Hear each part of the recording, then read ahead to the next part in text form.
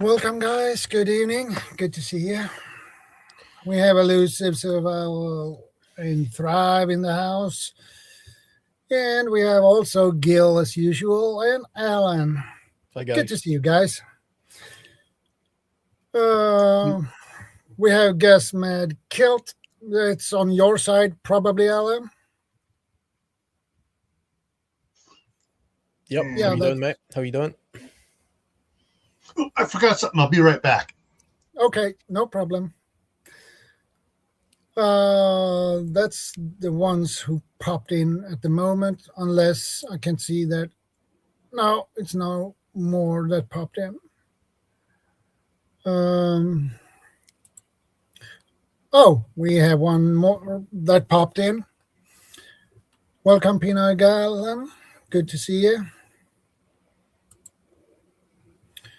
So today's topic is a great one, actually.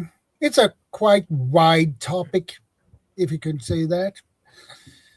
Build your skill bank. And that is really important, guys. Skills is much more worth than gear. For sure. Very, very broad topic as well. It is very wide. Just about every skill set has levels within it as well, where you sort of apprentice level all the way to absolute craftsman, absolute master, Hey, Alan, I did this just for you. You know that, right? Hold on, I shut my dog up here. As soon as I get on, he starts barking. I'm waiting for the royalties check any day now. I'm waiting to be able to purchase the AI software to make these things, like what's his name did for me, Scottish Prepper, Brian. Yeah. Hey, yeah. Yeah, he made that for me. I'm like, I'm trying to figure out how much it costs, why, when, where, credits. So they got the weirdest system on there, and it takes me a little bit to figure it out. So yeah, but don't worry, I'll be making fun of you. No, I'm just kidding. I'll leave you out of it. Hey, Kaylin, good to see you, ma'am. And we have also Prepper for the Ages. Good to see you again, Jill. And we have Phelan Clan Wolf on Gil's side. Good to see you. Oh, okay. And Anne's Place. Good to see you, Anne.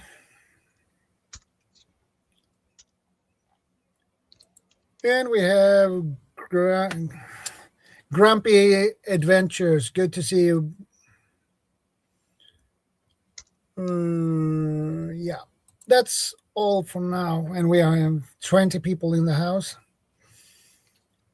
Good evening and welcome, my own Fire Horse. Good to see you again, ma'am.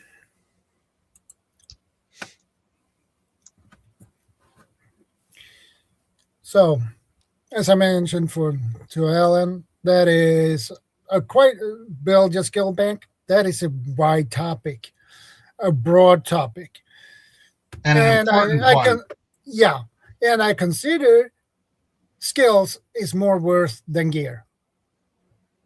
Yeah, definitely. And just like Gaz Madkilt says as well, passing those skills on. You can give somebody fish to feed them, or you can teach them how to fish, and then they can feed themselves.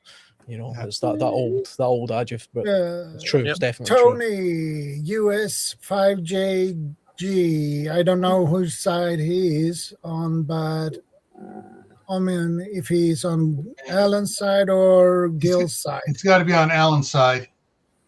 Okay. Who knows? It's all the same video. It's all the same chat.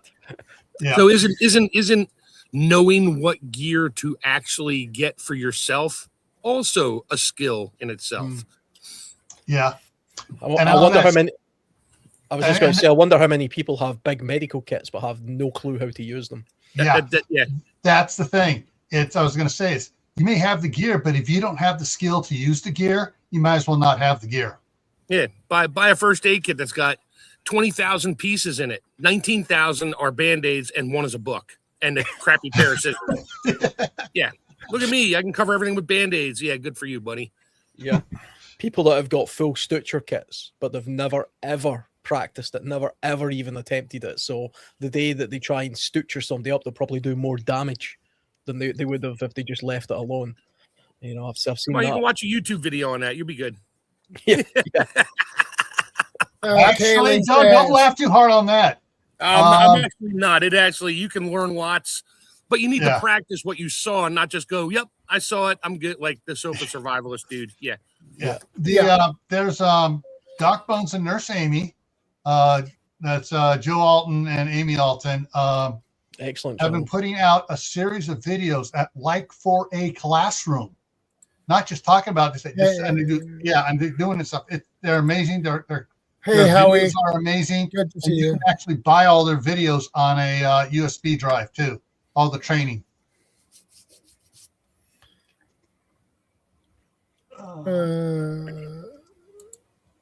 Kaylin says, speaking of skills, a local high school in my city is going to expand and upgrade its welding program. Yes. I remember. She sent me the link on that. I talked about it on the midnight run on Thursday. They're spending an extra $5,000 to add a couple more welding bays, upgrade the ventilation system, and something else. Maybe it was $50,000. They're upgrading it significantly at the Central High School. Yeah, I know a few school districts up in PA. They always had a tech high school. So after 8th grade or whatever, you can opt to go there. You still do your basic classes, but you also can choose, welding, woodworking, cooking. There's a whole bunch of stuff in there. They actually had to put a block on the applicants because so many more were applying, not because it's easy, but because you'll make more money doing it. They had to put a block on the student count because they don't have the space for it. So they're talking about next year or so expanding the size of the entire facility. And maybe if they're smart, they'll actually just put some of the smaller tech classrooms at the local high school because there's only 2 high schools. Yeah. And when I was going to school down in LA, so for at the junior high, which is grades 6 through 8. Grades 6, 7, and 8, and high schools 9, 10. No, three for each one. So 10, 12, 11, 10. So 9, 8, 7, 8, 9 is junior high. 10, 11, 12 is high school. But the junior high had a huge wood shop, a huge drafting, classroom, had a metal shop, and what else? They had something else too, but I just did those. And then they had a beginning automotive classroom. They didn't actually work on it. They taught basic stuff, but they didn't do hands-on. They did the hands-on at the high school, which had a huge auto shop and even a bigger metal shop. And when I went to Arizona, they built a new high school. Half the high school was wood shop, metal shop, auto shop, and then a quarter of it was the home ec wing. Yeah, culinary, And mostly they- culinary these days. They don't do much with sewing and stuff like that. Yeah. Oh, they did? Okay, good. They did. They even had the guys going in there because the girls were saying, "You want to date me? I better see you in home ec next semester." And there were guys changing their class line out for mid semester to go take home ec. It was funny, but it was also great because some of the guys afterwards were like, I didn't know what they went through to do stuff. That's what I did. I went from 7th grade to 12th grade. Took home ec every time. Well, you had to in 7th and 8th. 9 through 12 was 1, 2, 3, and 4. I took them all. And I was like one of the only ones in the entire school that went to culinary school. And I was like the teacher's proudest moment. She retired 2 years later. She goes, I did it. I'm retiring. Exactly. That's all she cared about. One person went to culinary school. She went to my church too, so that was a help. So that's okay. But Purple Ale. It's probably on Alan's side or your side, Gil. Alan's. Yeah. Interesting thing I can tell, I don't know if anybody else on the panel here notices. they're on your side on the chat here on StreamYard, you'll see the little paper clip next to it. So if I see someone that's not appearing over on Shadow's stream and there's no paper clip, I know it's for Alan, or it'll be also for Mike when Mike gets in here. Yeah, I don't see any paper clips. I just see names. Yeah, because you're not sharing to your channel. I'm terrible at looking at the comments. Actually, I'm looking at a laptop and I've got it on full screen, so I just see you four guys and the comments that Shadow puts at the bottom. I don't see any of the comments, but to the left of me, I've got my PC, which is my channel, and I'm just monitoring the comments that go up there. But I would have to do this, to sort of reply to them. So I'm just watching. There's no trolls. That's the only thing I'm doing. So sorry, guys, if you're speaking to me and I'm ignoring you. It's just I'm not clever enough to multitask. On the top right, you should say private chat, comments, recording on StreamYard. No, that goes away when you go full screen. Oh. If I go full screen on my laptop, I can't see that either. So no, he's fine. Yeah, okay. I can minimize it. Then I can see the comments, but I don't know. I find it easier. I get too distracted by the comments, and then I forget what I'm talking about. So like when I'm looking over here at this side, I'm typing in directly into Shadow's chat. If I go over here, I'm typing into mine on Gray Man Prepping. So I got three monitors, 28-inch monitors here. Don't mind that screech in the background. I got a hawk on the patrol. Oh, that sounds cool. Oh, it's cool. I don't know if anybody else can hear it. I just heard it when we were all quiet to hear it. It's cool when it comes flying down and picks off a mourning dove that's eating the birdseed I threw out. Yeah, wife doesn't like that. I understand it. She hates it. I've seen a seagull do that to a sparrow one time. It was every now and then he'll miss, and then he'll land in the tree right next to the deck here and just stare at my wife. She's like, I'm afraid he's there. I'm like, sweetie, he can't get enough speed in 3 feet to get anything, and nobody's coming near it. He's just taking a break. He'll fly off, and he does. He flies off to another tree somewhere. Yeah. Well, all right, we're about 15 minutes in here. So to kick it off, I'm going to say the first skill that everybody needs to have is basic first aid. And then the second skill should be an advanced first aid class. And keep up on it. Especially if you're around other people, like young children or older relatives. If you're part of a family group, some sort of ill health is almost inevitable. And the more critical the situation, the more likelihood of injury or some sort of critical illness taking place. And that will become the biggest issue that you have in that moment, above all else. Water, food, shelter. If you've got a choking child and no 999 or 911 to call, you're going to wish you're going to know how to deal with that. So absolutely critical, I think. Or even just the basic stuff that the burns, breaks, and bleeds. If you just learn that at least to start with, that puts you in a good stead. Here in the U.S., we have the basic first aid class, which is first aid. Then there's multimedia first aid, which includes CPR. And then you can get the rider for infant CPR. And then you can get an advanced first aid class. And if you're involved with the Boy Scouts, you can get wilderness first aid training, which is a 16-hour class. Yeah, there's a few work-related courses and things in the UK that focus largely on CPR and things like that, and using the machines if you have like a heart attack and stuff. They've changed it a little bit though. I've noticed back when I first started doing first aid courses, they used to teach you when you were doing cardio preliminary resuscitation, they would teach you to do compressions and breath. Now they say don't do the breath, just do the compressions.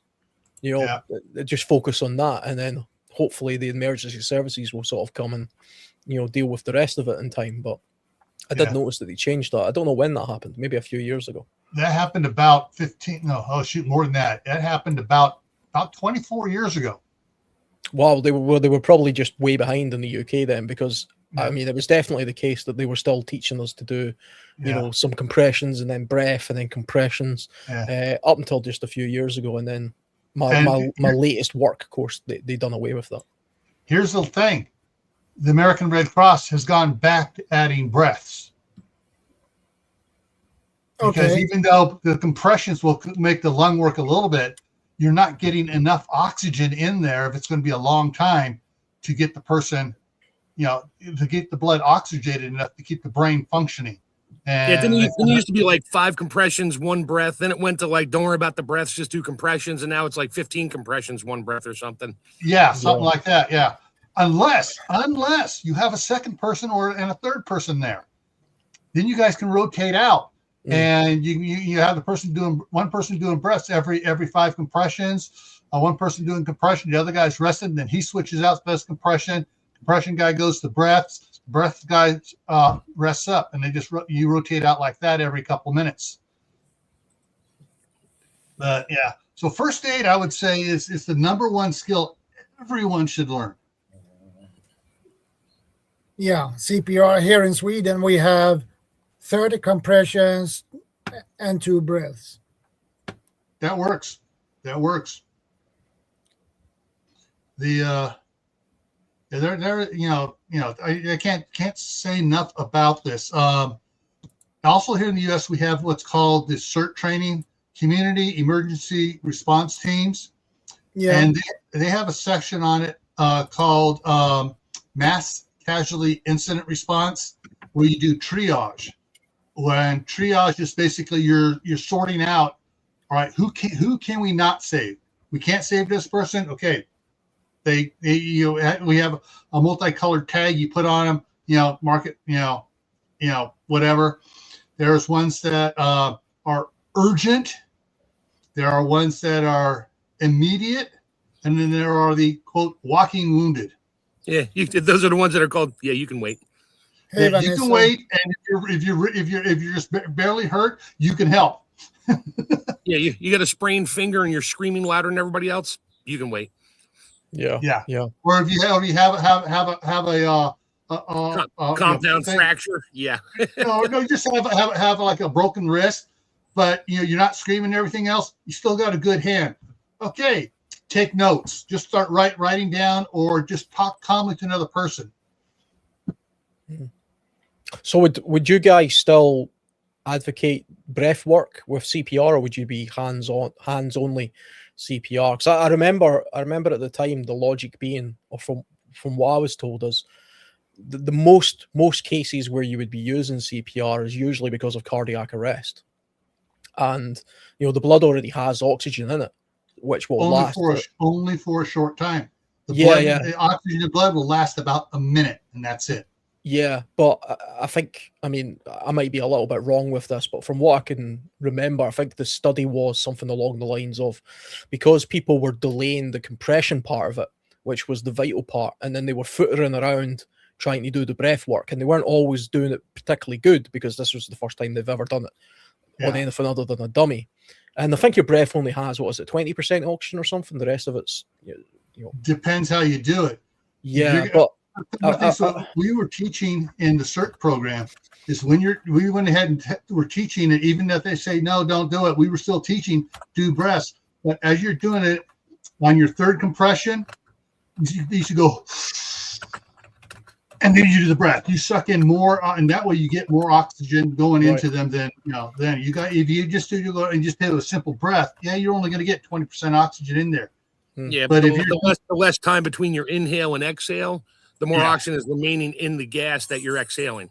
Yeah. I think they actually even ran an ad over here, because I remember there was an advert on TV that had Vinnie Jones in it, and he was I'm sure it was Vinnie Jones, and they were saying, forget about the mouth part, leave the kissing to your mother or something. I think it was some sort of witty comment like that, and it was just 100% concentrate on the compression side of it. But I haven't done a first aid course now for a few years, which is I'm due one at work soon, so I'm looking forward to seeing what the updated information is on that.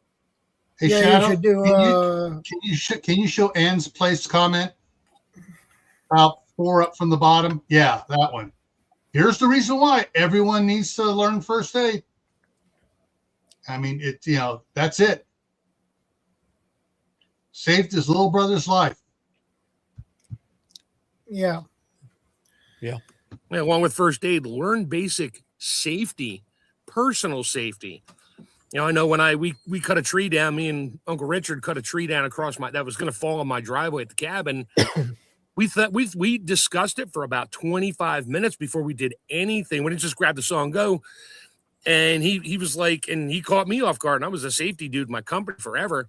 He's like, I think we should park your truck up there. And I'm like, why? He's like, because if something happens and the tree's there, I can't get you to the hospital, or you can't get me to the hospital. I was like, holy crap, good point. So we thought about that, and then we picked our escape routes. We picked everything. We walked it out a couple times because the tree was half rotten. We didn't know which way it was leaning really bad, but it still could have barber chaired on me. It could have done a bunch of stuff. And he stood back waiting, like way away, and had the camera going too, of course. But yeah, I mean, just think about basic safety, because if you're not thinking ahead on your safety steps, you're going to need first aid. Period. Yep. Yeah. It's something that there's a phenomenon that I've noticed when I take people into wilderness environments that aren't used to going into wilderness environments. They're kind of careless. And I think that's because we're used to quite a sanitized lifestyle. Everything around us has been designed in such a way that it's safe. You can walk around your house, and you know where everything is, and you're not likely to and do you yourself still too much stub your damage. toes. Yeah, but I mean, I think the thing is, when people they get into the woods, for example, and you give them an axe, and suddenly they're just about cutting their own bloody leg off because they're not paying attention. They're just not situation aware of their surroundings. They're not realizing that the ground isn't being made by anybody. Rocks can fall here. The ground is slippy. The path is maybe a little bit off. Trees fall down.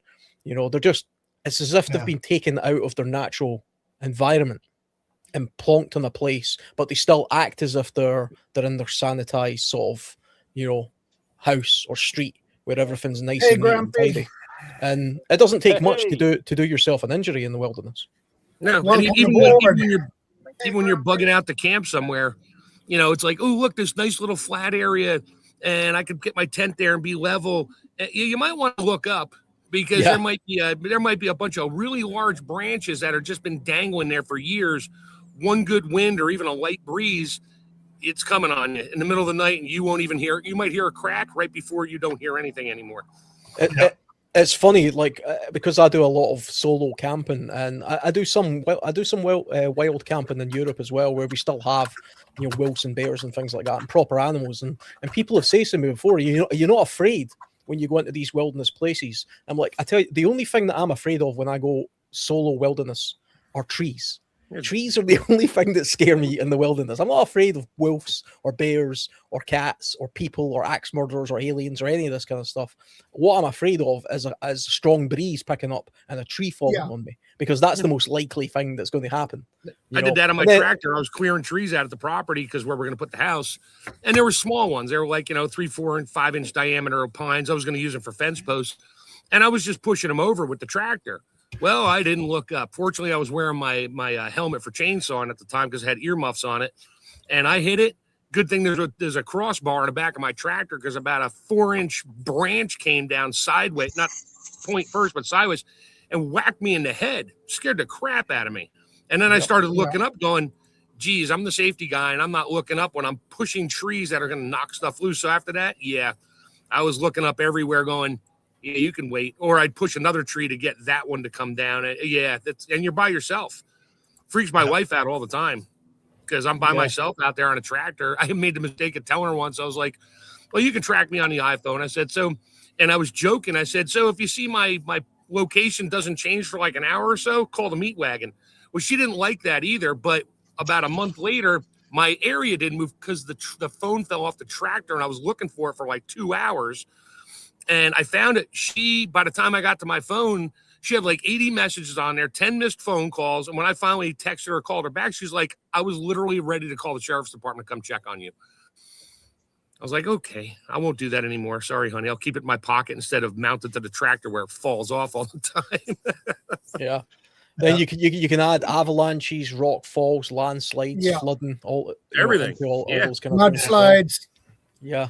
It's really just a case of understanding your environment. I mean, if you're in a desert, for example, in the Western United States, I wouldn't be too concerned about dehydration or rattlesnakes. I'd be concerned about flash floods because they can come out of nowhere and they kill a lot more people out there. It depends on the season too. My junior and senior year was in Fredonia, Arizona, on the north rim of the Grand Canyon, and up on the north rim, you still got all these little canyons, and they're prone to flash floods when there's a storm. But up there, you can see storms forming 50 miles away, and that's what you got to look out for. You see a storm up there, and you just keep an eye on it. And when it gets really black and ugly, if you see any lightning in it, you go, okay. And you know that there's certain canyons, creeks are something going to be full of water. If you don't pay attention, they can get you. And that's the problem with people hiking down in the canyons, in these little ravines and stuff. Oh, this is cool. Let's go down there and check out this, that, and the other. It's like you need to keep somebody up above, keeping an eye on what's going on around. Yeah, it's often the case as well that a dry riverbed is the flattest, nicest, smoothest surface. It looks perfect, but it's only flat, smooth. Because there's water coming down there every year, and that could happen, like you say, the storm could be miles away, so it's not, you think it's nice, warm and sunny, and then in the middle of the night, suddenly, you're being hit by a flash flood. But that's a skill in itself, to understand your surroundings, not just know your surroundings, understand your surroundings. That's its own skill right there. Absolutely. Hey, Grumpy, good to see you. Welcome aboard. I'm connected and working. Can you hear me? Yeah, we can hear you loud and clear. Wow, technology. I'm dragged into the 21st century.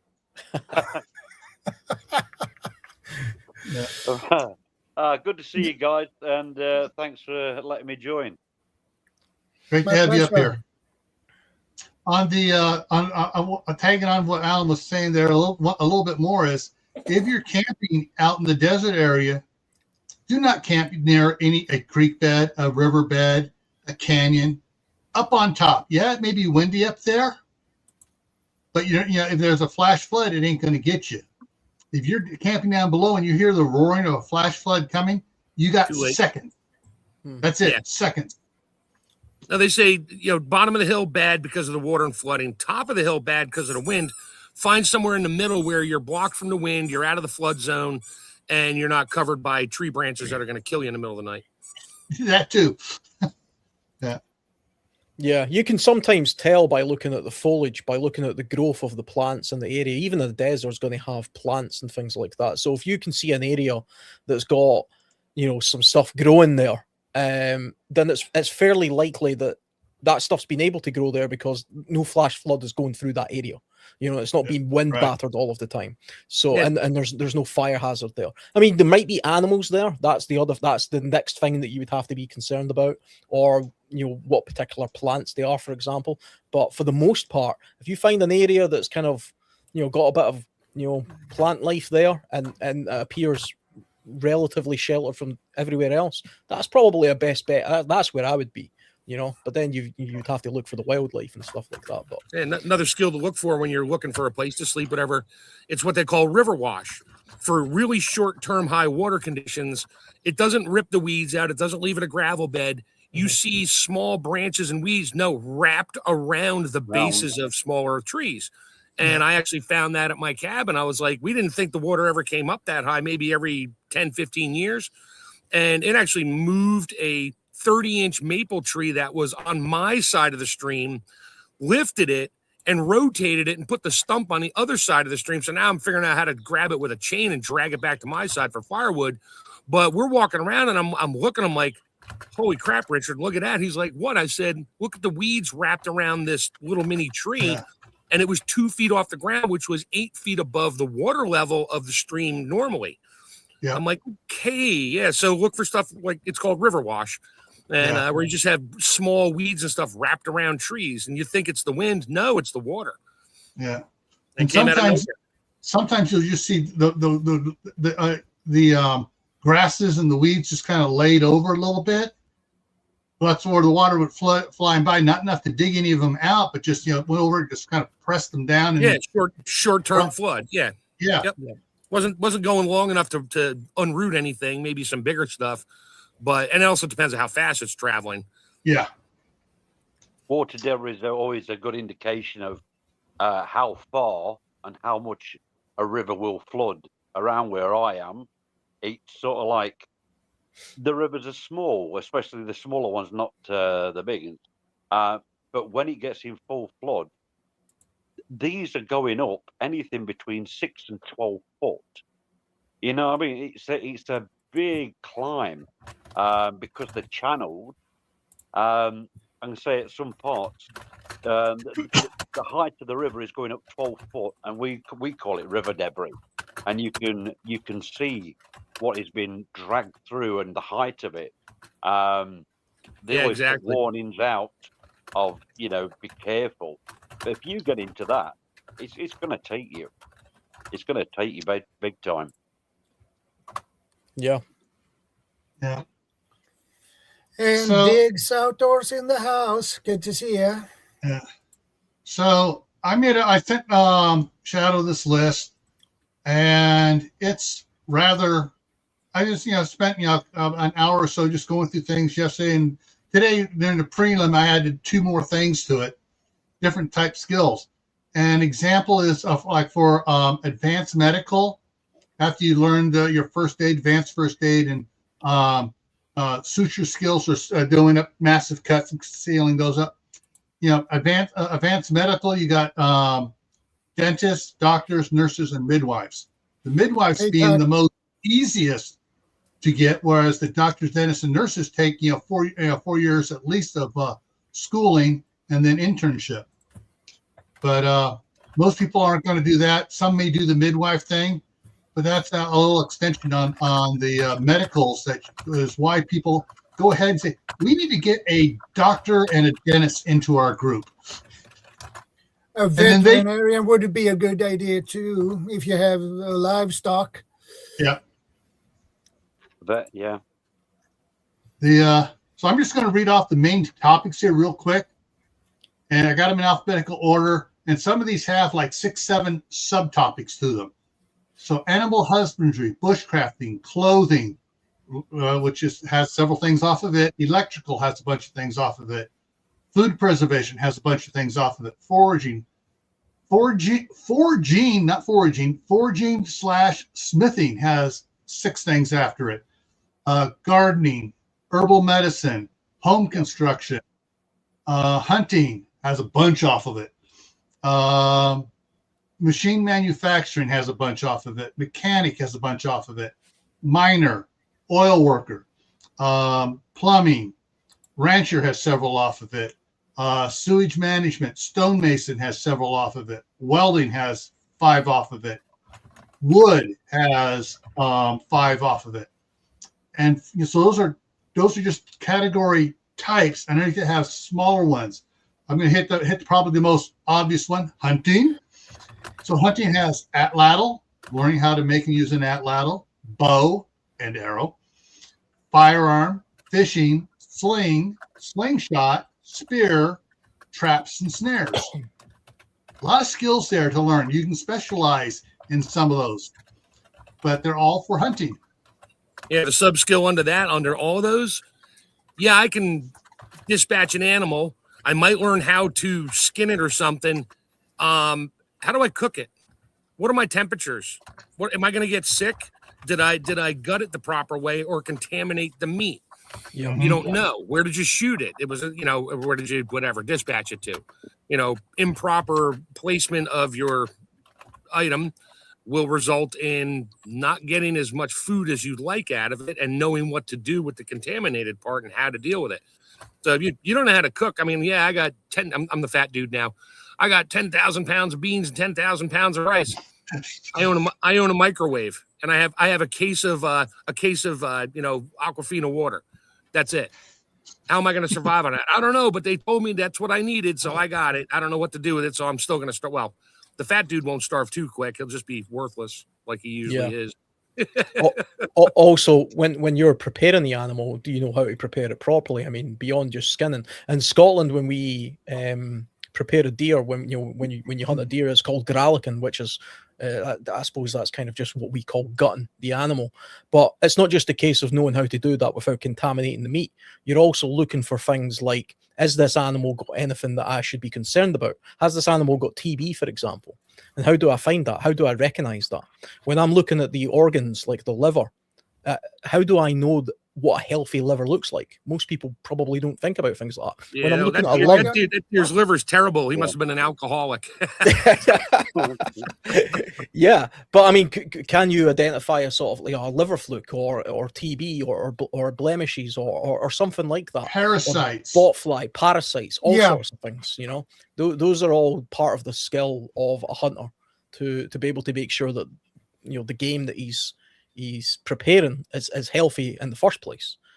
Because it doesn't happen very often, but if you live in a high TB area, for example, you have to know how to at least identify TB in that animal, because you can give yourself some serious problems if you start consuming or preparing an animal that has TB, even if you're just doing it with your bare hands, and you've got some injuries on there. Yeah. One of the things a problem we have here, it's growing in the U.S., is called brain wasting disease among the deer and elk. Yep, I've heard of that. We don't have that here. Never heard of that. They haven't proven that is actually toxic that I know of. The jury's still out on that. It's yet another disease or something in an animal. You could put on a tinfoil hat and say all kinds of stuff about that. But I have yet to see the details on if this deer has wasting disease and you eat it, it will cause this. Not might, not may, it will. That's one thing I haven't seen yet. And I look for it randomly because my buddy hunts and he talks about it. I'm like, yeah, well, what does it cause? Well, I don't know, but you shouldn't eat it. Okay. Gotcha. Sure. Yeah. Yeah, I mean, there are some diseases that I remember when I was a kid, I used to do a lot of rabbit hunting. And myxomatosis was a big disease that was deliberately introduced into the UK, very cruelly actually. But you would every now and again you would come across a rabbit that had myxomatosis, where its eyes were all puffy and horrible, and the animal was just poorly. And I remember somebody saying to me, you can actually still eat a rabbit with myxomatosis. It won't pass on to you that way, but why would you want to? But there's one of those things where if you're in an absolute dire situation and you see an animal with a rabbit with myxomatosis, for example, you would think, well, at least I know that I can, if I have to, eat an animal like that.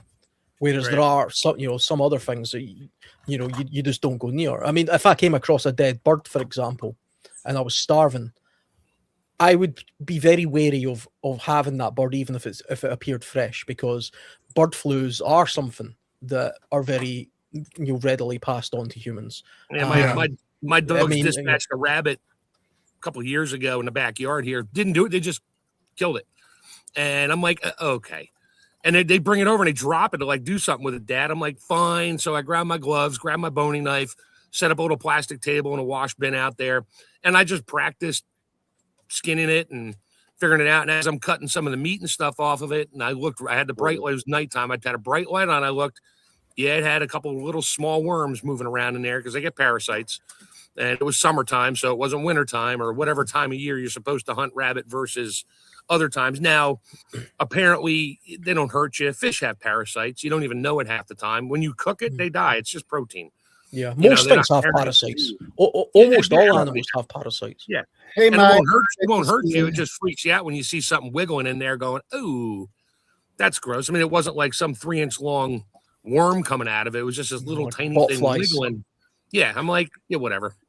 Yeah. You cook it. I mean, I just practiced. I wasn't eating it, so.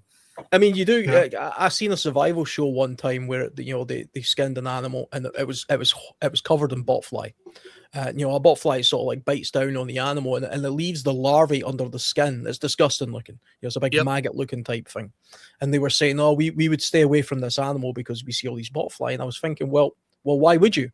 The botfly just goes into the skin. It doesn't actually go into the meat. There's no muscle there. Yeah.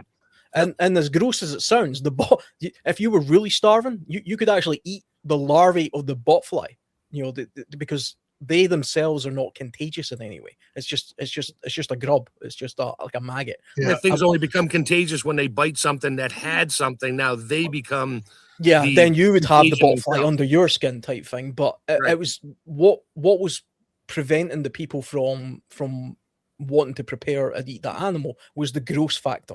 They were used to supermarket ready food, and the prospect of eating something that has something that looks like a giant maggot in it was repulsive to them, and so they thought, oh, we'll stay away from that, bury it in a hole somewhere, when in fact that would be an absolute waste. And if that was a life-threatening situation where you were desperately looking for food, you've just threw away perfectly good food because you're grossed out by something. And that's a set of skills you need to learn too. If you're going to be hunting, what can you and can you not eat? It's like Chef says, cook the food, and that'll destroy most of the parasites, because almost all wild animals have parasites. You don't eat bear and other animals medium rare. You cook it to 165 or whatever it is in metric, which CR, what is 165 Fahrenheit in metric? In Celsius, it's probably like 62 degrees or something. Yeah. So you mean that meat needs to be well done? Basically, Yeah. And if you really want to make sure you're safe, you cook it like Texas doing barbecue, doing a brisket, where it's in the slow cooker till it's so it's overnight, tender, falls apart. Yep. Until it falls off the bones. It's well cooked, but it's also you can brown your meat, chop it up, brown it, even though it's still medium rare inside, and then throw it in a big old Dutch oven with your potatoes and veggies and stuff and some water, and just let it stew. That's what I call it, stew. Just let it stew for hours and hours. It'll get it up above 165. It'll be 212 degrees or 100 C, for hours, and that tenderizes the meat, makes it more palatable, and your other items add flavor to it, but you got to know what to do with it. Yeah. Yeah. I mean, animals that are predators are more likely to have parasites. So, things like cats and foxes and dogs and wolves. Yeah, and bears you don't want to to kill a vulture and eat it, because they eat everything dead. Yeah. So kind of stay away from those. Yeah, and the taste, if you eat one, it would probably taste horrible. Yeah, it would taste like a sewer pit. Yeah. With that, once you're hunting and stuff, that goes right over back to the food preservation skill. Mm-hmm. How are you going to preserve it? Are you, you're by yourself, you got 100 pounds of elk. What are you going to eat it all at once? Is it wintertime? Okay, I can leave it out and freeze it and pray the predators don't get it. What am I going to do with it then? Okay, maybe I can make strips and hang it over a fire, make some jerky that'll at least last me into the spring. Yeah. And if you have salt, you can salt it. You can build a smokehouse and smoke it. Yep. It depends on where you are in the skill set, and B in your environment. If it's just you and a knife and a backpack with a bedroll, you may not want to go after the biggest elk in the herd, because it's still fall and it's not that cold out. It's not going to last very long. You can only eat so much meat. Yeah. My mom was taken hunting by her uncles when she was visiting the old ranch up in Idaho, up in the Finger by Coeur d'Alene. And first thing they did when they set up camp was build a smokehouse. Before they did, they set up the camp. A couple of them started building a smokehouse. They started setting up their tents and stuff and everything else. And then they started getting water while they're finished building the smokehouse. They got that all ready. And they hadn't even finished setting up the rest of the camp. She said that she heard a pow, and one of her uncles came dragging a deer in, and they went to work and started smoking the deer in the brand new smokehouse. Yeah, and you can make a smokehouse out of a tripod of branches and a good, not a plastic tarp, but a good tarp, and you just need to trap the smoke in there and a little bit of heat. You don't have to cook it to 190 or 200 degrees and burn your tarp. You just need to be able to smoke it for a while so it cures it, and that keeps parasites and things from growing, bacteria. Yeah, even some jerky, I mean, you don't even need a lot of smoke or even a lot of heat. You just need dry air sort of circulating around, and you can get away with making some sort of fairly air-dried jerky that way. Another good thing to know when it comes to that kind of preparation as well, if you don't have something readily available, to know which parts of the animal spoil the fastest. So things like the organs are going to spoil first. You know, the liver, Yeah. the heart, the kidneys, that stuff's going to go off long before the actual meat does. So if you find yourself out in the field and you're gutting the animal, you know, take the liver, the heart, the kidneys, and eat them that day. You know, fry them up. You're going to get a lot of nutrition out of them anyway. You're going to get lots of minerals and nutrition from the organs. And then the meat will keep longer, the fatty parts of the animal, the muscle part of the animal. You'll get a few days out of that. I deer hunt where I live. You know, if I shoot a deer, I hang it in my shed for days before I don't refrigerate it. You know, it's different in the summertime, but at this time of year, if I shoot a deer, I hang it in my shed and I leave it there for a week. And, you know, it's not refrigerated. And it's perfectly fine.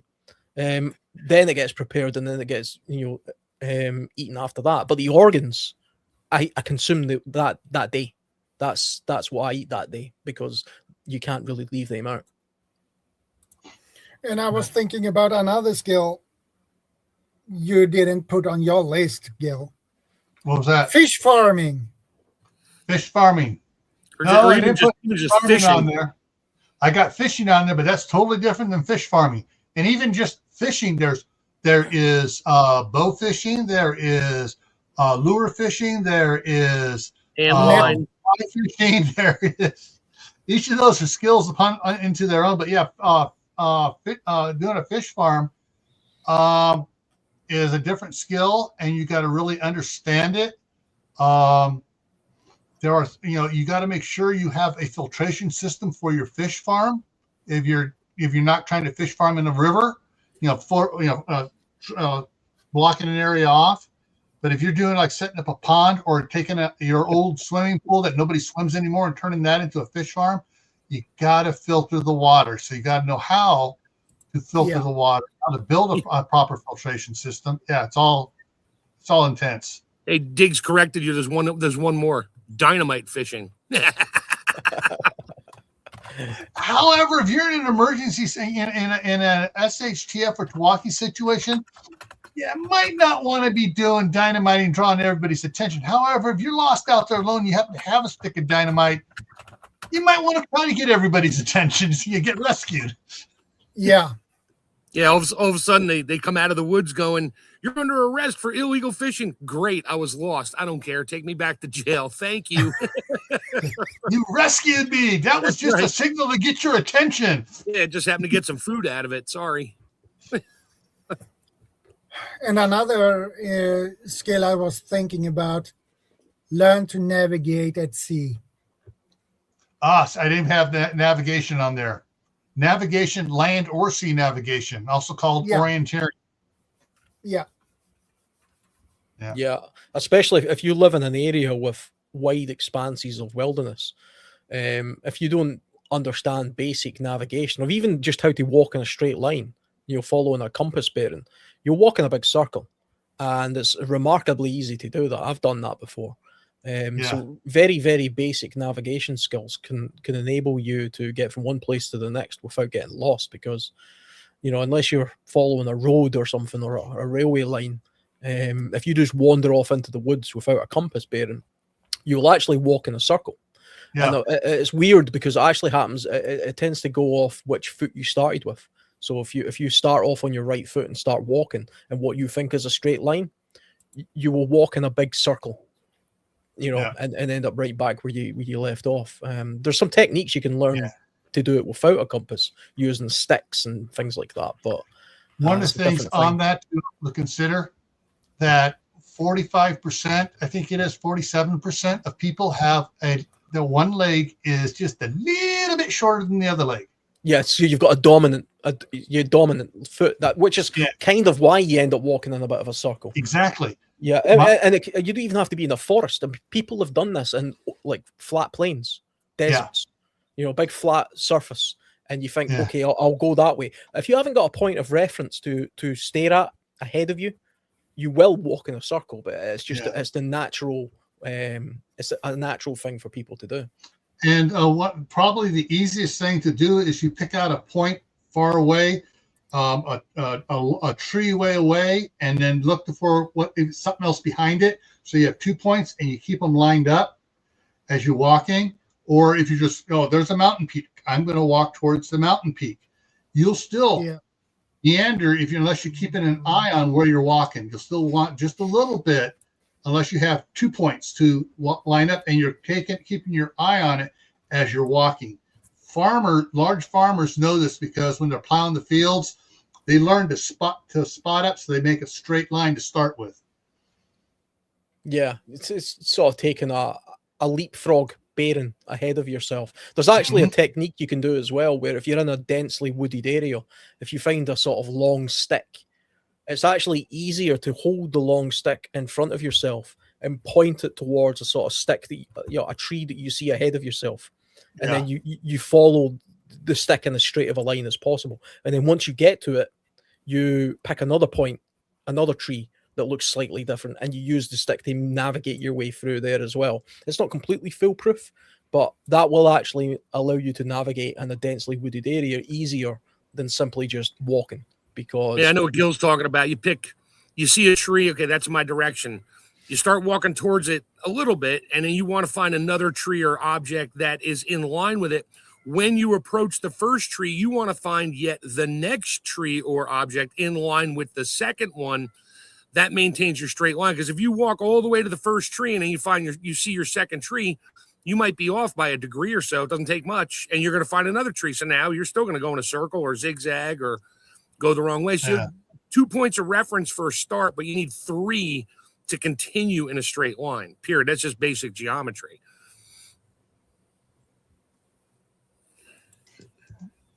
Yeah, like sea navigation's an entirely different skill in itself. I mean, you need to learn a sextant for that and use the stars if it's not cloudy out.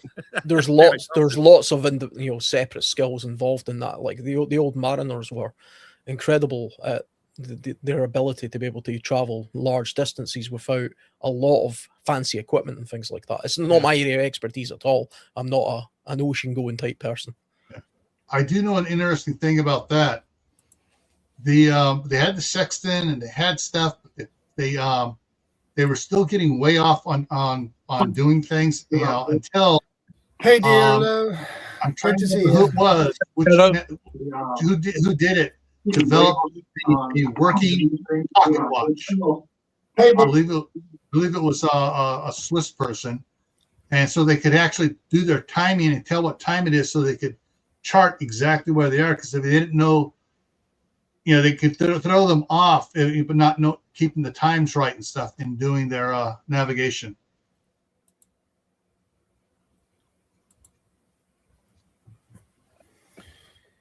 Good to see you, dear love. Good to see you too, Welcome Shadow. aboard. Good evening, everybody. Evening. Hello, everybody in the chat. Hope you're all doing well. Some crazy times at the moment. Yep. Yeah. So somebody in the chat was talking about night navigation there as well. I would say don't navigate at night if you don't have a compass.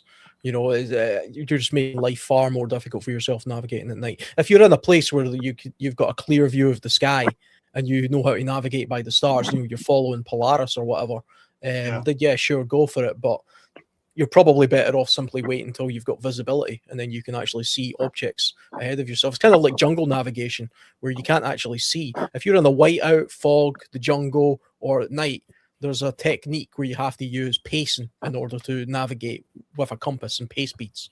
And you can navigate by bearing, by doing that, by pacing yourself over a certain distance, because there's no point of reference for you to follow. But that in itself, again, that's a completely separate skill that you have to learn. It's difficult to just figure that out. You have to learn how to do that. Yep. Yeah. And just most navigations, out of like fog, rain, in the forest, night and stuff. Also, if you're trying to navigate by stars, or whatever, you got to have a clock, a watch, something to keep time, because you got Polaris up there, but the whole sky is rotating around Polaris. Yep. You got to be able to track your time, and know where things are changing as the hours change, so to keep yourself in line. Well, or at least understand the constellations. So if you're tracking Polaris, for example, the constellation you want to be looking for is the Plough or the Big Dipper, some people call it. So for people who don't know, the Plough kind of, I think, is it the Alaskan flag that have that as their flag? That constellation, there's a I state. think so. Yeah. Yeah. So if you take a look at the Alaskan flag, if you like, it shows the constellation, the Plough, and it kind of looks like a pan, a handle, and then it's got a square pan.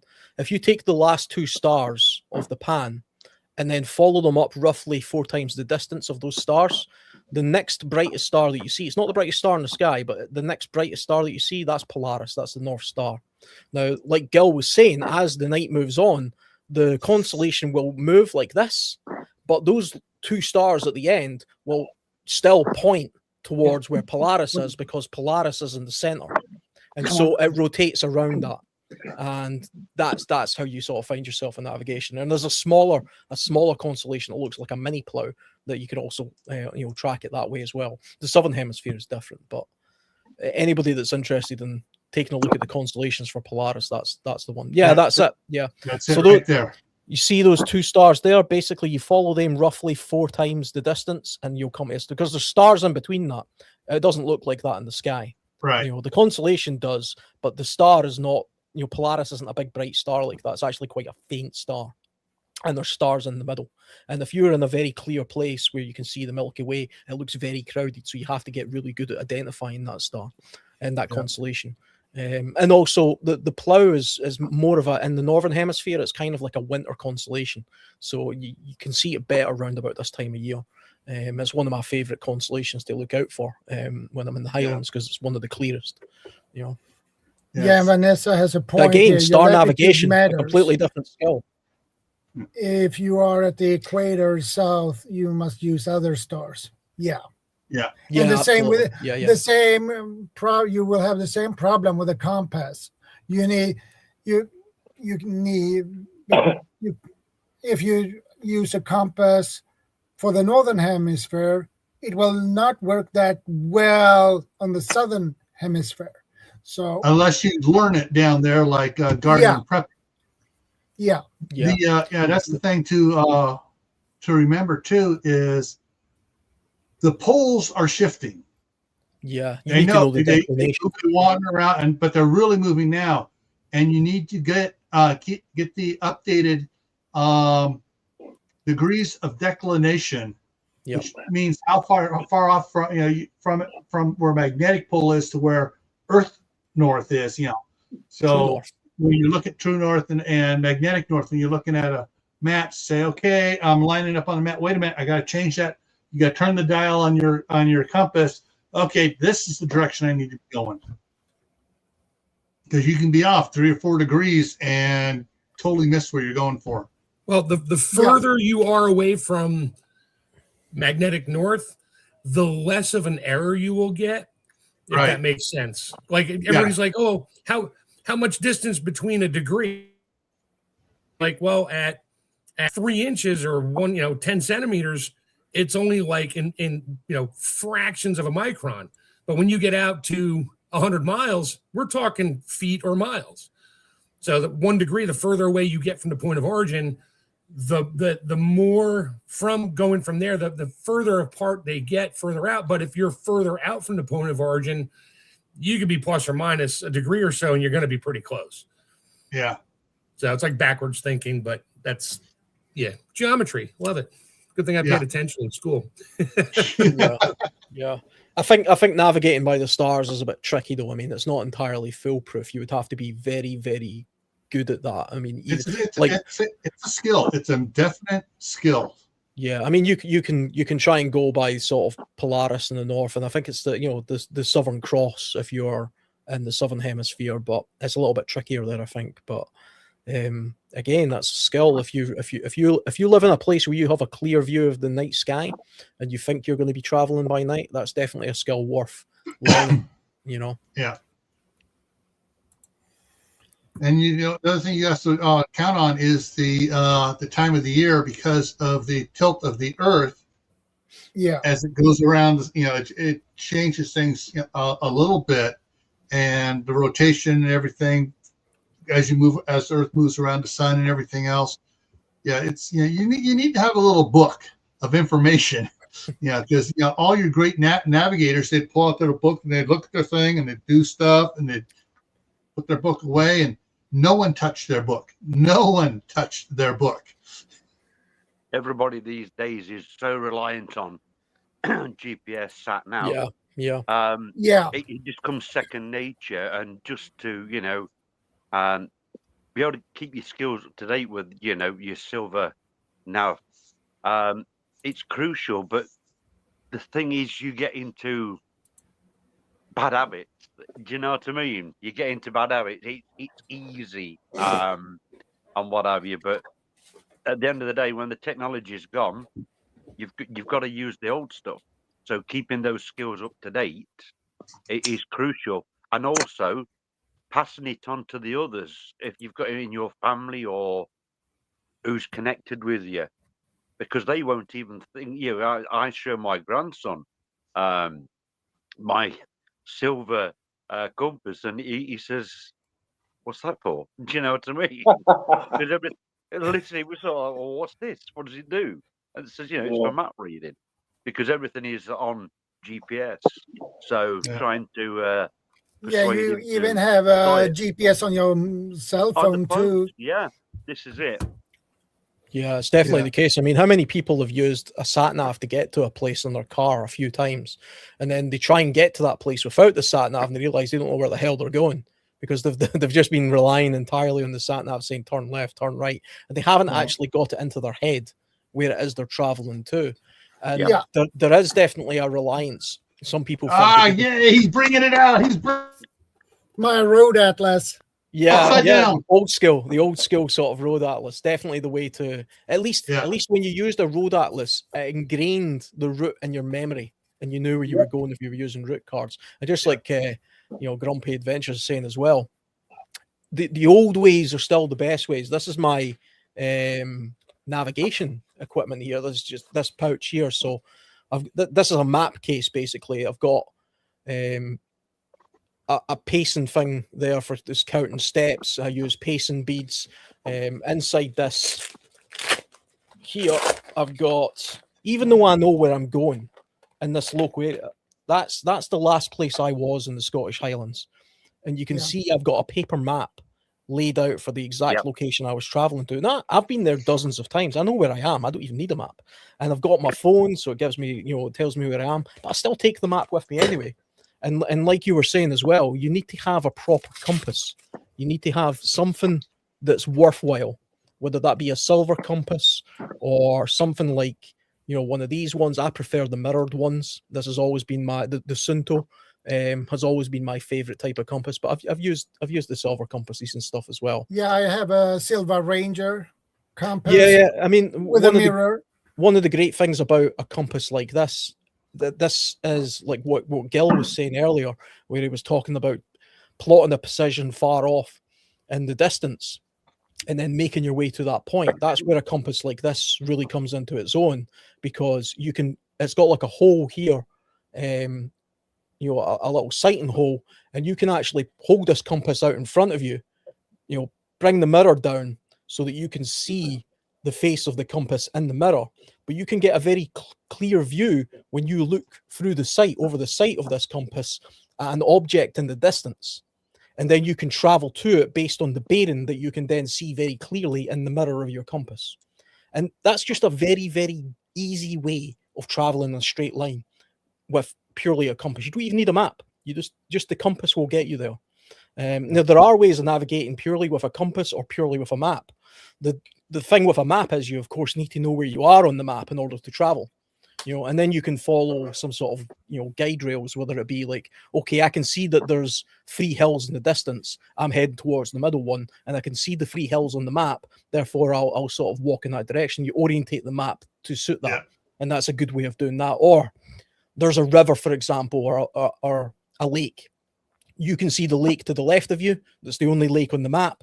You orientate the map so that the lake is on the left of you, and if you follow the coastline of that lake, you're going in the right direction because you can see the hills, and that means you can kind of just you can then tune out a little bit and move with pace, because you know as long as that water's on the left, you're good. You know, and it's just a way of getting your head around it a little bit, and it's a good skill to do. Even like I say, even when I go to places I go all of the time, I still take this with me, and I still do it just to keep it fresh in my mind. The Boy Scouts have a part of the orienteering merit badge. They have what's called the compass game. It actually comes as a packet. You can see the larger picture here, and it's to help teach, even the Cub Scouts use it sometimes to start learning, get the Cub Scouts to learn about compasses and stuff. But in the Boy Scouts, they use that to teach orienteering and how to use the compass, how to find things without a map, how to do it with a map. And that's adults can learn from this too, guys. You don't have to be a kid. But it works. If it works to teach a kid, it can work to teach an adult. Yeah, absolutely. My 9-year-old is in the Cubs. My 9-year-old boy's in the Cubs just now, and he's only just now starting to be taught your basics with a map and compass, and they absorb the information far better when they're younger. And it just, it's retained in there. And he came back from the Cubs a couple of weeks ago, and he was excited to tell me about all of the things he'd learned about the compass. And he wanted to see mine so he could then start identifying what the compass, what the parts were called. And he was, that's the kind of enthusiasm you want to have, the kind of skills you want to pass on to younger children, for sure.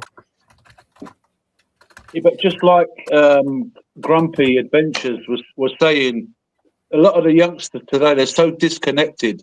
They watch Hollywood, they watch all movies, and you show them some of the basic stuff. I mean, it's only basic stuff, and they're like, "What is that?" And so passing it down is a great idea, guys. And if you could save some books, some examples. If we all do it, and we can leave it somewhere, so it's so true. Maps. I pulled out my map when I was doing some driving, and someone laughed at me. Haven't you got a GPS? Haven't you got one of those car things? I was like, well, I'd like to know where I'm going for myself. I mean, yeah. So, like you're saying though, GPS, you got it for the car. Oh, you go here, turn there, and go across this bridge here. Well, you get there. There's no bridge. There's no bridge. The little wooden bridge that was there 40 years ago fell down 35 years ago. Yeah. I've heard stories of people that were led to rivers, just like you said. There's no bridge there. Yeah. Also in the UK, Alan, I don't know if you know that there's 2 Blackpools. I didn't know that, no. Well, I'm going to say it here. Years ago, one is bad enough. I went, exactly. I went to the wrong Blackpool, and I was like, I said to my friend, "Don't worry, I'll be the navigator. We're going there." I mean, we went straight there, no problem. But when we got there, it was so dark. I was like, "Hang on, Blackpool is a amusements, lights, a beachfront. This doesn't look like the Blackpool that I know." And I said to someone, "Where's the beachfront, the Blackpool?" And he went, "This is the wrong Blackpool, mate." So much for those GPS things as well. I mean, the reason why I use a paper map is I like to sort of double check. So you've got a paper map, and like Jill said, you have to have up-to-date stuff as well, and sometimes the GPS even doesn't get updated. Plus, I mean, GP in an SHTF situation, there are some circumstances where GPS simply won't work, because I mean, the GPS, the one that is most currently used at the moment, I believe is still technically owned, or is still fully owned by the US Navy. I think it's them that own it. They could switch that off anytime they like.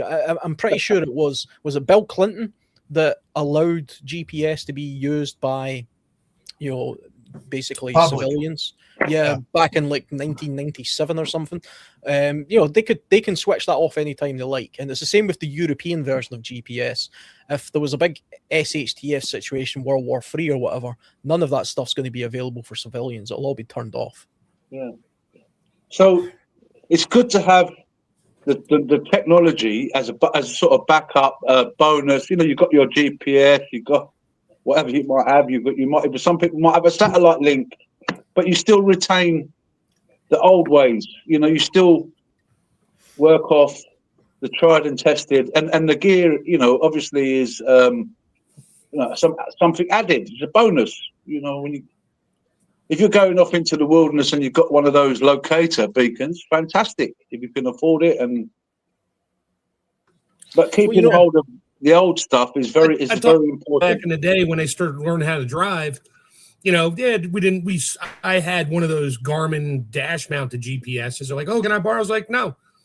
And well, what if I get lost? I said, "Well, here, let's look at something." So I pulled out a map. I said, "This is where we are." I said, what are the three major roads you see that all come together around you? They're like, I'll just pick numbers. Okay, Route 1, Route 2, and Route 3. Right. So if you don't know where you are and you didn't cross over those bridges, just go in a straight line. You're going to get to one of those roads, then you'll know where you are. And then if you get outside of that accidentally, what are the next roads? Oh, Route 80, Route 95, and Route 78. I'm like, right.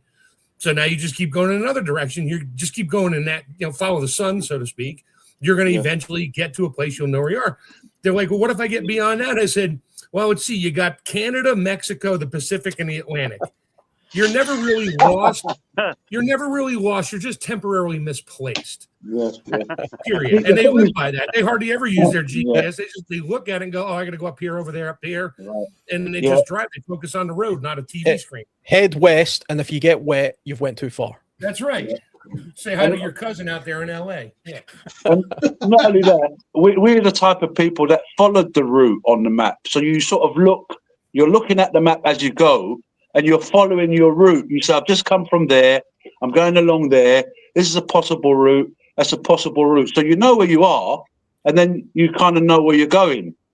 So that's very important, obviously, to know where you're going.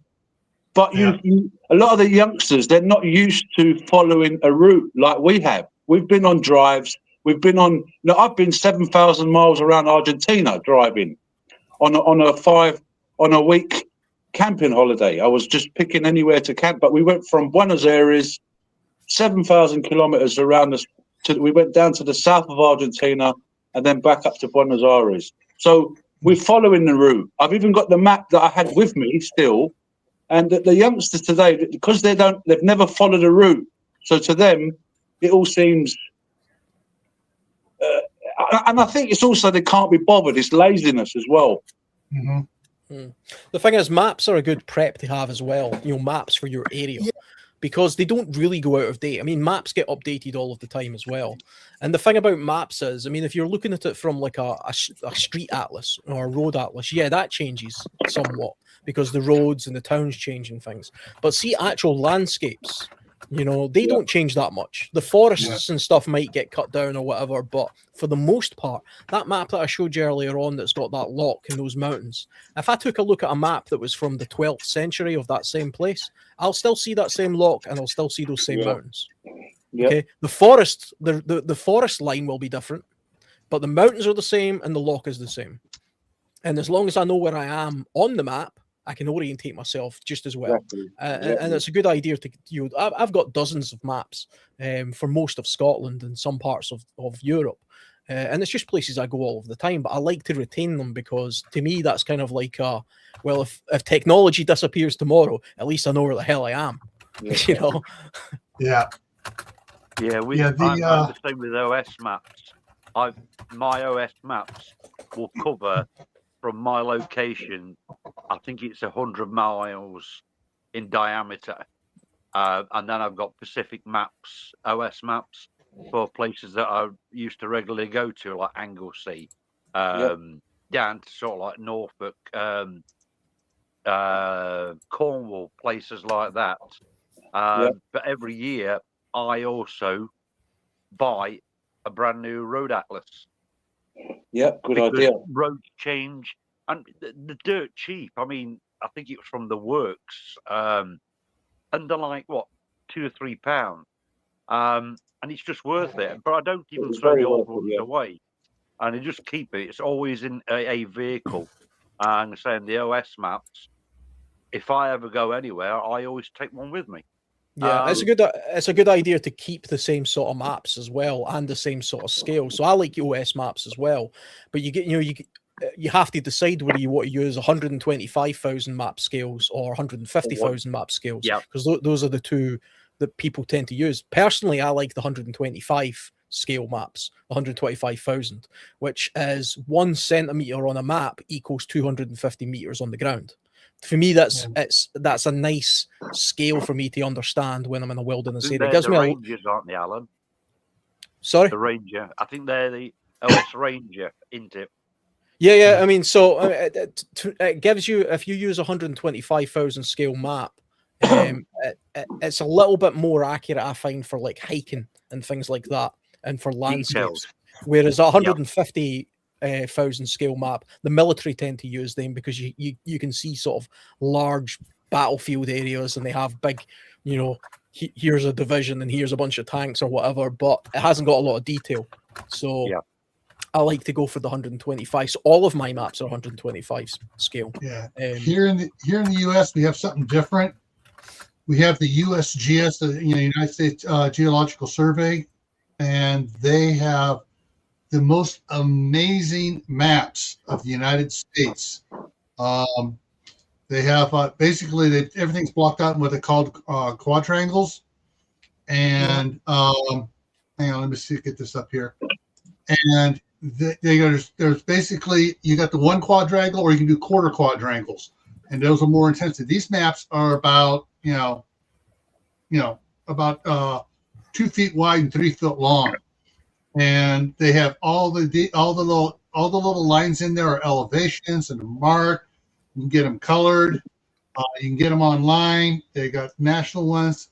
All the different types of maps and stuff. You can do it. And we used to use those for hunting. We would go down to the to one of the place over in Walnut Creek, California. We were going hunting, and they had all the maps for the United States there. And they had pull out a drawer. Here's your map, and roll it up gently. And we'd take those to go hunting, and we'd go out a month before we'd go hunting. All of the areas out where we want to go, up by Packer's Saddle and then down past Bassett's, and we'd find everything. And we'd look for the logging roads. And the maps are updated every 5 to 10 years. And we go out there, oh, this logging road's not on there. This is a new logging road. And we take our compass and we start marking the logging road as we went around, so we know where to go hunting, and we'll find a good area, and we know the new logging road to go up there. And other people wouldn't have that road on their map, and so we'd get up to the nice area. We'd be the only, and we would get our deer, and we're leaving. And this guy's just finally, hey, how'd you guys find this spot? Oh, we came up last month and we marked it on our maps. But they cover absolutely everything. Streams, little ponds, everything's on there. And, it sounds very similar to the US maps we have. That shows you the contour lines with all of the different levels of elevation and things like that as well. The one Alan was talking about, the 1-2-5 scale. Yeah, I think the 150 scale also shows you like contour lines and things as well. Yep. It's just not as accurate as the 125 or the 125,000 scale. But like Gil's saying as well, if you can identify handrails on the maps, which are basically just sort of linear points of reference, you get natural and man-made ones. So like man-made ones would be like paths, tracks, roads, walls, fences, power lines. If you see a railway line or a power line on a map, and it's usually like a black line or something with some sort of indicator that that's what it is, that's a nice straight line for you to orientate your map towards. And if you follow that power line or that railway line, which doesn't tend to change very often, you're in the right place, you're heading in the right direction. You can do it with ridges, rivers, streams, coastlines, forest edges, but those things change a little bit, it's okay if it's a big valley or something, but even something like a river or a stream over a period of 10 years can dramatically change. So you do have to be a little bit wary about it. But the thing is, having the elevations is that if you're just hiking along, and you don't have the map of elevations. Oh, I'm just going to go straight here. And you're walking around, you step out of the trees, and it's like, whoa, wait a minute, there's a 300-foot cliff here. Yeah, Uh, yeah. On the elevation map, you can see, oh, wait, that's practically straight up and down. I don't want to go there. I want to go around a different way. That's Yeah, why so all you those can- thick lines come together. It goes from 50 Yeah. to 700 in less than a millimeter. Yeah. Yeah. You can actually see. I mean, once you get good at reading a map, you can see the contour lines. When they're bunched together quite tight. That's because it's quite steep, and then Right. you you can see the steepness of it, and you can see whether it's a convex or a concave sort of feature. You can see if it's a valley or a peak or that kind of stuff. You can actually see scree lines and everything as well, so you can see where areas that are marked off where it's so steep there's going to be rock fall there. You can identify where it's likely to have avalanches or rock fall, or you're likely to have problems, and those are areas you can then avoid. It's map reading is a skill that I believe probably everybody should at least do a little bit of, purely because it opens the world up to you in a different way. It allows you to see the landscape in a completely different way. You're not just blindly pointing in a direction and hoping you can get there. Once you truly understand the features on the map and then relay them onto the real world features on the ground, you really get a much deeper understanding as to how landscapes work themselves. I mean, I can actually look at a map and say, I don't want to camp there because it'll be bloody freezing. I can tell that there's a cold well likely to be there just based on the way that the map shows me the terrain. And I can avoid that area. And I can move to another area. And you can get really good at it. Yeah. Checking maps to a different use. For my location where I am, I've started collecting the old maps that have been reproduced. So this is taking back sort of like 1900, up to about 1910, and they're in pretty good detail. And I'm up to about 5-10 miles in certain directions. Others I'm waiting for, but it's looking at my area of what it was before the mass development, and the things that's on then that could be of use, like where there's Fantastic freshwater idea. springs, where they used to. I mean, we've got a lot of clay around here, but there's everything else.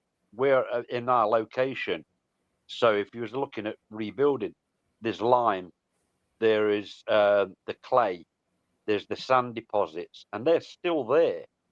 And it's handy to know that, and also there is the small river it's near us. Obviously, it's been redirected a couple of times. One was due to flooding, and obviously, as housing development's taken over, they rerouted it. But if the big stuff hits the fan, because of lack of maintenance, the river will, as it starts to break down, will take its natural form. Which, if that happens, will be brilliant. Well, it won't be, but it will be brilliant for me because it'll actually bring it closer that I could actually utilize that water. Yeah. Good point. One of the I'm going to shift gears on you guys here. Yeah, no problem. It has to do with gears, guys. One of the skills is being a mechanic. Probably one of the busiest skills in SHTF TWAC is going to be a small engine mechanic. Or knowing to build repair chainsaws, small generators and stuff like that. The motors on the generators, on the little mopeds and stuff like that. 2-stroke engines and 4-stroke and small 4-stroke engines.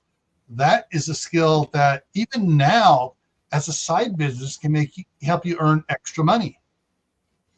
But in SHTF and TWAC, that may make you a lot of won't be money, but it'll be a lot of bartering. You'll be very valuable and you'll be protected because, hey, this guy knows how to fix all our stuff and keep what we have running. We need to protect him. So, I mean, you like, who here knows how to work on a car engine, even a bit, going for automotive mechanic, work on a car engine and time it, and get it working again. Yeah. I can do I some very don't. basic stuff, but I mean, the problem with modern cars is they've become so bloody technologically advanced that without a laptop and a cable, you can't really do a lot of the things you used to be able to do. Yeah, Mark stepped away from his there he is. He's back. No, I'm here. I picked up a giant mesquite turkey breast whole for $1.99 a pound. So I just spent the last 20 minutes re-squaring my slicer. I got a Hobart commercial slicer, but the plate was cockeyed from the blade, so my slices are coming out. There was some corrosion under there, so I just took that all apart, put it back together. Now I got my gloves on and I'm slicing turkey. So yeah, I'm just listening. Yeah. I'm just busy doing. You definitely eat well. as a trained mechanic, what chance do the rest of us have on fixing a modern car or pickup truck? Yeah, Zero. Good luck fixing a Tesla. You might be lucky to change your tire if you can read the directions and find that crappy ass jack they put in there now. Good luck. Yeah. I mean, that's why I love around here the number of people that have old, 40-year-old vehicles and 50-year-old vehicles back in the 70s and 80s cars, and even a couple of them around here have 50s and 60s cars and pickups because they are easy to fix. Easy to fix, it's easy to operate, and you don't have a lot of crap on them. Yeah, most of the old ones you could climb into the engine bay and stand next to the engine when you put spark plugs in it. My 65 Dodge one-ton Power Wagon I had, I wish I never gave that sucker up. I could crawl in. It had a 318 engine in it. I could crawl into the engine compartment, and if it was raining, I could pull the hood almost all the way closed to stay dry and work on it. Yep. Now you got to take half the engine apart just to put spark plugs in it, and maybe find the problem with your 8,000 network wires. Now instead of a spark plug, your sparks computer. Good luck. Yeah. Also, back in the day, if there was something wrong with your car, you just pushed it and it started. Well, depending on what was wrong with it, but yeah, if it was a stick shift, nobody knows how to drive a stick shift. That was a joke. That was really a joke, but it was true. Yeah. In some cases, you just tapped it, like who remembers Fonzie? Sure. Fonzie. Yeah. If there was a problem with the TV, he would just go like that on the TV on the side and just tap it. It was the jukebox, wasn't it? He used to hit the jukebox and it would just start. Yeah. But yeah. The skills in fixing, because if we have like an EMP, what vehicles are going to be running? It's going to be these old ones from the 70s, early 70s back. I think if you have the means to do so, and you're looking for something like a small generator, and you're using that as an emergency power backup source, to try and get a generator that's easily fixable and has readily available parts, and they actually have the spare parts, like in your shed or something, that you can replace them out. I've got a motorcycle that it's an adventure type motorcycle that I do some trips on and I go wild camping on and things like that. But I deliberately chose a motorcycle that isn't very technologically advanced, hasn't got a computer on it. It's very easy to fix just about everything on my bike, just with the tools that come with the bike. You can actually take the entire bike apart just with the underseat tools. And if you have a few basic things like a chain repair, some spare spark plugs, some some extra fuses and relays and things like that, you can fix just about anything on that bike on the road, which is, I take it some wild places. I go some crazy sort of like up dirt trails and I'm there for days. So if I suddenly get myself a puncture or my spark plug plays up, I can at least make that repair myself easily. There's some stuff that I wouldn't be able to do. I'm not that mechanically minded, to be honest, but it has enough basic features there that if you understand the basics of mechanics, you can at least say, okay, well, this isn't working, and you can kind of work your way back till you find the fault, and then you can make some sort of temporary repair to get yourself out of dodge, and then hopefully get somebody else to fix it that knows what they're doing. But if you've got some sort of fancy BMW GS that runs on a computer from Germany, you've got no chance at all. Yeah. What I think is, I've seen in 1980, it was called a Honda C90. Yeah, I yeah. remember them. No, it's a Royal Enfield Himalayan 411 is what I currently have for anybody that's kind of interested. Nice. I mean, we spoke about something like this before in a kind of a way when we said it's good to have the old-fashioned tools. So, so we've said it's good to have like hand drills, just in case there's no power.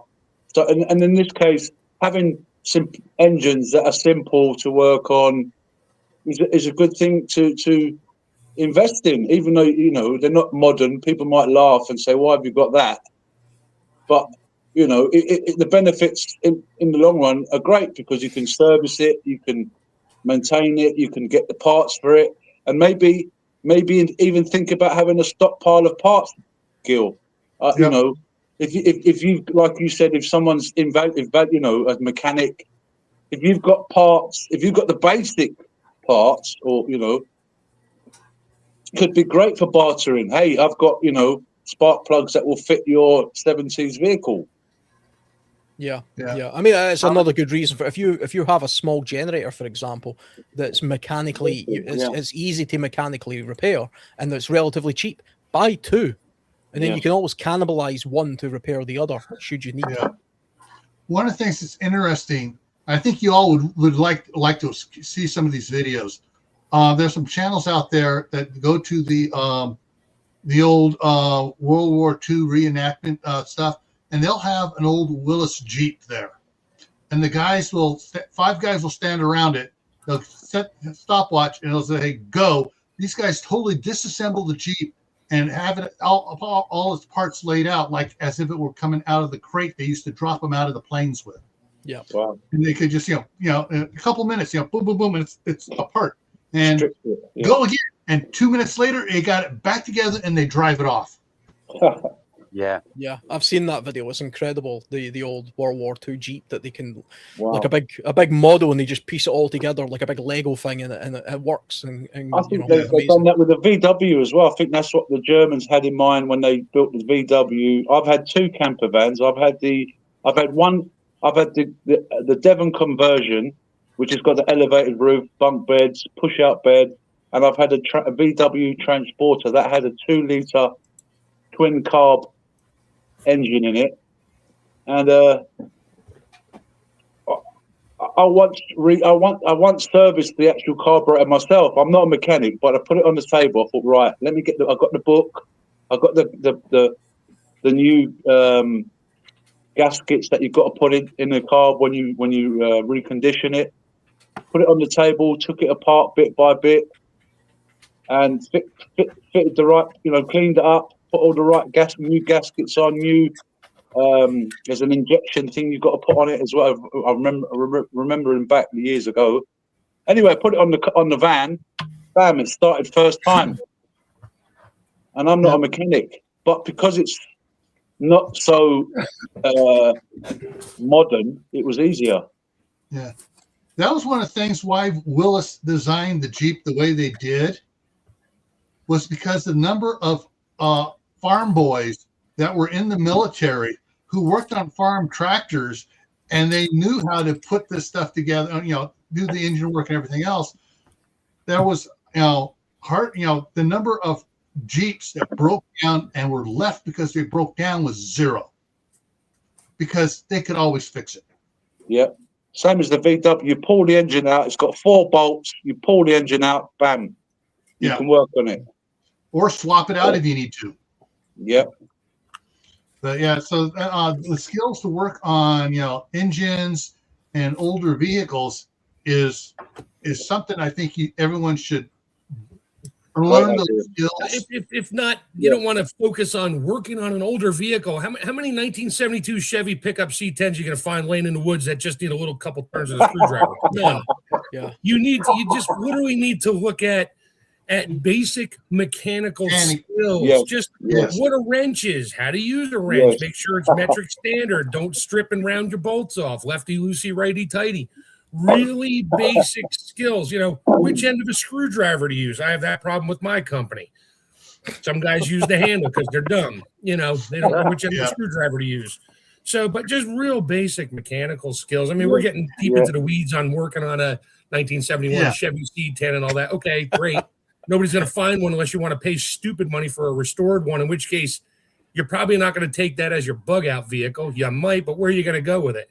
Roads are clogged. You have a vehicle that runs. Great. Now what? I can use it to charge my cell phone and maybe get the heat going, waste gas to get warm in the wintertime. Yeah, something that's relatively common to your area, at least, as well. Then you can kind of cannibalize things off. But I mean, I think when it comes to motor vehicles, they are getting to a point where they're so technologically advanced that, you know, at some point I would probably just say, well, you know what, if it's an SHTF situation, I find a broken one, then it's broken. I'm not going to waste time trying to fix it. I'm just going to try and find another one that isn't broken. But I mean, if you have a generator or a motorcycle or an older vehicle, but you actually own it and you have it, then absolutely learn how to use it, how to repair it. Because you could get decades out of an old pickup truck if it's yours and you've got enough parts. And if you have the metal working skills, which we'll probably get onto, to manufacture your own parts to retrofit some of those parts, even better. You know that some of those old school farmers are up there. A lot of guys in India, this is a thing that a lot of people don't know. That see, if you travel in India, I've never traveled in India, but I know this to be true, that you can get just about any part for just about any motorcycle and probably any car, because there's so many skilled people on the streets that just know how to manufacture stuff. They'll just make it. They'll just take a sheet of metal and they're like, okay, you need this part. And you know, they're not going to a shop to find it. They'll just fabricate it themselves. Yeah, and that's a skill that's lost in places like the UK. You're never going to find a mechanic here that's going to fabricate you something. Never happen. You know? And then these guys will sit there barefoot, and they'll have a little tree stump as their work table, and they'll have a hammer, and you know, just they'll be sitting there. They'll be sitting on the ground, and they'll just build you something. Yeah. Yeah. You know, Gil, I wanted to ask, is there a basic mechanic book out there? When I mean basic mechanic book, that covers basically how to clean the distributor. I mean, but this is the problem. This is what we're saying, how the old cars and the new cars have changed. I mean, what I'm trying to get at, a book that just covers the basics, like Chef was saying. The Heinz manual.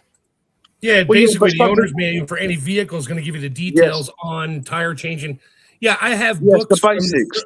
I have books from the 30s. How to take your spark plugs apart and clean them. Well, they don't make them like that anymore. Yeah. I mean, the Model T, you could take a spark plug apart. And you could buy, here you go. You could buy just the electrode for the center, which was pennies, and slide a new electrode in it. And now your spark plug works, but they run on separate coil pack. Sure, I have lots of books on that. Are they of any value?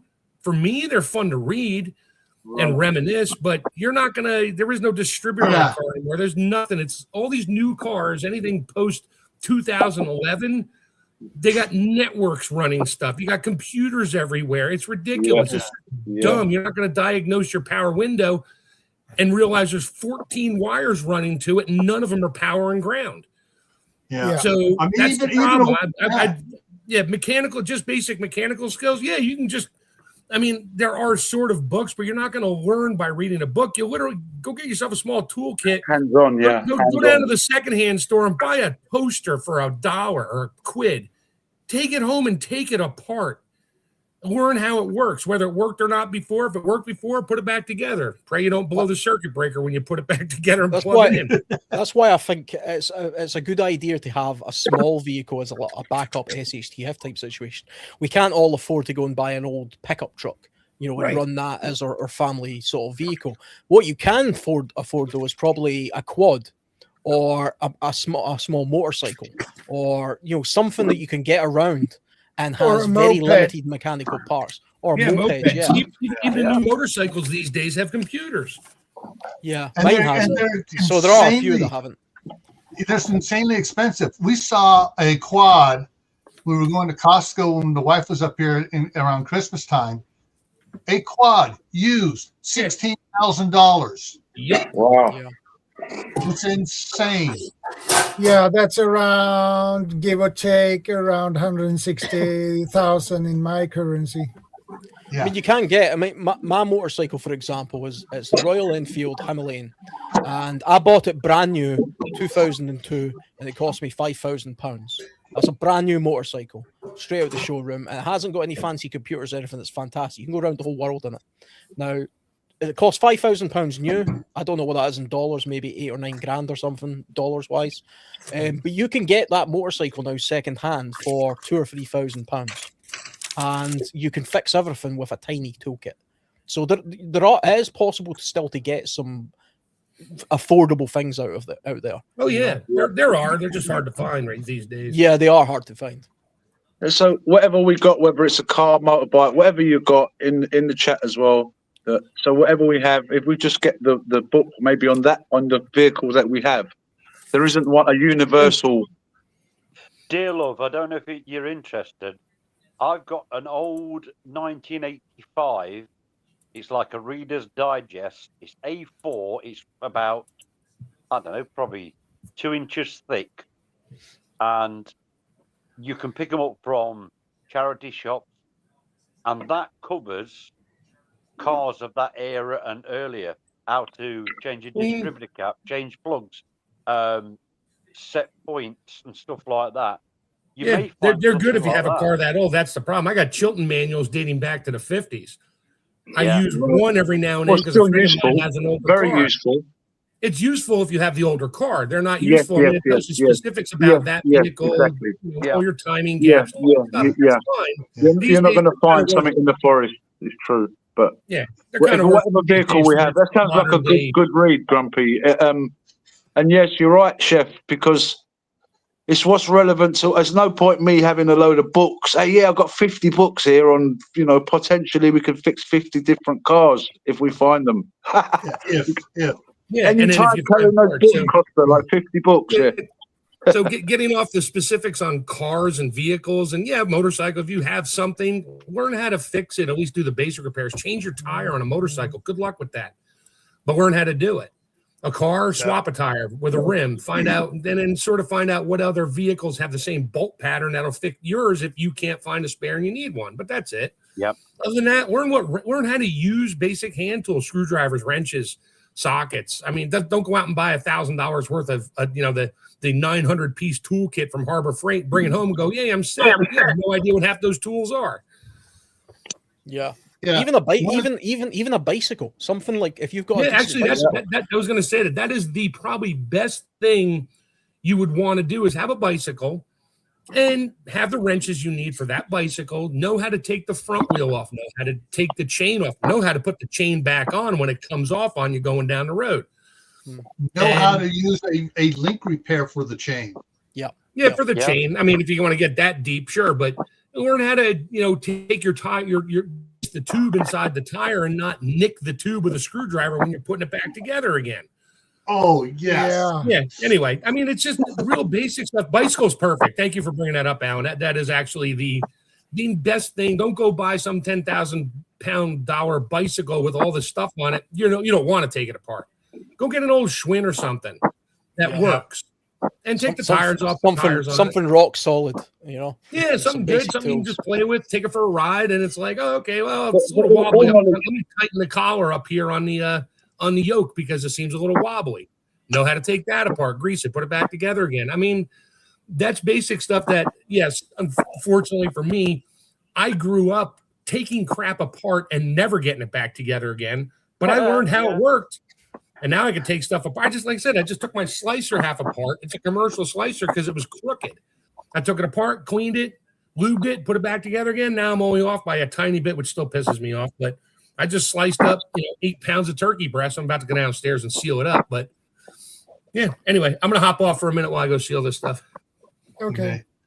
I want to deviate here. So he's talked about, how to fix stuff and how to use the tools and stuff. Take that to home repair. What about do you know how to change out the light fixture? Do you know how to install a 3-way light switch or a 4-way light switch? Do you know how to change out the P trap under the sink? Do you know how to do any of that stuff? When I was a little kid, my mom got a book just to have in the house, not for me, I went and grabbed this book. Let me hang on a second here. And we have 2 copies of it. My youngest son has a copy of this as well. This is on Amazon. It is a complete do-it-yourself manual. And it has, you want to do wiring, you want to do plumbing, you want to put in a window, you want Reader's Digest. pros, you want to repair a screen, replace a pane of glass, how to, you want to add a receptacle. It tells you how to do all this stuff. And this is probably the most amazing book that you can have to teach you how to use your tools to fix things and work on it. So this is the complete do-it-yourself manual on Amazon. But then they came out with another one back up here. Is this one here? It's just how to fix it yourself manual.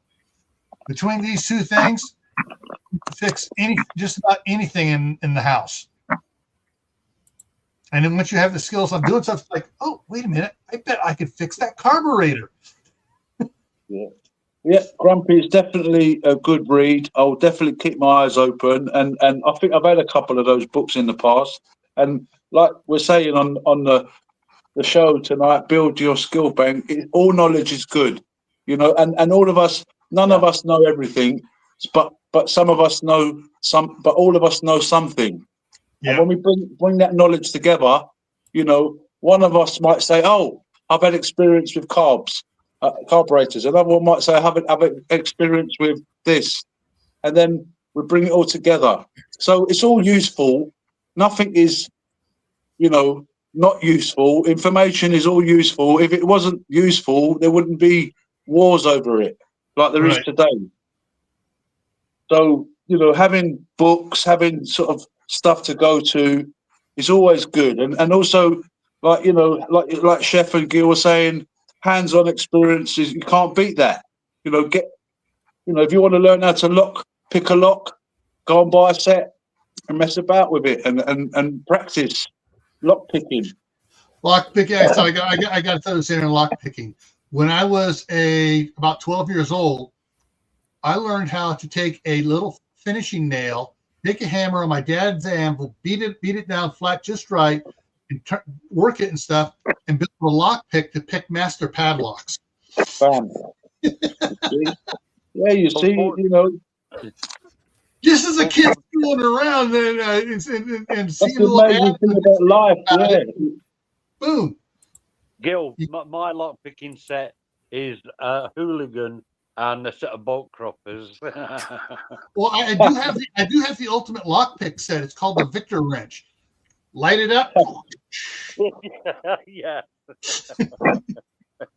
Or use a plasma cutter. Yeah. But nowadays, everything's become digital now. So you turn up at a door and you need a code. But then that's why you've got pros who can get into those electric doors as well. Well, thanks to the electric doors. Funniest thing I ever saw, though, there was an electric security door, and the only person inside had a heart attack and couldn't get out. They were able to call 911. Fire department shows up. Oh, we can't get into this door.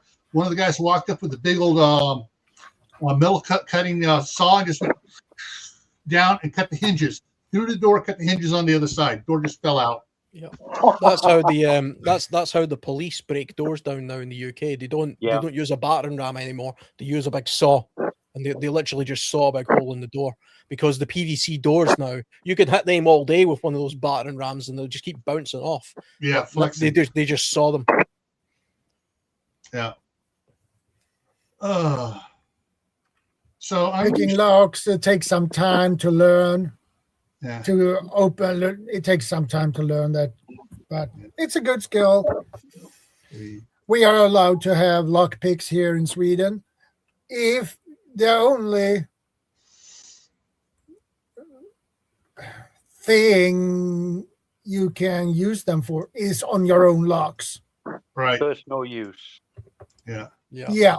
Okay. I don't Yeah. know. I don't know what the UK rules on lock picking sets are. I think you can buy them here as well. Probably. I Yeah. can't imagine the tools themselves being an issue. Yeah, here you got to be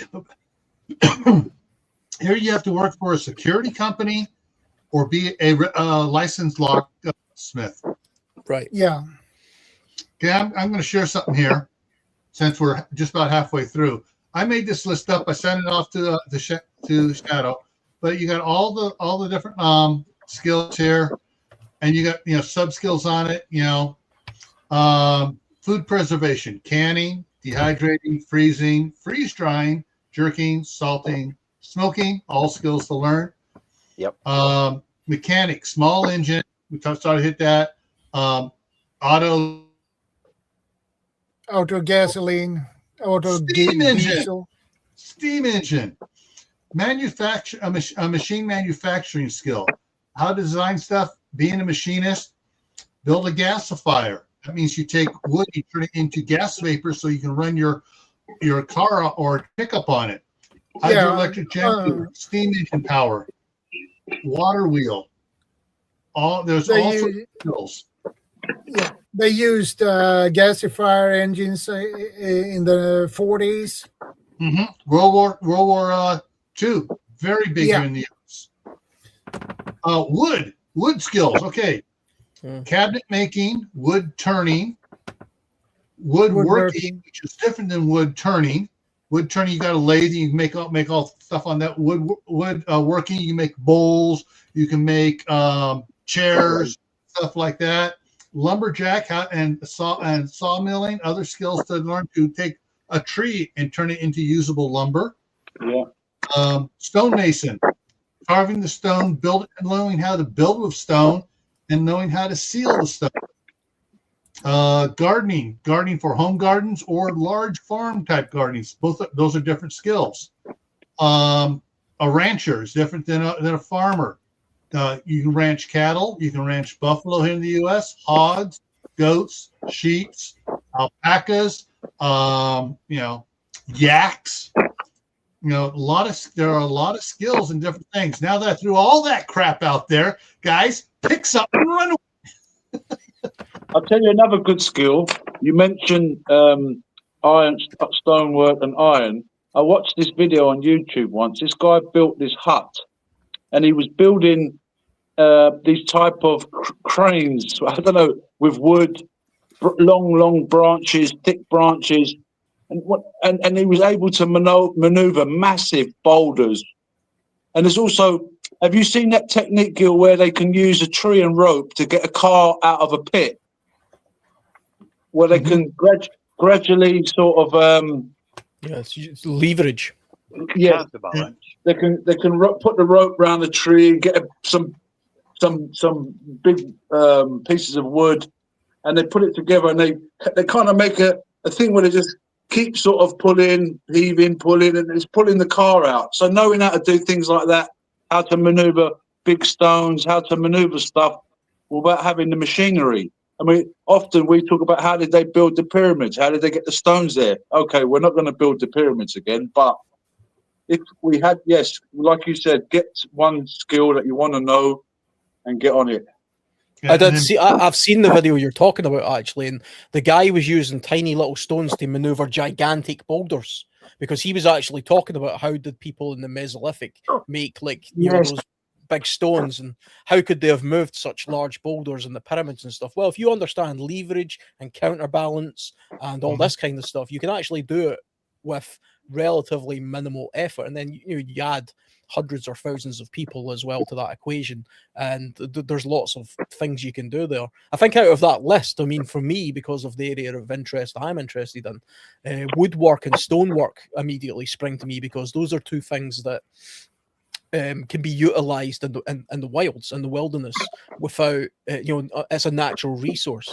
I mean, I think we mentioned earlier before we came online where I kind of believe stonework to some extent was the first skill really that man had, the Stone Age, where he was crafting literally a rock into a spearhead, and he was using that to hunt and gather, or they maybe using it as a way of grinding down food. and processing things that are otherwise unedible, you know, whether it be nuts or roots or something like that, by using a stone to process some of those undigestible foods.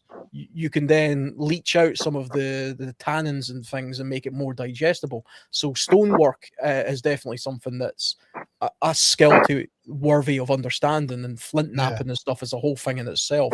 And woodwork can be anything. I mean, whether that's making weapons, tools, clothing, shelter, you can do a lot of things if you understand some basic woodwork. I saw a video on stonework from some guys in Italy, and I wasn't sure what they were going to be making on it. And I watched it, and I just watched the video. They took this slab of stone that was about 2 feet thick and about 8 feet around, 8 feet square. They rounded it, and they were marking it. These guys with the chisels are just going along and working on it, and they rounded up. So now they got it round. Then they started leveling it across, and they started chipping sideways across the top, got it all, and they putting levels on it and marking it and everything. And then they turned it over, and they did the other side. And then they were chipping. And basically, they made a big grain mill from like a water wheel powered mill. Yeah. And they were making a replacement one for a historical one that had cracked, and they made a brand new mill wheel to go in there, and it worked perfectly. Yeah, that's a skill that I was so friggin' impressed on that. I watched it 3 friggin' times. Yeah, I mean, it was an amazing video. There's lots of places in the UK where there are millstones that are still found lying around in different places, which are basically just large quarried out stones that are circular, and some of them have like a hole in the middle, and they were used for all sorts of stuff. They were running stones, bed stones. They were used for milling things and all. There was actually an industry based around the creation of these stones. I think they're found in the Pennines and the Peak District and places like that, South Wales, Yorkshire. Yeah, they're found down in Virginia too. There's a lot of millstone factories still there. Only 1 or 2 of them still do anything, but it's for grinding grain and corn and separating things, and mostly for grain mills, or a grist mill they'll call it. It's interesting because a lot of these stones that are found in the UK actually predate metal. So they didn't use metal tools to create some of these stones. They were using like antler and other techniques in order to break the stones. And some of the places where they mined the stones, some of the quarries, they would use fire to split the stone. And then they would shape the stone using, I don't know how they would do it exactly, but presumably they would use harder rocks or antler or something. But they were making these incredible things. Sorry, I'd love to see somebody use an antler to shape a stone. Yeah, me too, especially one that big. Good luck. Yeah. Yeah.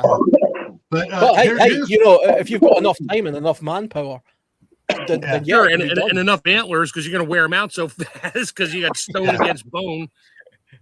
Yeah. So these 2 videos here are on a channel called Earth Uncovered, and they're making stones on it. There's some other ones that are making it smaller versions and stuff, which is something that we might be interested in doing if we need no power. We need to grind our wheat. Yeah, I was just about to say that, Gil. I was just about to say the other day I saw a video and they showed a mini stone the video was talking about how wheat is a fantastic thing to prep, and then and then I was watching how I was thinking, well, how are you going to make that into flour? So he had a tabletop little stones, a couple of stones, grinder, Yeah, so all you need to do is type into Google in the search bar, making a millstone by hand, and you're going to get these. And just do like they did in South America forever, where they just put the grain into a big stone bowl that's been worn into a bowl shape with another piece of stone. That's your stone ground corn. And they will, grandma will sit there for days on end, just grinding up corn into powder, making it into masa, so they can make their life is not rocket science. Just get a couple of stones and grind up some wheat. Wow, look at that. I mean, it makes the technology look stupid, really. Yeah. I mean, there are actually some natural places you can find these things as well. So if you go to a lot of riverbeds, especially not too far where I live, you'll get a small hard stone in a riverbed, and what it will do is it will be in like a divot under the water, and then over time it just circles around and it actually creates like a bowl, a natural bowl. Yeah, you find those all over New Hampshire in the rivers. Yep. Yeah, it sort of ground itself out. And then once the river changes course, you're left with this perfect circular stone area. And back in the day, sort of the Mesolithic time in the UK, people would make use of that rather than having to carve their own bowl. Would they just go down to the river and they already have an area where they can just get a big round rock, and there's your place to do your grinding right there. And But then during the next flood, it washes itself out for you. yeah. But I know in the United States, there's places where there are like large flat rocks, like in the desert or in the flat plains, and they have these holes in them which are clearly made by people, where they work in one area, it gets to a certain depth, and then they move to the next area, and they just keep on going, and then you have all these holes all over the place, and that's people over huge periods of time, working that in that area, probably women. Actually, I'd be if I had that, if the grid was down and it was like 10 years post, I'm looking to make bread. There's a lot of labor involved to make one loaf of bread and the amount of wheat you need and stuff like that. So you better have a huge community going where that's when that would start. Or you just found a bunch of, you grew a bunch of corn, let it dry, and then you can do it yourself with like a mortar pestle, and do it yourself, make enough for, your tortillas, whatever you're making, and eat it, instead of trying to reinvent the wheel. Like, I'm going to find this big stone and I'm going to grind wheat for 1,000 people. What 1,000 people? How much time you got on your hands? Really? Okay, go for it, dude. Well, I mean, either way, it's still good to have the knowledge, because either way, you might find yourself in a small community, you might find yourself in a big community. So you might feed a few, or you might need to feed a few. You're going to utilize whatever's around you. You're not going to if I'm stuck in the city and the new community's in the city, I'm not going to try to make a water wheel to power a stone grist mill to grind wheat that we don't have anywhere near us. So you got to pick your battles there. Yeah. Mortar and pestle. I'm glad you said. I could not remember what that was called.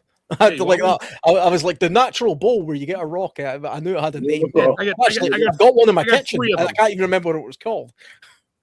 I got three of them. I got a little small one for doing little bits of herbs. I got a medium-sized one, which gets used the most. And then I got a big one if I really want to do ground corn, which I did one time in college. I'll never do it again. You spend 3 hours trying to grind up a half a cup of corn, into cornmeal. Okay, now what? Great, you just made 2 tortillas. All right, you just spent 12,000 calories creating 200 calories. Yeah. Good time. Yeah. That's where you have the why so many flour mills and grain mills were near a stream. Well, yeah, they had the water wheel. Yeah, and the belt. Water wheel. And so the water wheel do the work. The other ones where they don't have the water wheel, what do? They got an animal out there with a walking around in circles. Yeah, walking around in circles and just taking it down. Now, in case anybody doesn't know, the way a wheat grinder, a grist mill works with the big stones is, the mill stones is there's a big hole in the center, but the shaft that goes through it is not as big as that. So as the top stone turns, the bottom stone doesn't. They carve grooves into the stone that gets smaller towards the outside. And as they pour the corn into the middle or the wheat, by the time it comes out all around the edges, it's a powder. And that's your stone ground wheat, your stone ground. Yeah, it's made with, they use stones to do it. But that's how it works. And they wear out. And that was a skill to re-groove a millstone, because it wears the stone on stone wears the grooves out over time. It doesn't stay forever. And then you got to work. You had trades that knew how to regrind or re-chisel out the grooves, so you got the certain type of powder out the far end. Yeah. So one of those videos when I was showing that on making it, had one of the videos was redressing a stone. A millstone. They were taking one that was wearing out and redoing, getting ready, redoing it. So using 6 horses and winches to lift it up and flip it over so they could re-chisel it, and then 6 horses and 10 people to put back in place again, so you can grind the wheat for your family of 3. no, you'd be for the family of 300. The family's numbering in 300 for the whole village, right? Which is why the person running the mill got eggs in exchange, got meat in exchange, got he got the grain barter system. Yeah. The thing is about using a mill for things like wheat and things like that's something that came very much after the fact of when these things were first invented, because that's relying on a crop that relies on modern farming or farming in general. Right, back in the day when that started coming around, that's what they did. They grew an acre of wheat, but the neighbor didn't grow wheat. I grew the wheat, and most of them had hand grind mills, small ones. Yeah. And then they realized they could do more and sell more, so they just got bigger and bigger. Somebody just figured if I grind 2 stones together, I can grind my wheat up. And it's like, well, wait a minute. What if I put some grooves in it and spin it around? I mean, this is all over the time of inventions and stuff and constantly upgrading. We just know about all of it now, but I'm not going to run out and get a 2-ton stone and make a millstone out of it. Yeah, I mean, I think if you look into sort of deep history, I suspect that the smaller millstones or the smaller, pestles and mortar, they were used to liberate things from things like nuts and roots that were inedible. Right. So things like acorns, for example, you can't really eat a raw acorn. You have to sort of grind it down and then leach out the tannins and things like that, or beech nuts. There's lots of beech nuts in the UK, but they need to be processed and ground down, or roots. So you've got things like dandelion and burdock, dandelion roots.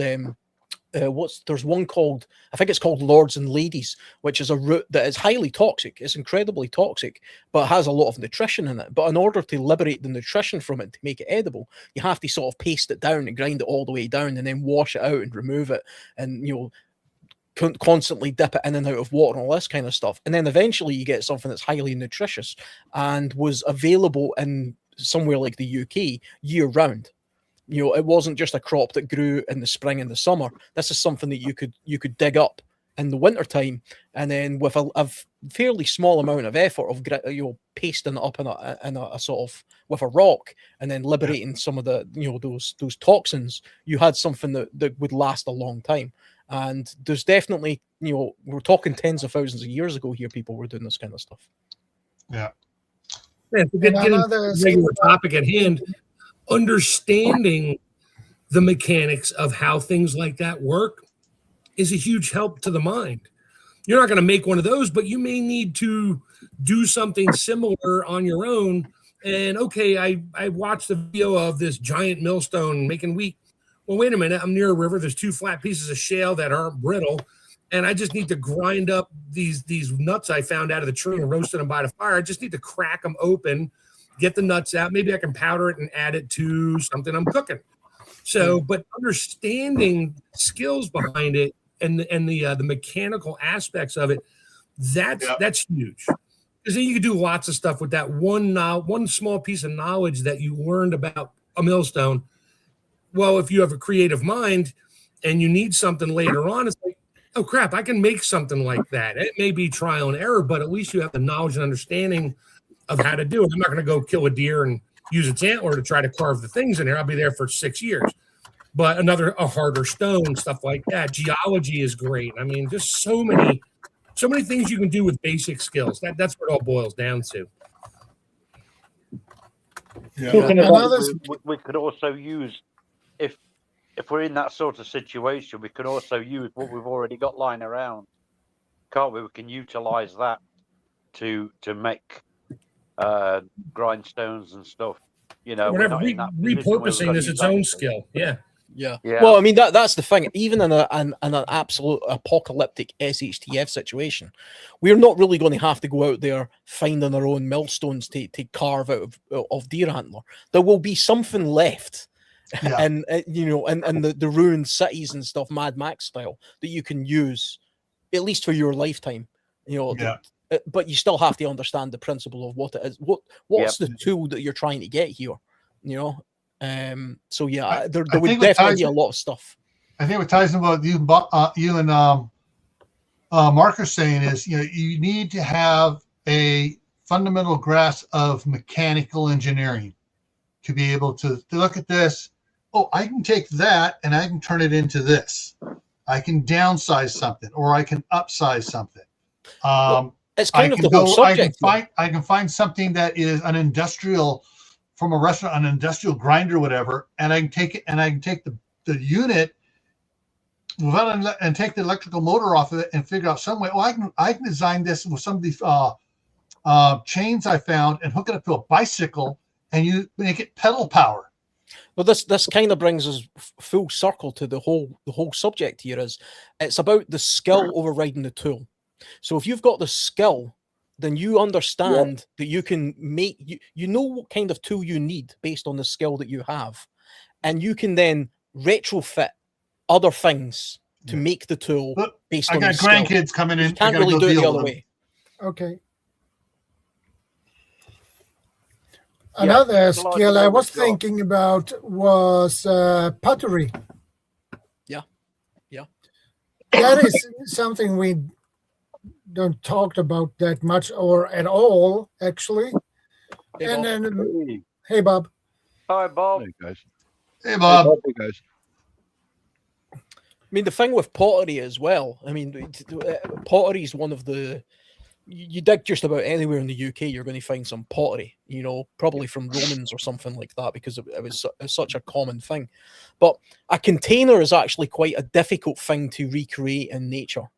You don't just readily come across containers. Now, you can make them yourself out of things like birch bark, and you can make little pots and things like that out of clay that you find, but it is actually kind of a difficult thing to have, to find. That's why if you're going into a wilderness scenario, it's better to take a container with you. Take your own container, because you're not going to find one easily.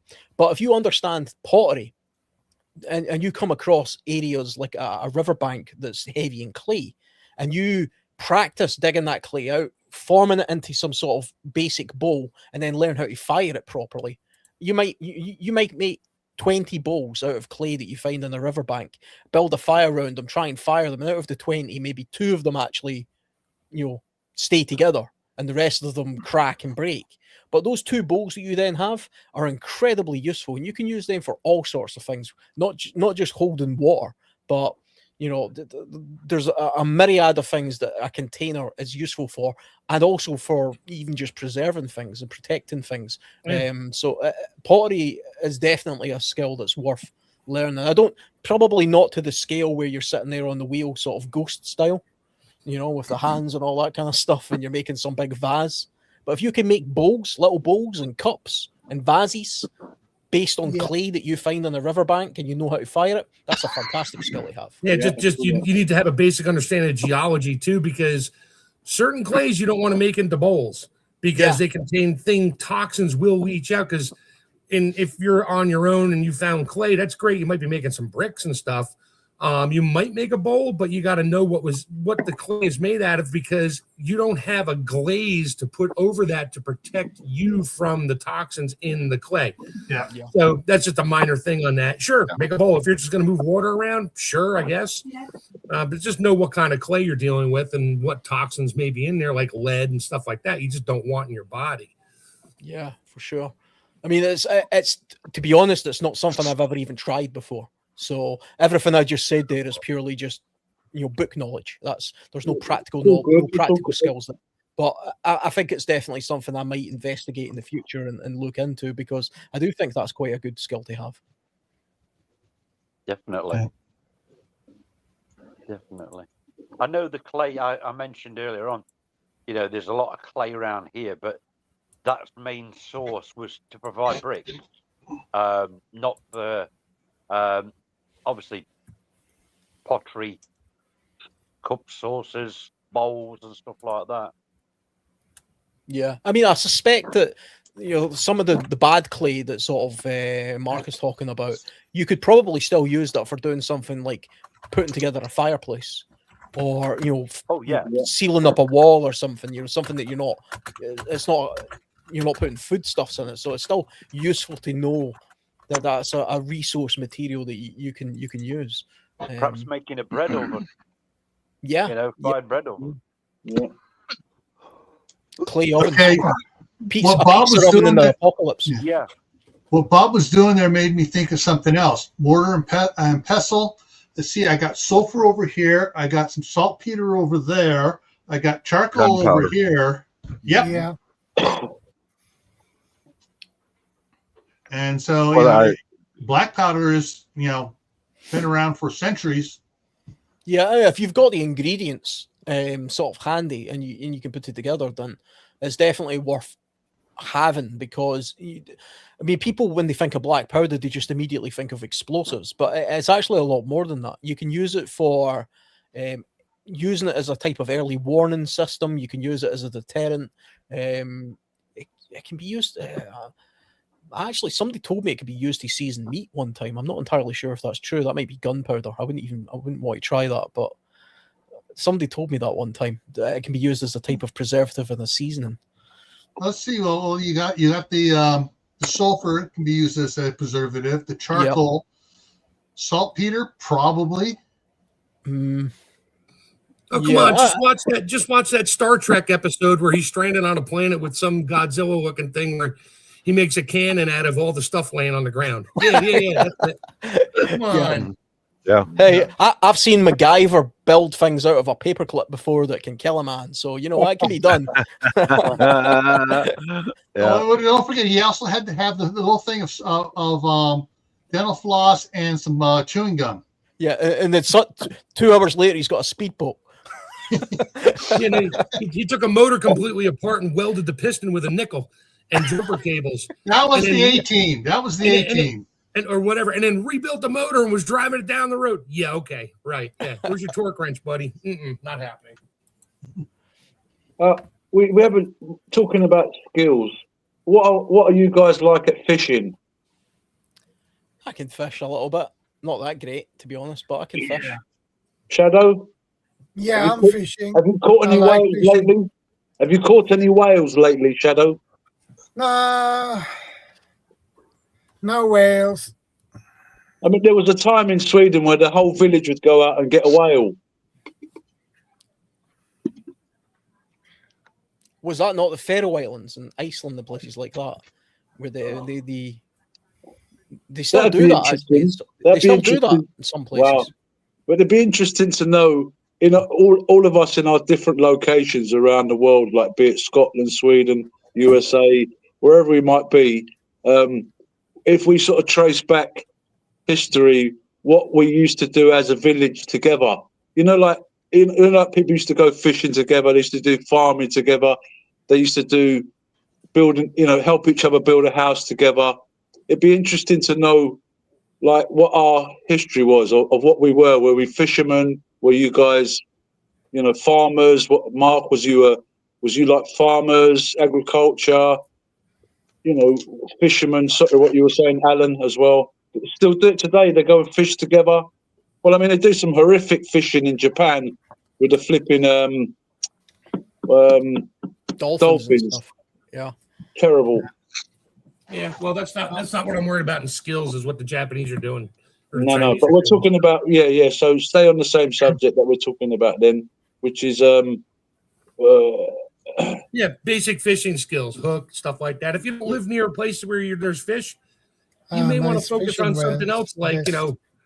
like harvesting, wild animals or small game or something. Yeah. This is my fishing vest I've had since I was in Boy Scouts.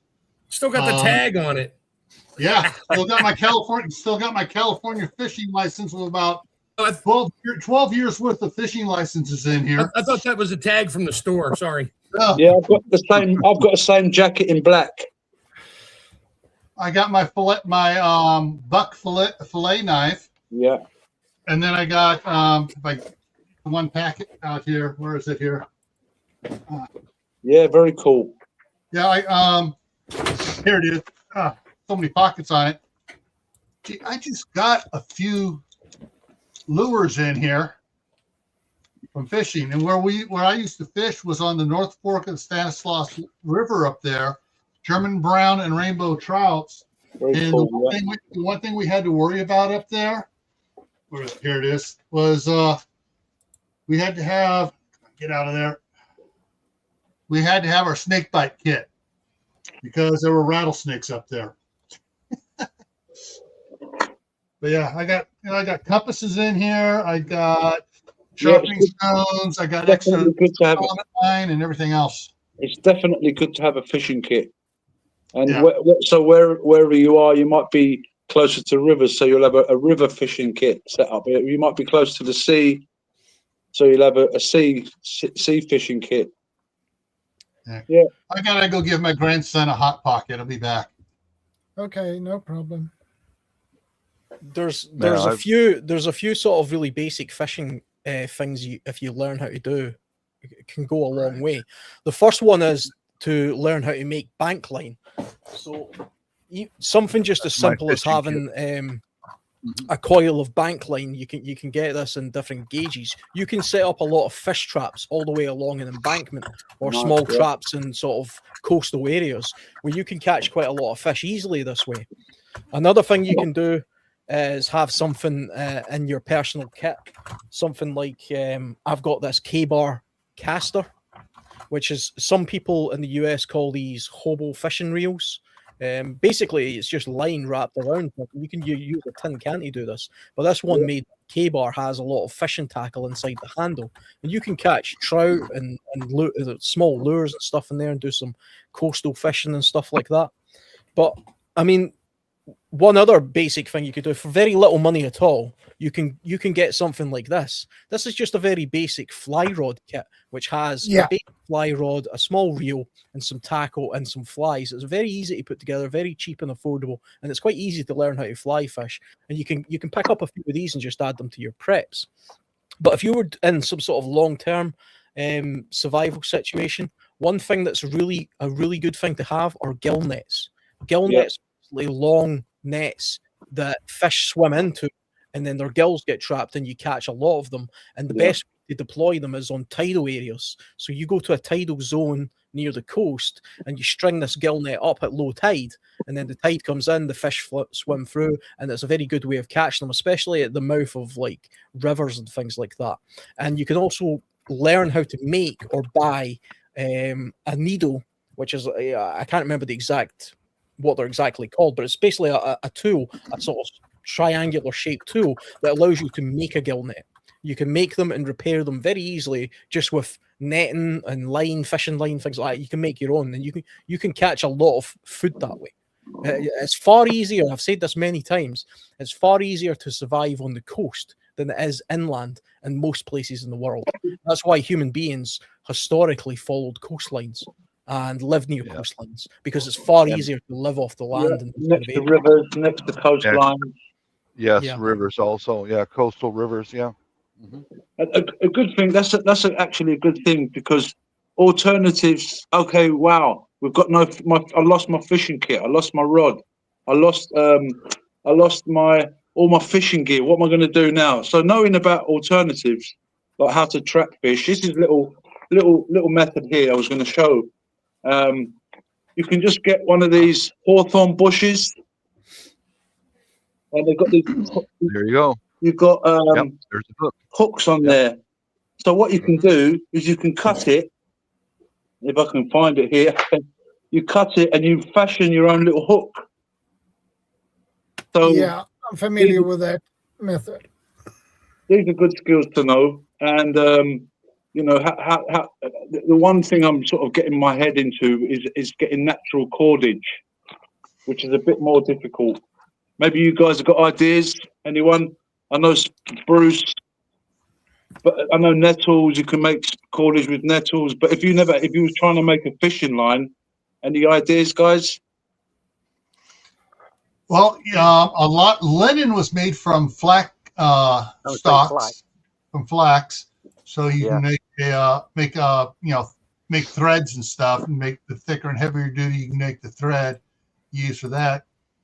Yeah, I mean, you can use widdies as well, which is, rather than thinking about making a large line, all you need to do is make a very small line out of something like nettles or something like that. But then a widdy is basically just the bark from like a willow tree that's wound, and it becomes quite a strong cordage. You could use it like rope to tie shelters together and stuff. But that becomes like the main line, and then you tie the thinner line on at the end, which then becomes your fishing line. Kind of like what would you call that in fishing? I'm not a big fisherman, but sometimes I go pike fishing, and we have like a wire trace at the end of the line, which is basically just to prevent using the a fish from steel. biting They through it. call it a leader, steel leader. Yeah. So the fish can't bite through it. It's stronger, so the fish can't bite through. But you don't need 1,000-pound test line for the rest of your fishing line. You just need something that's going to pull it back in, not break. Yeah, so same principle. If you were making line for the purpose of fishing, rather than going to the extraordinary effort of making lots and lots of line, just make small amounts of line, but then attach that to something that you can readily sort of deploy easier, which is why bank line and gill nets are very good, I think.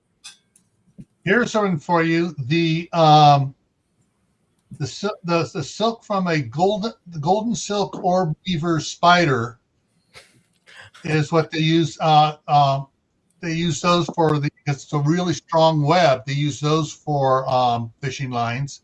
So how do you hold the spider and squeeze the stuff out of it and make a 50-foot long line? Sorry. Maybe that's. I don't think I'm gonna be looking for a spider when I'm hungry. They take the web apart and undo the webs. The big thing of web. They'll start taking it off undo the thing to get the web for it. But that's one thing. But the other thing is, why do you have to have a fishing line to fish? A simple spear with a prong fork on it. Okay. A bow, an arrow. You can do it. Just a regular spear. And then, of course, that takes a lot of practice. The sofa survivalist favorite is that stick of dynamite. Yeah, buddy. They all float. We are talking about alternatives, to fishing lines, and and we're saying, how to get flour from wheat. So what other thing can we think about? Where we can use alternatives. I don't think and varied fish traps are quite good as well.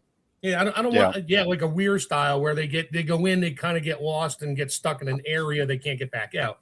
Yeah, like a bottle that you cut in half and you reverse it, and then it can swim through, but it can't get back out. I think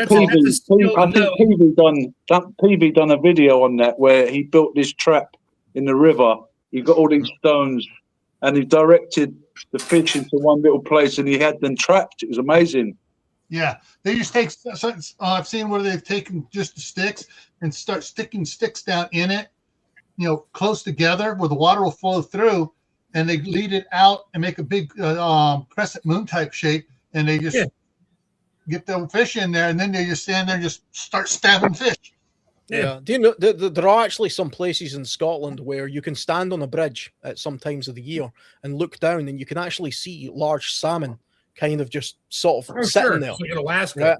Yeah, they just sit there. And I mean, back in the day, it would be illegal to do this now, but you can literally just get a big brick and hit the water, hit it as hard as possible, and shock the thing, and then try and get it that way. But crack them in the head and just pick them up. Yeah. You guys are making me laugh, man, because I'm picturing us lot in the SHTF situation, and we're all like, no, we can catch fish like this, we can do this like that, we can get. It's almost like we'll be playing in the new sort of the play area. Everything's gone to the dogs. The whole world's gone crazy. And we're thinking of methods of how to fix things, that's if you can't get more positive than that. Well done, guys. Well, when I get in my whatever you call those groups of people after a event, it's like, I'm gonna be standing up on the podium going, all right, who knows how to milk a orb weaver spider? We need fishing line. All right, here's one for you. It's from an old Western called "My Name Is Nobody," with Henry Fonda and Terrence Hill. Terrence Hill is standing in the river. He catches the fly, stuns the fly, pulls the hair, wraps a hair around it so it can't fly away, puts it on the water, picks up a log and he's a stick, and he's sitting there waiting, and he's waiting. Fly starts going. All of a sudden, a fish comes up to grab it, bump, and he pulls out a big old fish. Yeah, I've actually seen someone do that. You know, you can tickle the fish as well. You've You know, heard hey, that's a well-known technique. That, you know, Yeah. you can do a lot. I've never They call it tried it. noodling. I've never tried it, but I do know it I've works. And there are some places in the world, in the US, for example, you get these giant catfish, and you get it grabs your arm. You just pull the bloody thing right out. Exactly. It's mud fishing. They get down there in the mud and bring their hand back out of the mud with it and grab it, and then you just grab hold of the inside and you pull it right back out. Yeah, I think as we're talking about skills, we're talking about fishing skills. I think a hobo fishing reel is probably the simplest and easiest thing to learn how to use. And like I say, you use one like this. You can buy these and then make your own tackle and your own line and stuff. Really easy. I've actually caught trout with this, and it's very easy to do. It's actually quite fun. You know, it takes no skill at all, really, other than learning how to tie a hook. Which, by the way, if you're talking about learning how to fish as a skill, learn how to tie a bloody hook properly. Because if you don't do that properly, it doesn't matter how many fish are there, you're going to lose every single one of them. And the hooks will soon run out. So make sure you know what you're doing when it comes to that. I had a cousin once in Greece, and he said, "Yeah, guys, I'm cooking dinner tonight. Come round for dinner tonight. I'll have everything ready. Just bring yourselves. You don't need to bring anything." And he said, "We're going to have octopus." So I'm out in the daytime going to the beach swimming, and I see him at the side on the beach, and he's got these octopuses, and he's whacking the hell out of them on a rock.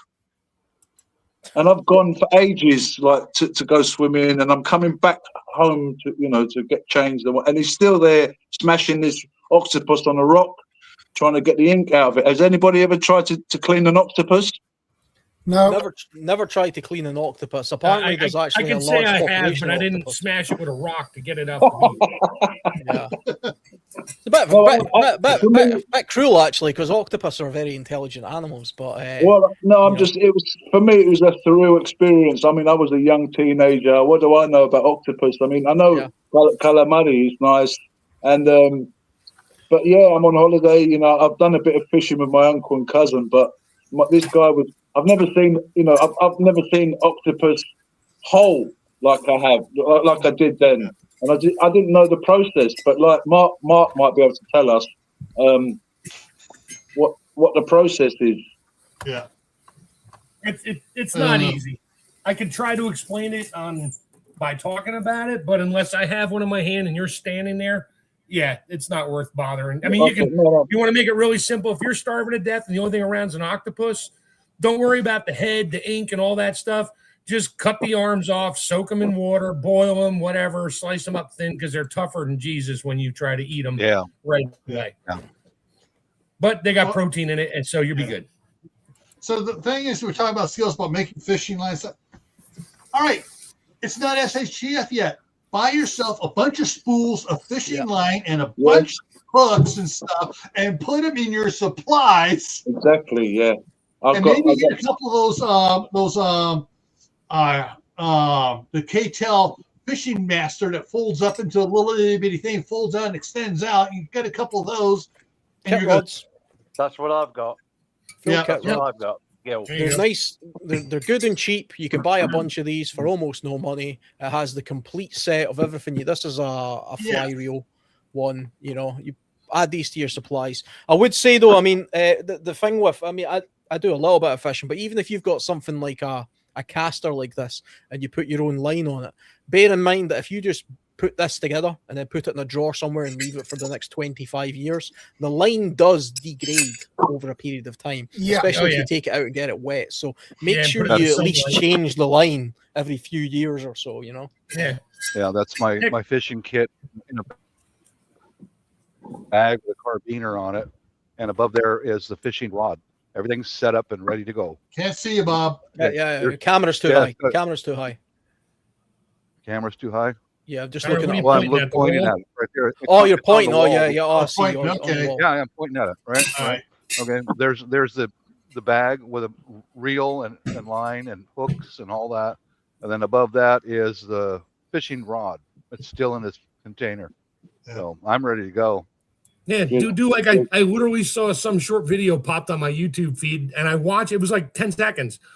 The guy had a wrist rocket slingshot, a small weight with a hook on it with a worm or something, and he had a fishing reel, a regular end, not a open face, but a regular reel, just sort of taped on his wrist, and he shot his lure or whatever way out there, and then it's on your wrist. You just reel it in. You don't have a pole to go with it, but yeah, you can just carry a fishing reel, a slingshot, and just make sure when you release it, your worm doesn't go flying one way when your hook goes the other. Yeah, I got these two. Like you said, just get a load of fishing line. Yeah, I put these. This is just like extra on top of my fishing kit. I got my fishing kit, but like Alan was saying, you could have a very basic thing. In Greece, when we did go fishing, which I just had literally a block of wood, which was about an inch thick, but say maybe sort of 7 inches by 5 inches, load of line wrapped around it, and literally like 9 hooks, but strategically placed around the board. And then for bait, we used feathers because it was fishing in the sea. Yeah. And on my first attempt, on 10, I had 10 hooks on my line. I caught 9 fish. This way.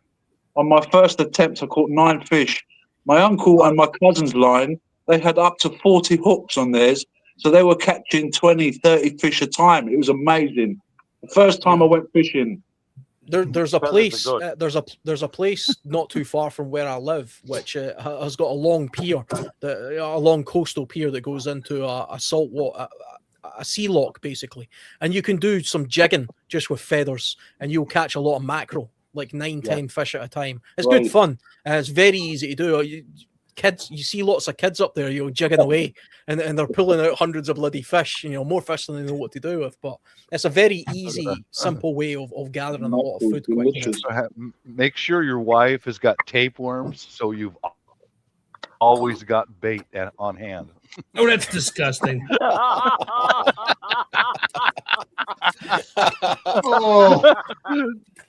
I'll go now. Yeah. Speaking of fly fishing, guys, that is one thing we didn't mention. That's the Learn to tie your own flies. Well, hell, before that, learn how to fly fish, because fly fishing itself, I've tried. I can do it. Not my favorite, and I have whipped the feathers off of so many flies in my time. It goes back and it looks pretty, and when you go forward, you whipped it too hard, and you just see this little poof of feathers behind you, and you're throwing a hook out into the water. Yeah, or you get your skill fly hung right up there. in the trees. Get your fly hung up in the trees when I'm river fishing. Oh my God, yeah. Yep. My dad caught in your eye. Fly fish. Yeah. He taught me how to fly fish and how to tie my own flies. Just regular fishing, you get hung up in the trees if you're out fishing in a stream. My brother was fishing on this up down by Scout Camp in North Fork, the Stanislaus, and he went back and he didn't realize that what had gone back had hooked on the manzanita bush behind him, and he went and it popped loose and it nailed him in the back of the neck head here, and hooked into him. Nice. So he had one of the 3 hooks buried into his skin here, and he was like, I got one of the guys there, gave him his multi-tool, and he goes, pull it, but he's pulling it, and he pops it out, straightens the hook out. There's still meat hanging on the hook from his neck. Bends it back in, throws it out there, catches an 18-inch German brown. With human flesh. Those German browns were out to get me for eating so many of them. Nice. Yeah, there's a skill you need. Know where people fish all the time, and just get a long piece of wood with a hook on it and pull the branches down. You got all kinds of lures and lines and things just hanging in trees. That's right. Okay, bam. That's a good one. That might lead us on to another little skill, our first aid skill. If you've got a hook in your hand, and it's got a barb on it, how do you take that off? Snip very carefully. Yeah, snip it and pull it through. Well, Someone's just fallen in the river, or he's blue. You pulled him out. What do you do? If he hasn't got the fish, push him back in. Are you wait, Daryl, are you looking for cooking instructions? That's what I was thinking. Cooking I was instructions. going to say, I was trying to get onto sort of first aid, like, you know, and I was thinking if someone was, you know, you pulled someone out of the river and he's tried to catch a fish his own way, but he didn't get it and he's half drowning now. I mean, has anybody ever done what's it called when someone's drowning? Yeah, CPR. We talked about that earlier for like 20 minutes. That was CPR life Oh, I saving, missed that. Okay, all right. We'll That was skip at the that very then. beginning. Okay, I would well, just we'll pick his skip that then. pockets. If he's dead, pick his pockets, take his gear. I mean, Wow. just honestly, you know, take his gear. He can't use it anymore if he's dead. Yeah. You know? Leave him And in the river if Steve's, let if the horse fish feed our off him. tourist is around, trade him. Of course, our trainer, he will use him as long pork. Wow. Yeah. What about- Oh, if I'm hungry, just trying to yeah, remember. I would. I'll remember in the future which groups I'd like to be in. I've got to watch out. If you're still kicking, we'll pull you out, dear love. If you're not kicking, we won't. Yeah. What about eels? I'll and put crayfish, little guys? notes in my pocket. I'll put little notes in my pockets just in case. If you pull out a note, I knew you were going to do that, you basket, so I hid my money somewhere else. Money's no good, mate. Money's no good. Yeah, I'll put a little map on it and say, look, I drew a little map to show where my stuff is, okay? Yeah. Prep. Now you're talking preps wise. Money, forget it. So first aid skills is good, fishing skills is good. Yeah. You know, Anybody fish for eels or crayfish? eels, no, never done, no. No, Crayfish, yes. that's outside my palate. I have fished. I have done lobster and crab potting. I've done that by hand as well. That's something that we do up this way.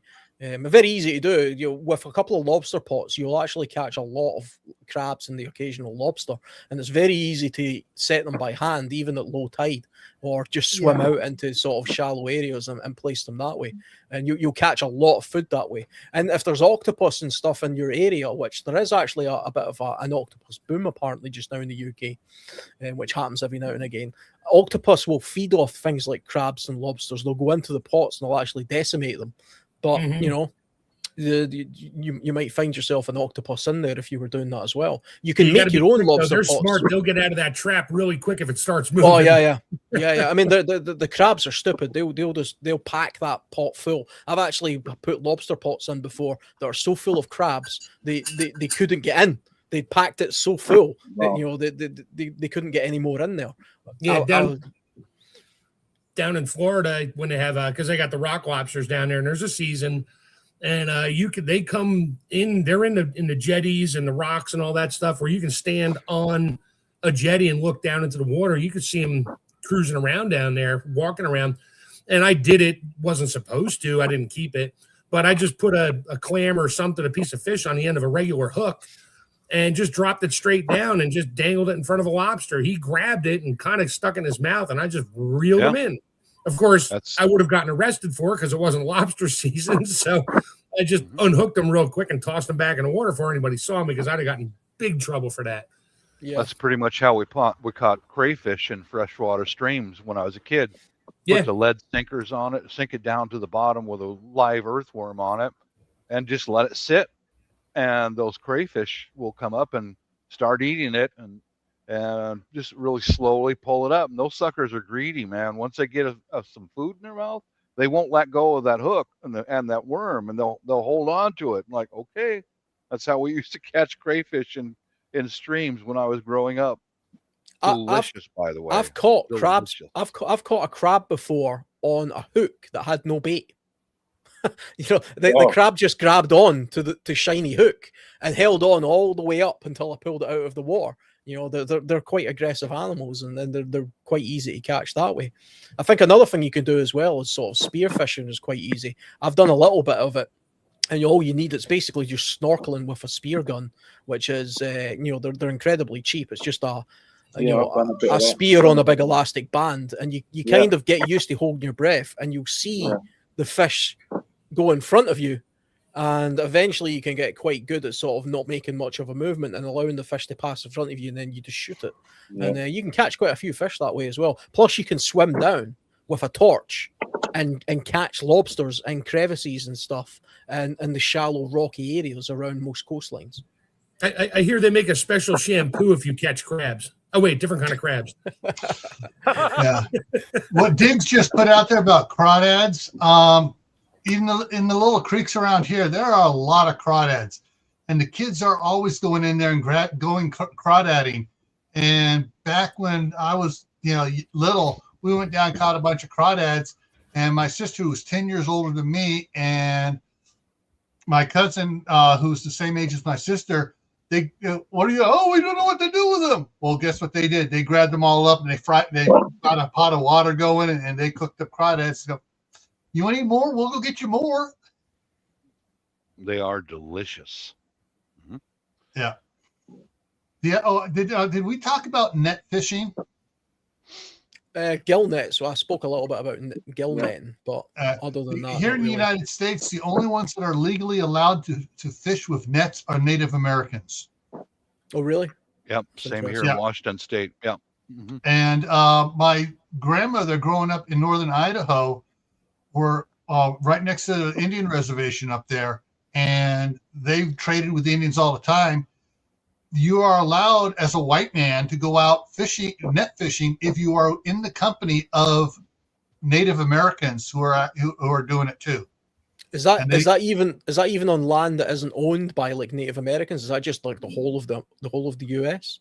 Whole U.S. You have to be a Native American to net fish. Why is that? Wow. Because during the I'm not sure when it started, but people were going out there and just fishing, net fishing and cleaning out all the fish. And Right. Yeah.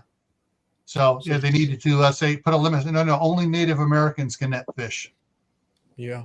It's just sort of some irresponsible people. Sounds a little bit racist, to be honest, but I mean, I can see the problem. It's part of their culture. It was part of their culture.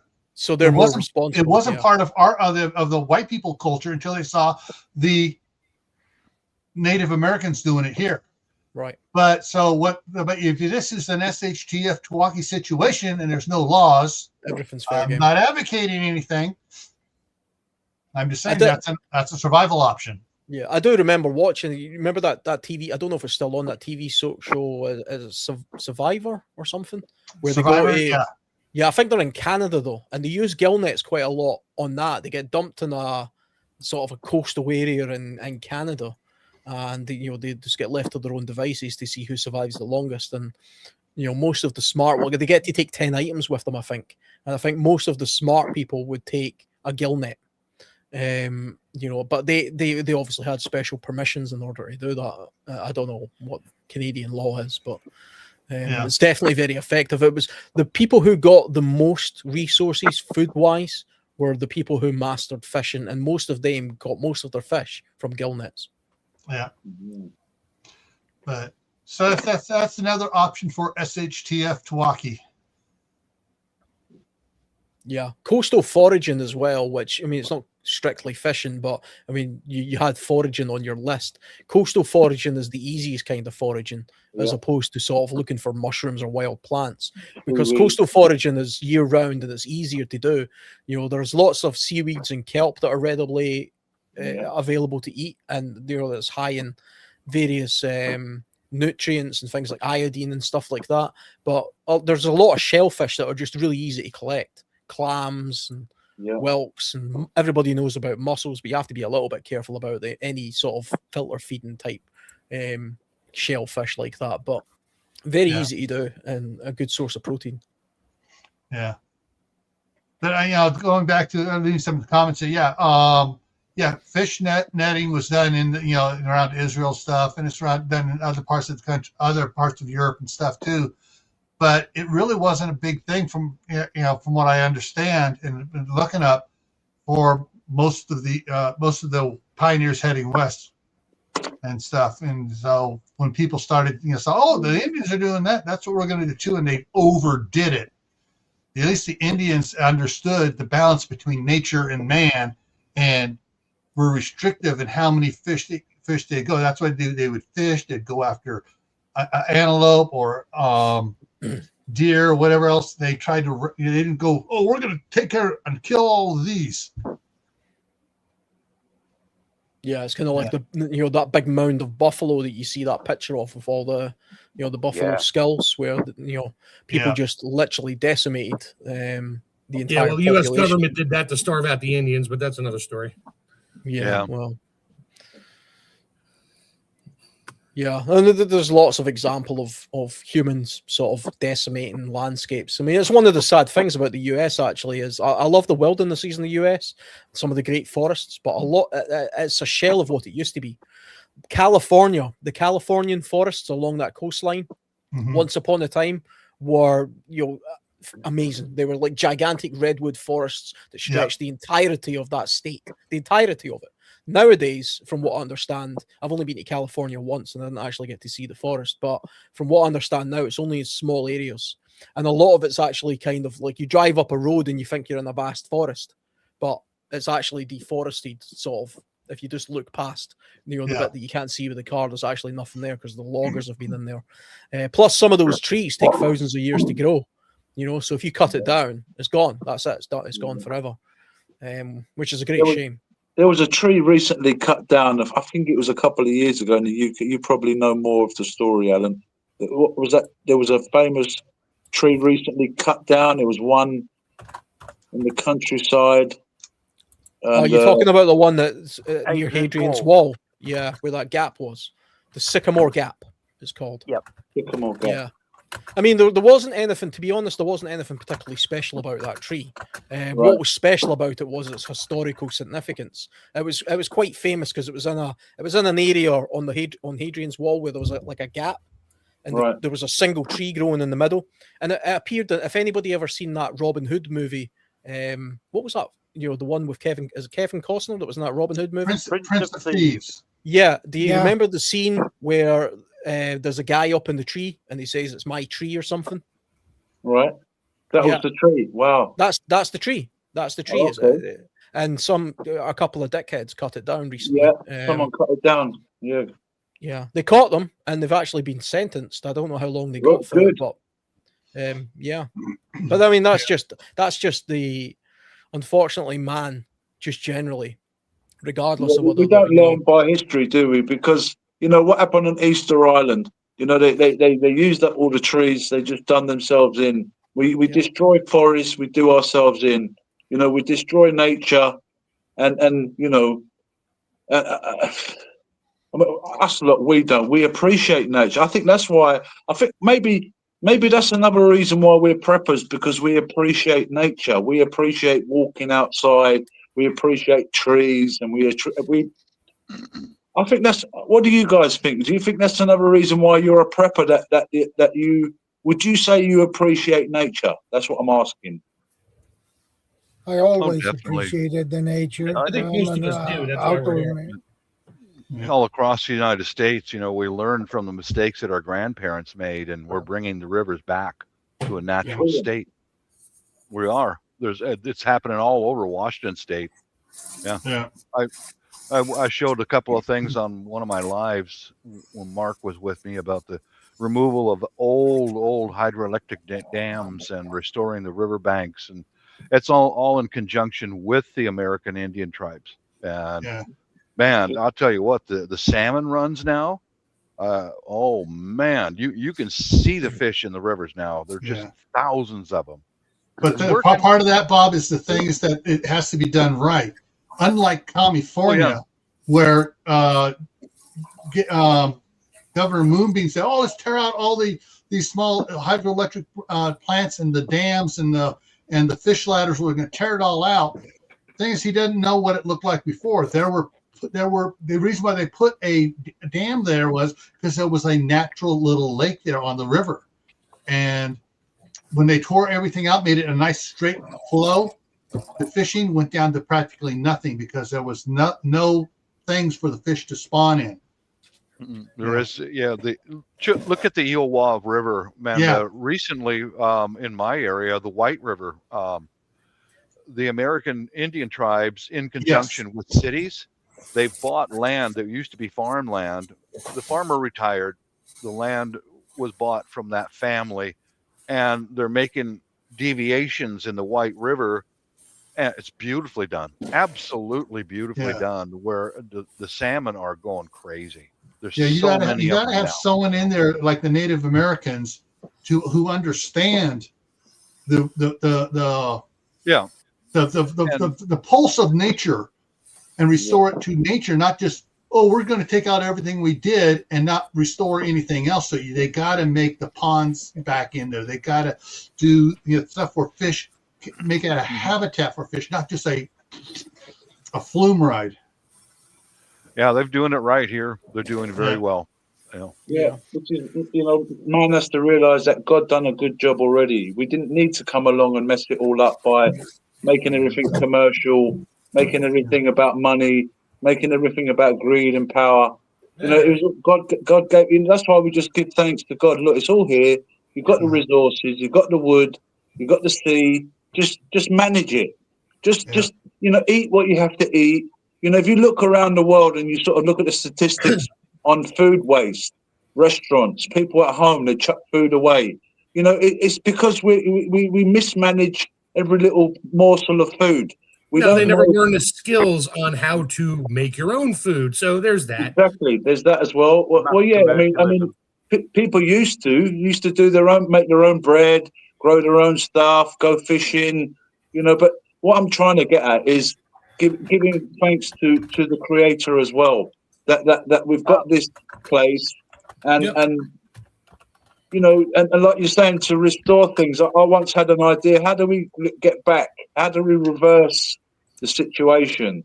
Well, you need skills to get back to that place. I'm trying to divert us back to the topic of build your skill bank, and have skills. Know what you're doing. I mean, most of us know nature, been in nature, we've lived in nature, not necessarily like naked and afraid, but I grew up in nature. Gil grew up in nature. Grumpy grew up in nature. I mean, Shadow, everybody here, we all grew up in the environment around us, whether it's a city park of nature or the woods or the ocean or the seas and that. But we all have our different angles on everything. And we also have our different skill sets based on where we thrived. But learning new skills for those who never really got any skills or have some, just learn some new ones, basic stuff. My skill is going to be, I'm going to learn how to be a programmer to make a specific type of video game. That's a skill, but okay, if it's going to help you in life. But if it's a particular specific one, that skill is gone in about a month when they upgrade the system. Now you lost that skill for programming. So learn the basic skills and along grow that, on that. Yeah, along that, going back to nature and stuff. If Howie was still here, he'd be jumping on this one here. So I'm going to pretend I'm Howie. Do your learn how to garden right. Learn how to garden with nature. Don't fight nature. Yeah. Learn what nature does and stuff. Less pesticides, less chemicals. Or as Howie likes to do, guerrilla gardening. Oh, there's a hiking trail. I'm going to spread seeds out here. I'm going to plant stuff over here. I'm going to get stuff that will grow there. If the seeds were there, and grow it. And so, I recommend it to Alan because he likes to make food stashes.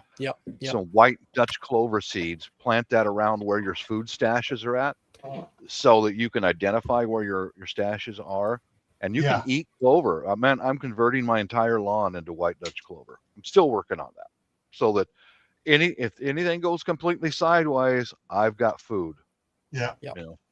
And do what you also have with that, Bob? Of all that clover, you have an attractant for honeybees.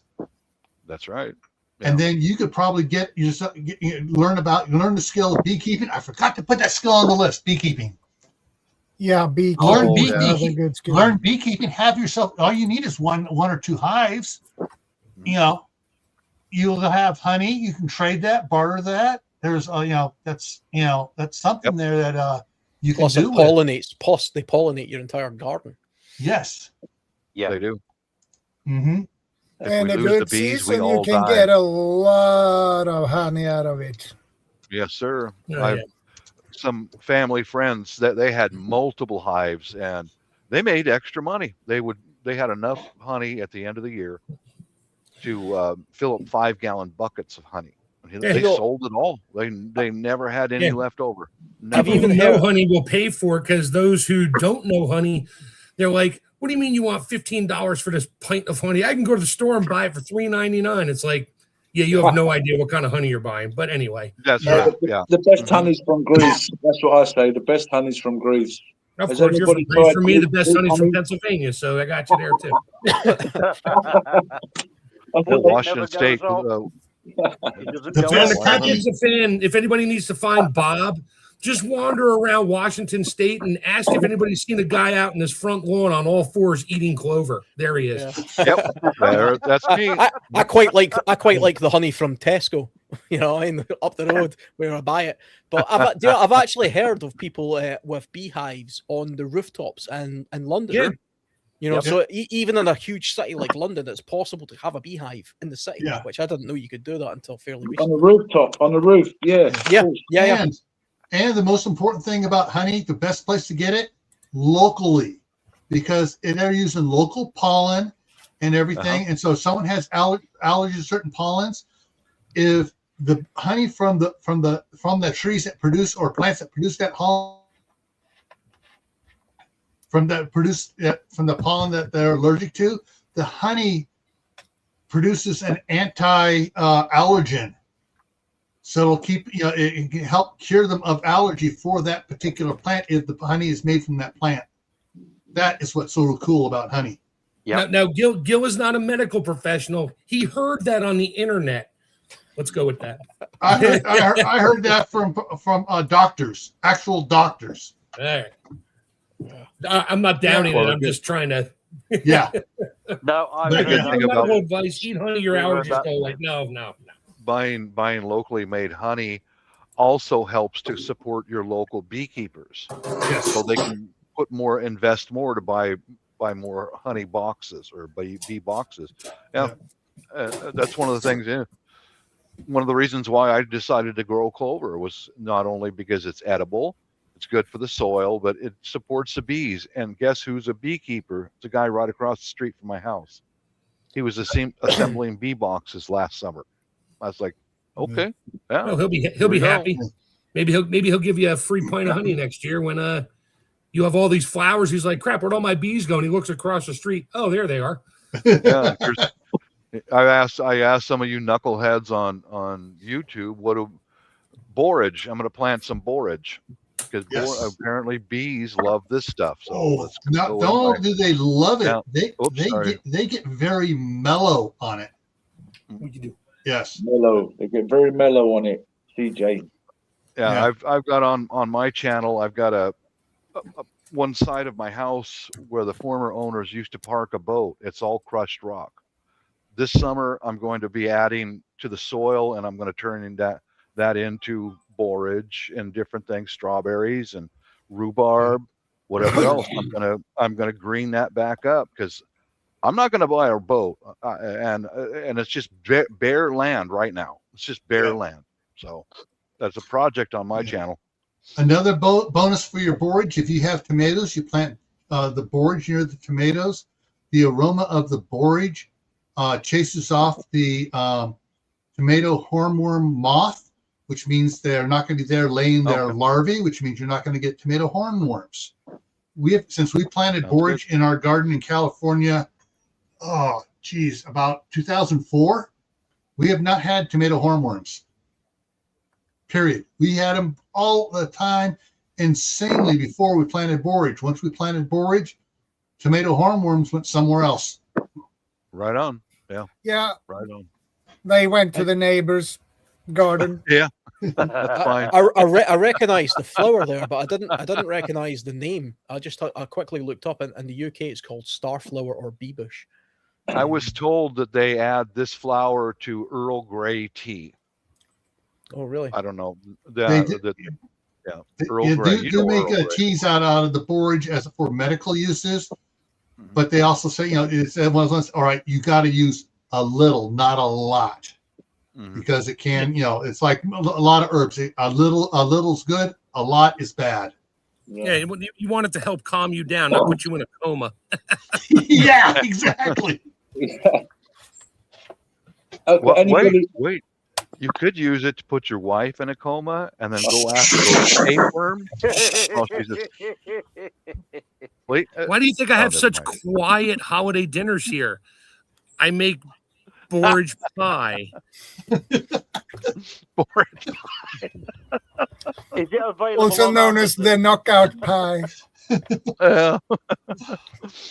I've got to go, guys. My And it- missus is home. I'm going to go spend some Okay. time with her. So, Yeah, peace, fun. guys. Thanks for the Yeah, Bob. invitation. Yeah, Bob. Later, Take guys. care, Bob. My pleasure, Bob. God bless. And the Yeah. family always thought they were getting tired because of the turkey. Here, I thought it was the borage tea you served before the meal began.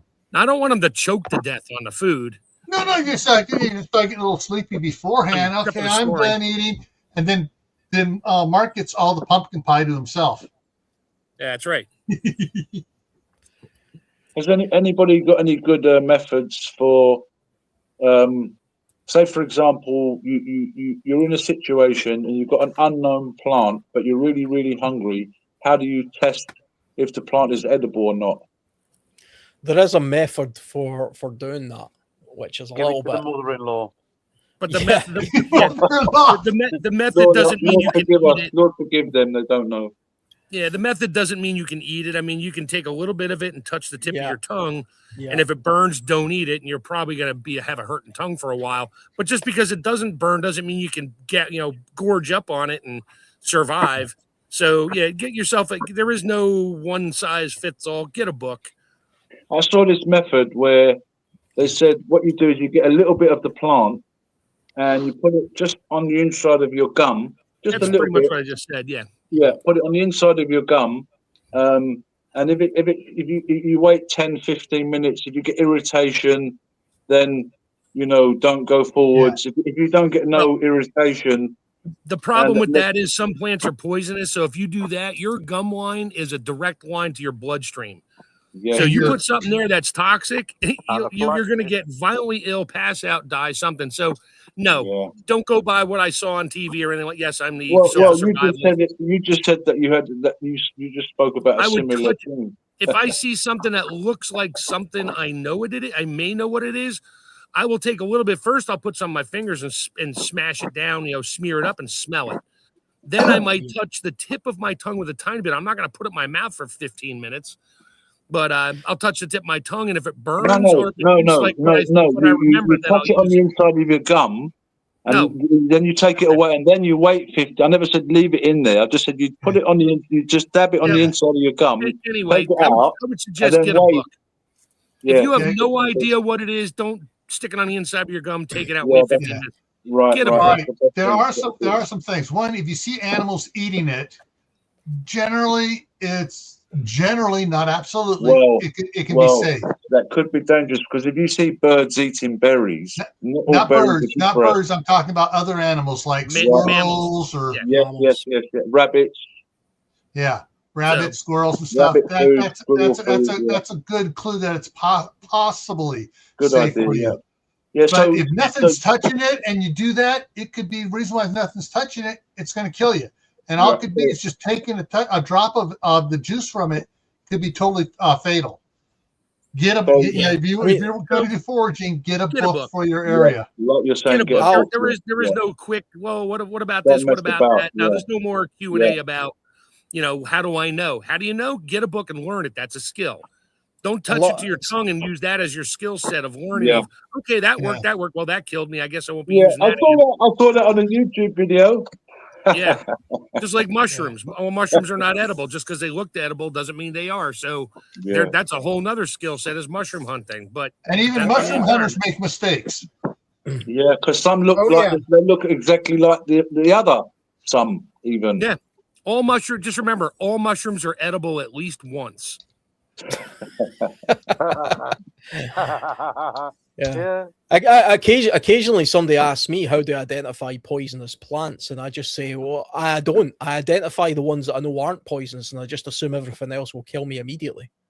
So, I only pay attention to the ones that I absolutely know, because I know that little poison test that we were sort of talking about, where you touched like sensitive parts of your skin to do things. But take a plant like foxglove, for example, which is digitalis. Apparently, the taste of digitalis, I've never tried it, is actually quite sweet tasting. So it wouldn't strike you as particularly bad, but you only need a single petal or just a very small amount of digitalis to basically cause cardiac arrest and kill you. Yeah. So you don't Where do I want to get put it that? anywhere. Just I wouldn't Most- even touch it, let alone put it in my Don't mouth. encourage him. All right, for Alan and Grumpy and Dear Love. Okay, here we go. World War forging wild foods, recipes, remedies that save Great Britain. Wow. Foraging in Scotland. Yeah. This is on Amazon. Yeah. Get Right. a book. There's a book called Food for Free, which is a Yep, fantastic book. I've got that book. Yeah. Yeah. So And you a gotta book make of sure. trees as well. One on trees and one on edible food. Yeah. Plants. Here you go. Foraging in Britain. Yeah. So You can get these little ones that are quite good. I think I might actually have them. 2 seconds. Yeah, they're fantastic books. I mean, can you imagine that there was a time when normal folk knew all this stuff? They're just like every day sort of walking along. Oh, look at that! Bam! I'll get that. Yep. Yeah, hey, sweetie, your dad just cut his leg. Run down by the creek and get some of the whatever that plant is down there and bring it back for me. They did that. That's the way they did it. Yeah. Man. You remember in the Lord of the Rings when the one dwarf has poison and they sent him after the king something or other. We feed that to the pigs, and it's a healing herb. Good books. So Yeah. Oh, wow, that one's bigger. There you go. yeah. Yeah, So they're probably fantastic little manuals, and you get them Yeah. obviously for your region. These ones are UK specific, but Yes. if you go to the coast, for example, you just take a little coastal one with you, and it's a good way of just walking down the beach, and you could just reference a little book, and it'll tell you, what shellfish to avoid and what you can eat and all that kind of stuff. So yeah, they're good little books. Yeah, I agree. But assume everything is poisonous unless you know for sure it isn't. Yep. That's my philosophy. That's why the only time I'll do the tongue tip thing is if it looks like mint and sort of smells like mint. It might be lemon balm, which is that's a fine. good But idea. there's other plants that look just like that, and they kind of smell like it, but not the same, not as strong. And I've trained myself on, I know what mint and lemon balm smell like now, and chocolate mint and other ones. But I'll put a little tip on my tongue and just give it a second. I mean, I'm not talking drops. I'm talking just, after I squish it with my finger, flick my fingers off, no dust left on there, and just touch my tongue and see if it burns. If it burns, no. Yeah. If it makes my tip of my tongue numb, no, it's not. It's this other plant, and I won't bother. Am I going to get sick from it? Probably not. Is my tongue going to hurt for a little while? Well, it might. The thing is, I mean, it's not even foolproof in the sense. I think of a stinging nettle, for example. A stinging nettle's very edible.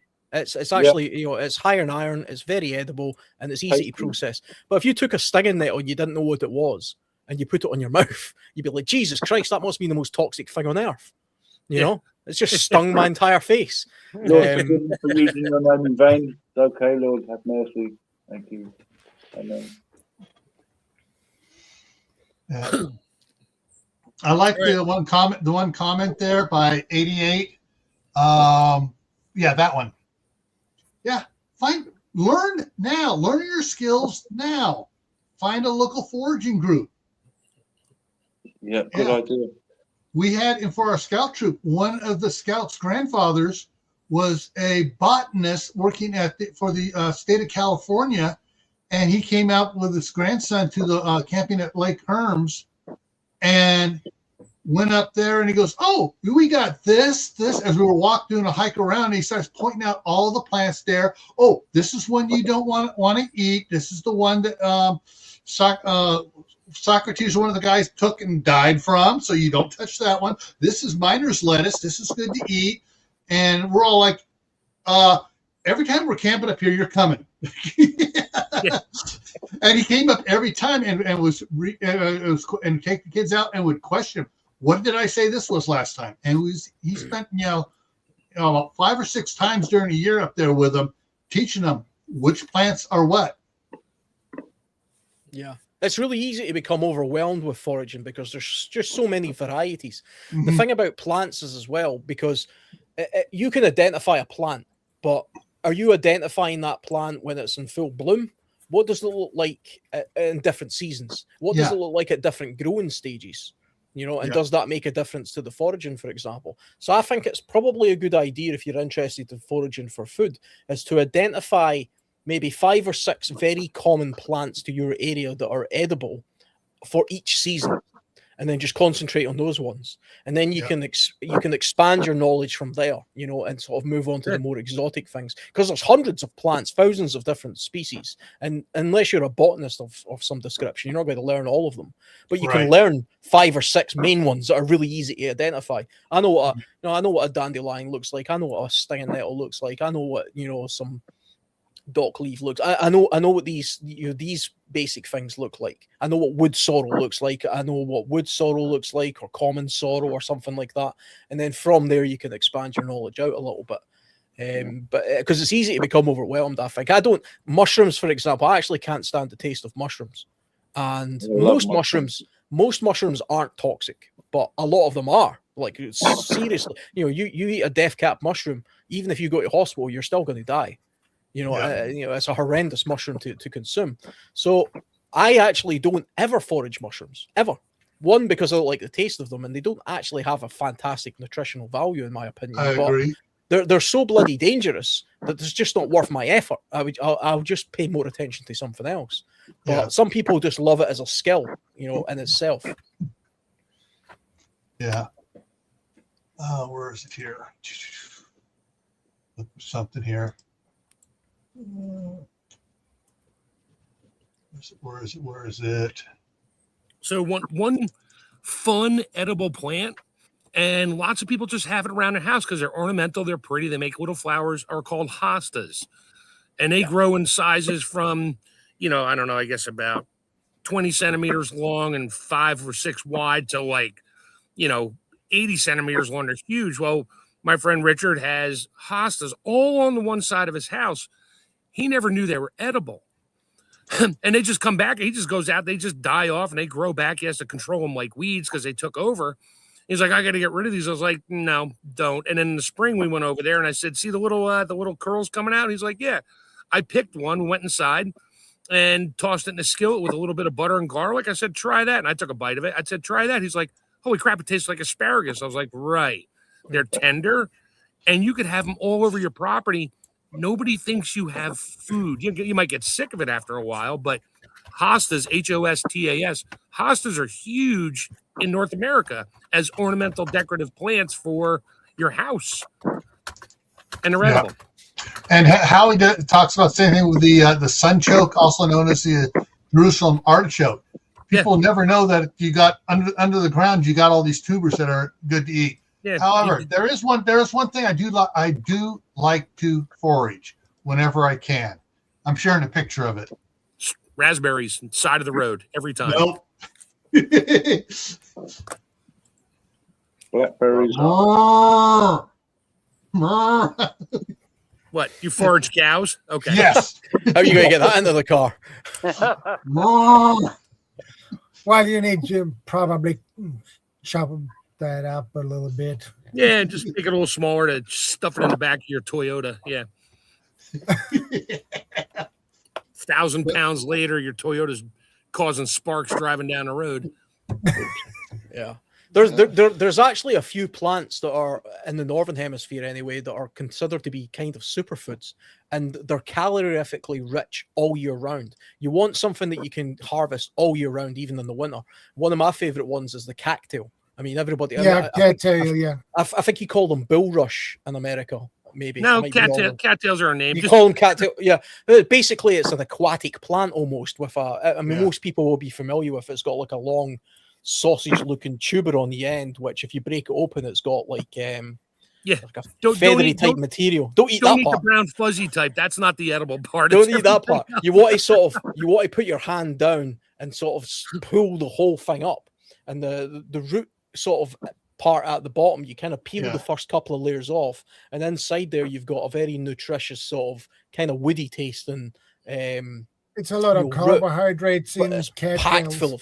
packed full of carbohydrates. But the key thing about it is it grows all year round, like every season of the year. And if you know where there's a readily large amount of them, which is almost anywhere where there's sort of standing water, it's a fantastic resource. Just be careful it's not along a stream that's downstream from some kind of a production plant that makes chemicals, because those plants are really good at absorbing those chemicals and detoxifying the mud and the soil. But guess where all that toxins go? Right into their plant matter. So you'll also, you'll also find other, because of the environment those plants grow in, you'll also find things like frogs and toads in those areas, which are get yourself a frog gig if you live in an area that has a lot of things like that, because they're good eating as well. If you're talking about foraging, if you're there for the plant, you may as well go for the things that live near about it. Lilies as well. You can actually, there's a lot of lilies you can eat as well. And if you need fire starter, the fuzzy cattail part of it makes a good fire starter. Goes up instantly. So you need a bunch of it because it will just, you start out with it and you pile your sticks on top of it, and then you light it. Yeah, I mean, you can use it as insulation as well. I think if you gathered a lot of it, you could just don't breathe. Just don't breathe it in, because it'll choke you pretty good. Yeah, you can eat the bulbs of the lilies as well. You go right down in the river, and you get the big bulbs from the lilies. Yeah. I don't actually. I'm not entirely sure if the actual flowering part of a lily is edible. I'm not sure. I would need to check that. But you need a book on it. There's a lot of edible flowers where you can eat the petals or the stems or just the flower or just the stem. I mean, there's lots you can eat out there, but get a book. That is the thing. The tomato plant. You can eat the tomato fruit, but you can't eat the leaves. You can't eat the whole. You don't want to eat anything else. Rhubarb. You can eat the rhubarb, but you can't eat the leaves. Is that right? Yeah, the stalk is like a celery. I wouldn't eat the leaves. They're just so bitter. Yeah. But the stalks are also bitter, which is why nobody just has rhubarb pie. It's strawberry rhubarb pie with about 5 cups of sugar added to it, because it's rhubarb. When I was a kid, we used to just literally dip it into sugar and then just crunch on it, with like huge piece of sugar. That's what my mom let me do that growing up. We had rhubarb plants, and I was like, "What do you do with that?" And she'd pick the piece and cut a little piece off, washed it off, but she let me. That was the only time she let me dip anything in sugar and eat it. It's like sweet and sour all at once. Yeah. Hang on. What was it there? Rhubarb leaves. I'm trying to look at that. I can't pronounce the name. AULONOC.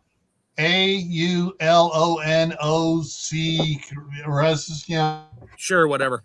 he made his comment up there was they have cars optimized for foraging cows over the pond. Yeah, cars in my area are optimized for foraging deer that are crossing the road. Yeah. So hang on here. I got to get this up here for you guys. Dang it, it's a wrong type file. Dang it. Let me get the other one here then. Somebody in the comments saying stinging nettles good in the curry. I tell you what, almost every survival book I've ever read, they talk about boiling stinging nettles in order to remove the sting to make them edible. That's a disgusting way of eating nettles, though. Do you know what an easier way of eating a stinging nettle is? Just put them over the fire. Just welt it over a flame. Them over a fire, exactly. And get them and it just burns off all the little spikes. And it actually makes it more nutritious because you're not boiling it to death. You know what I mean? It's much tastier. The nutrition out. Yeah, I don't know why they all say boil it. It's easier. Well, it just makes it in an edible format. That's all. So and usually you'll mix it with something else as well. Some people might make a stew. Some people might tea or something. Make a tea as well. Yeah, the tea is one, but then some will make a stew. Some will make a salad even. Yeah, you can. There's a lot of leafy greens and wild things you can add to salad. Even dandelion greens. They're totally edible. They're a little bit bitter. Everybody thinks it's salad. It's going to taste like iceberg lettuce. No, iceberg lettuce is just water and cellulose fiber. It has no nutritional value. The thing about dandelion is as well, all parts of the dandelion are edible, and you can actually roast the roots and make there's no caffeine in it, but you can make a type of coffee. Coffee. You know, it, Yeah. it tastes similar to it. There's no Or caffeine tea. in it, but it's Yeah, similar. Dan wine, tea. Yep. Okay, here's a vehicle around here that is optimized for harvesting cattle. Yes. Yeah. And horses. Seriously, a lot of the trucks around here have big old freaking cattle guards on the front of them. Did you ever Because see? The You- speed you got- limit for the truck is 80 miles an hour. Wow. Did you? All Do you right. guys ever watch Top Gear in the US back in the day? Oh yeah. There's a Top Gear special where they're in the US and they Oh, get a cow. they get a cow and they put it on the roof of the car, and then they take it to the campsite. And they're like, "Now what do we do?" And they're like, "I don't know, peel the cow." It's obviously a bit of a joke, but I think they got lucky to escape with their lives on that episode. yeah, because they wrote some crazy stuff on the side of their cars and the southern states. Yeah, Yeah, because what happens around here, cattle will get out and they'll wander across the highway, and the trucks are going along, 80 miles an hour at night, and there's a cow walking across the road. oof. Yeah, Wow. instant hamburger. I've actually seen a cow running down the motorway before in the UK. Hamburger and then meats somebody for the whole chasing it. village. Sorry, Al. Sorry. I saw one of my buddy's horses that got hit by a car. The horse was still there with, had a broken leg, whatever. It was dead. There was nothing left of the car. It took the legs out from under it, went through the windshield and came out the back of the car because they're so high up, like hitting a moose up in Alaska or northern states. Yeah, you're dead. Duck. We Don't hit have the a big brakes, just duck. we have a big deer problem in Scotland, and every year people get killed on the road from deer. Wow. A red deer is an enormous animal. It's not as Yeah. big as a moose or an elk, but it's a very large animal. If you hit that with your car, you're going to know all about it. Yeah, You're not gonna have if you're much of a going car fast left. enough, it's not going to skate off the windshield and launch No, into no, the not air. at all. It's coming through the windshield at It's, you. it's destroying that whole car pretty much, and anybody that's in it. So I was going to say earlier, if wherever state you live in, like I'm not going to go out and buy a book for herbs of edible herbs of North America, or edible anything of North America, because that's 99% of those places I will never go. Yeah. But I will find a book and they have them, for your region or your state, edible, wild edibles in Pennsylvania. Yeah, I'd love that. I know there's a book. I'll probably wind up picking it up. And it's even regional there because northern Pennsylvania has different stuff than southern Pennsylvania. So, but with that minimized amount of stuff, you're not trying to memorize or look at plants that you will never see in your life unless your plane crashes in Alaska, in which case, you better have an edibles of Alaska. But I live in Florida, that type of thing. So It's just too big of a subject. It's one of those things. I mean, when you start looking at plants, and I mean, it's so vast. I mean, people do their entire PhDs on just plant identification, and they're still, they're experts, and yet they still can't identify everything. I mean, if you go to somewhere like South America, most of the stuff you're seeing is probably new to science. I mean, not only do you not know the name of it, nobody knows the name of it because it's a bloody new species altogether. So, my wife bought me a book called Herbs That Heal. I was like, oh, that's cool. It's a thick book. And Gil probably has one, or Tammy has one. I know that. And but if I go reading through it, I'm like, okay, what is this plant? It doesn't really always give you the geographic location. I pulled one of them up. I was like, oh, it helps with this, helps with that. Where does it grow? Oh, it grows wild in India.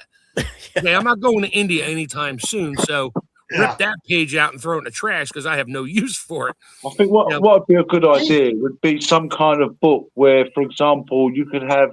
I was just writing it down to remember some stuff, but the book could be called Regional Skill Books.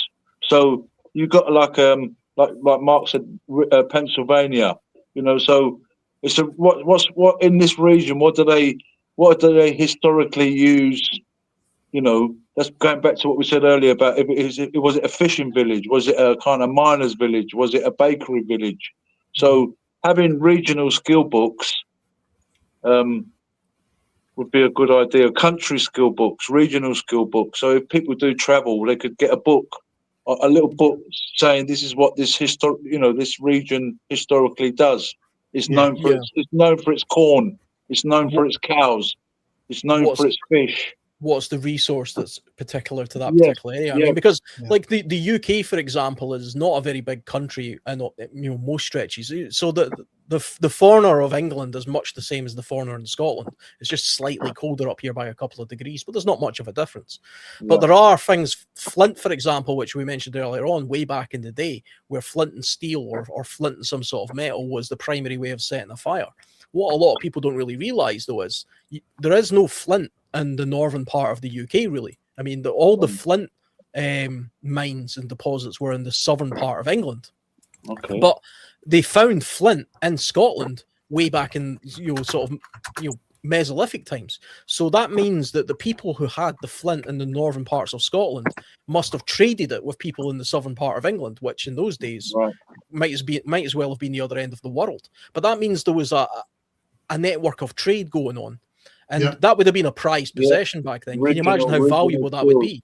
Yeah, because you can't just kick over a rock in Scotland and say, "Oh, look, there's a piece of flint," because we don't have any. Because flint is, a product that you tend to find in sort of chalk and things like that. So you get it around about the southeast of England and things like that. So that's a resource that's very particular to that particular area. You can get iron deposits, natural iron deposits in places like Scotland. You'll actually find them on beaches sometimes. It looks almost man-made, like a big rusty sort of thing in the beach. It's actually natural. People used to believe that it was where lightning used to strike, but it's actually not. It's actually a natural iron deposit. But you could take that and then use the flint and you can make fire that way. But regional knowledge is definitely good. But I mean, they're like plants and stuff don't know what borders are or states, so they don't care about the second you cross this border, suddenly it's something different. It doesn't work that way. But the Greeks came to England, the UK, to get copper. So it's, knowing about resources, like you said, regional skills, all this kind of stuff is amazing. And to think that someone in Greece heard, "Oh, copper! Yeah, we go to England. We go there. We go to the UK and get it." And they come to England. Like I think it was 1000 BC, before the Romans. I mean, it's one of those things where I can't remember the exact place, but there's a sort of story of them. Gold is valuable everywhere, but if you happen to live in a place where there's bloody gold everywhere, but it's not valuable to you, and then you get these sort of like conquistadors or whatever sort of showing up in this place, and they're like, these idiots are going to trade me a bag of gold for a bag of beans, because the beans are more valuable to them than the gold, because the gold somewhere deep in Africa, somewhere like that, where gold is like, they've got mountains of it. There's nothing for them. It's like a bit of decoration. Yeah, they're like, look at these idiots. They're trading, these worthless yellow rocks for these valuable beans. You know what I mean? It's just a case of understanding what's in your area from a resource point of view. But yeah. All right, here's another skill to throw out at you guys. Sewage system management. In other words, very, very good one. Do you know what to do with all your crap? Yeah. Well, basic is that it's far away from the camp, and a nice big hole in the ground. I'm just saying the basics of basics. Sorry, Al. Yeah, not near. No, I was going to go the same route. Basic latrines, the old-fashioned dig a hole, and then once it gets to a certain point, fill it in a little bit, fill it in, then move to the next hole, and that kind of just becomes fertilizer to some extent. But that's highly dependent on how small of an area you're in, how many people there are, and you also can't be using modern amenities like bloody wipes that don't degrade and chemicals and things like that. Yeah. You can use human waste as fertilizer, as long as it's not contaminated with bleaches and other household chemicals and things like that. And medications. Medications, yeah. Medications. I mean, we were talking about cattails earlier. I did actually see a homestead development one time where they actually had their own, like a big natural pond. They'd built it and it looked natural, and they had things like cattails. And that was part of their sewage system, where they basically all of the plants naturally filtered out all the the bad stuff and broke it down. It just became fertilizer because it was designed in such a way in order to do that. But like they said, obviously you can't go pouring bleach down your toilet, because all that's it's not going to a sewer. It's just going out to their natural pond that they've created. And it's to going to deal kill with all the microbes and stuff Yep. that are Yeah, beneficial microbes. absolutely. I mean, I've spent some time in some natural cabins and wilderness areas where they use things like sawdust toilets, where it's literally just a case of you do your business, you scoop some sawdust in there, and over a period of time it sort of rots down that way, and that is effective. It does work. Yeah, dude, I have my. It's not a composting toilet per se. It could be at the cabin. I didn't dig a hole in the ground. My water table's 12 inches down. I'm not digging a hole. And but no, I keep a bucket of peat moss, and I mix in some pulverized lime, and I mix it together, and I just keep a scoop in there. So when I'm done, I just sprinkle some on top. The smell goes away, and then when I'm done, the bag gets double knotted, triple knotted, triple bagged, and gets tossed in the dumpster when I get home. But you could do the same thing. I mean, a lot of people do it. They do it in buckets. They just take the bucket outside and dump it out, or let it sit there and fester and decompose and compost, and then they just clean the bucket out later and use it again. Yeah, I mean, you can look to the past to see how people in crowded areas used to deal with this, and I mean, in the sort of Victorian times and a little bit before, it's a disgusting practice. But in Scotland, they throw actually it out used the to, window into the street.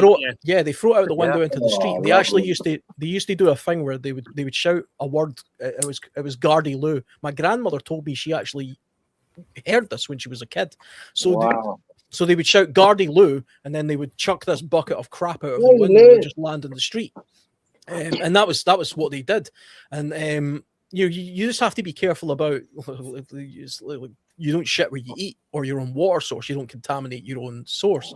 But you can make sure that you do it in some areas. I don't know if you guys remember, but when I did the bug out camp with Mike, we were on a remote Scottish island with a castle, and I had some of the old ruins, the old rooms still existed, and we found the one with a toilet in it. And a toilet in a medieval castle was actually just a seat with a hole that dropped down into the lock below. That was it. Wow. But you've got to then imagine, well, the people who lived in that castle at the time, they must have not been using that water directly from there as their primary source of drinking. They probably were going further up, and then they were willing to sort of crap in and around that area, because they probably had animals and livestock and all sorts of stuff there anyway. They would have changed that style if they had cell phones back then, because you don't want to drop your cell phone in the toilet because it's going all the way down. Yeah, so I mean, it's really just a case of managing where you put it. I mean, even our modern sewage system, I don't know if you guys have got much experience with. I actually used to work for a company who used to clean drains, and I could tell you, I could bore you with stories all day about the catacombs under Edinburgh. I tell you, there's rooms under Edinburgh, like sewers under Edinburgh, that make Ghostbusters look like nothing. They're incredible. They're amazing. Victorian sewer systems. It's like a city underground. But a lot of them used to literally just flow like in a river out to sea, and they just dumped it right out into the sea. Nowadays, of course, they get pumped to sewage treatment. Yeah, they pump it to a sewage treatment plant, remove the solids, treat the liquids, and put it back in the water supply. Yeah, we know. Yeah, that. exactly. I mean, and if you look at the sewage treatment plants, it's actually just a series of round filters of different sized gravel, and they just pour the stuff right on top, and it goes round in a circle, and it kind of goes through a different variety of filters until eventually, like you say, it ends up right back in the water source where they chemically treat it. It depends. It depends on the municipality. I know we're in Contra Costa County. There's 2 sewer systems. We're on the Mountain View Sanitation District, across the freeways on Central Sanitation System, and they both use the same type system. It comes in, it goes through the separator. They separate out the solids, and then it goes through another one to separate out particles, and they separate it down. And then when they have just liquid left, they have the big black lava rocks out there. They treat it with some chemicals, and then chlorine, chloramine, whatever and stuff, and they just go out and spray it on it. So it basically, the black rocks get hot from the sun, and so it just creates like an evaporation thing. So it evaporates it.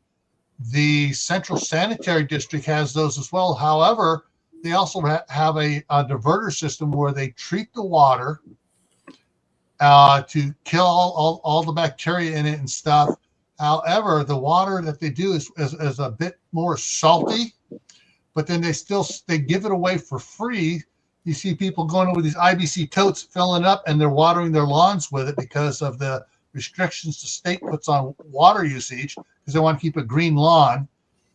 Some plants will thrive in it. Some plants die because of the excess salt in it. But the state of California's Caltrans gets their water there, and the meridian strip between the freeway directions, they'll have plants in there, and just go along and just spray it on the plants to water it during drought times. And so they'll put a lot of the water out there on the freeway, which is, it doesn't smell or anything. But the bad part is they were selling the solids. After it goes through, they actually have a filter stuff to pull out needles and stuff like that out, and and tampons and stuff out of it.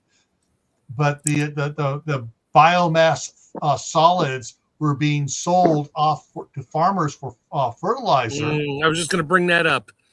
And then 5 years later, they close the farms down because the ground's toxic, has PCBs and everything else in there, and nothing the farmer can do about it because it was free fertilizer. Yeah, there's a scandal. And having problems with medications and stuff. Back. So Yep.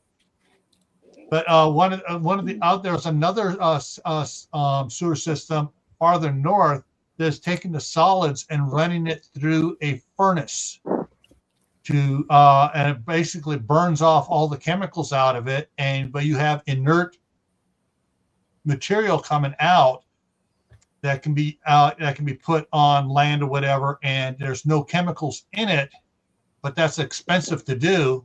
But there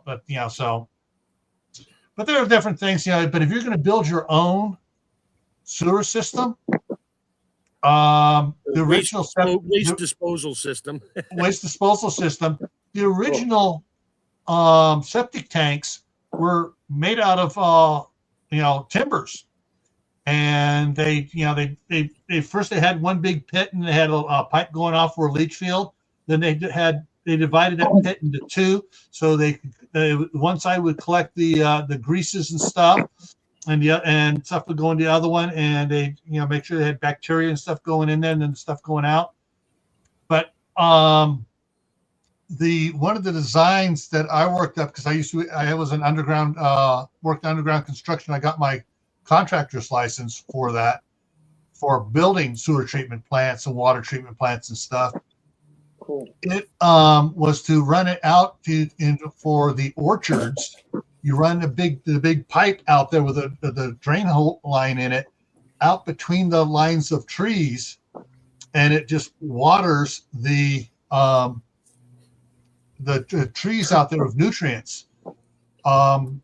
Usually those were designed for private farms and stuff, so their sewer system was taken into that, and they knew, all right, you have your washing machine went to one tank, all the toilets and showers went to a different tank that would go out that way there. So there's you can use a system like that where it will help fertilize your fruit trees. And where I got the idea for doing that was what happened at my parents' house in 1963. The apricot trees' roots got into the clay pipe and were trapping everything, and we had apricots that were as big as grapefruits. Yeah, well fertilized. But yeah, it's called you were talking about a gray water system. It's a gray water. Yeah, gray water. I mean, if you're going to use that in your garden, farm, stuff like that, be careful what you're using to take a shower, the chemicals in your shampoos and soaps, and the stuff you're using in the washer and the sinks and that. Yeah, because all that toxic crap is going to wind up out in your plants and either kill them or make them grow 17 seeds on a little tiny fruit or something weird. Detergent is one of the most devastating things for plant life and things like that. You shouldn't actually put it on your clothes. The stuff is bloody pure toxic. That nice fabric smell that you get from that chemical that you put in there, that's probably giving you all sorts of cancers.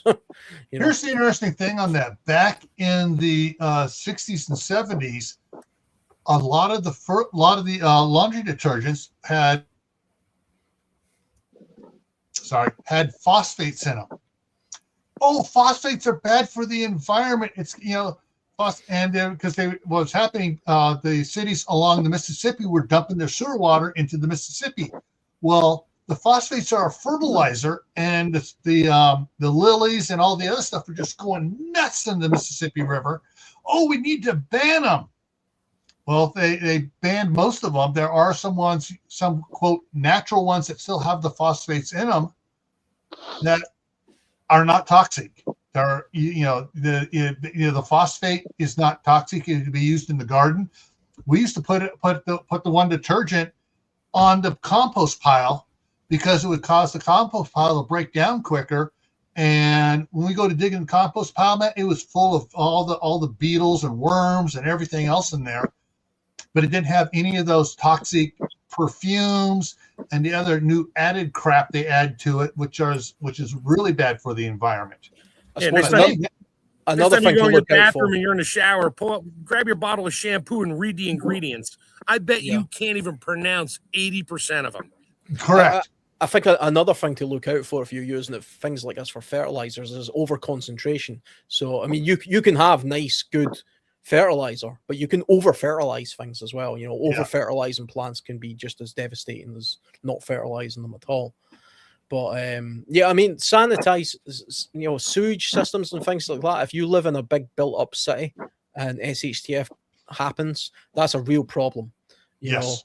That becomes a problem real quick. I mean, it's not so big of a deal if you live in the countryside and everybody can get away with digging a hole in the field. But if you live in London or Birmingham or somewhere like that, or somewhere in the US, that relies on a lot of power. It relies on a lot of pumping stations. It relies on a lot of manpower. If all that stuff suddenly switches off and you're wading through, millions of people excrement. Out where my property is, there is no public water, public sewer.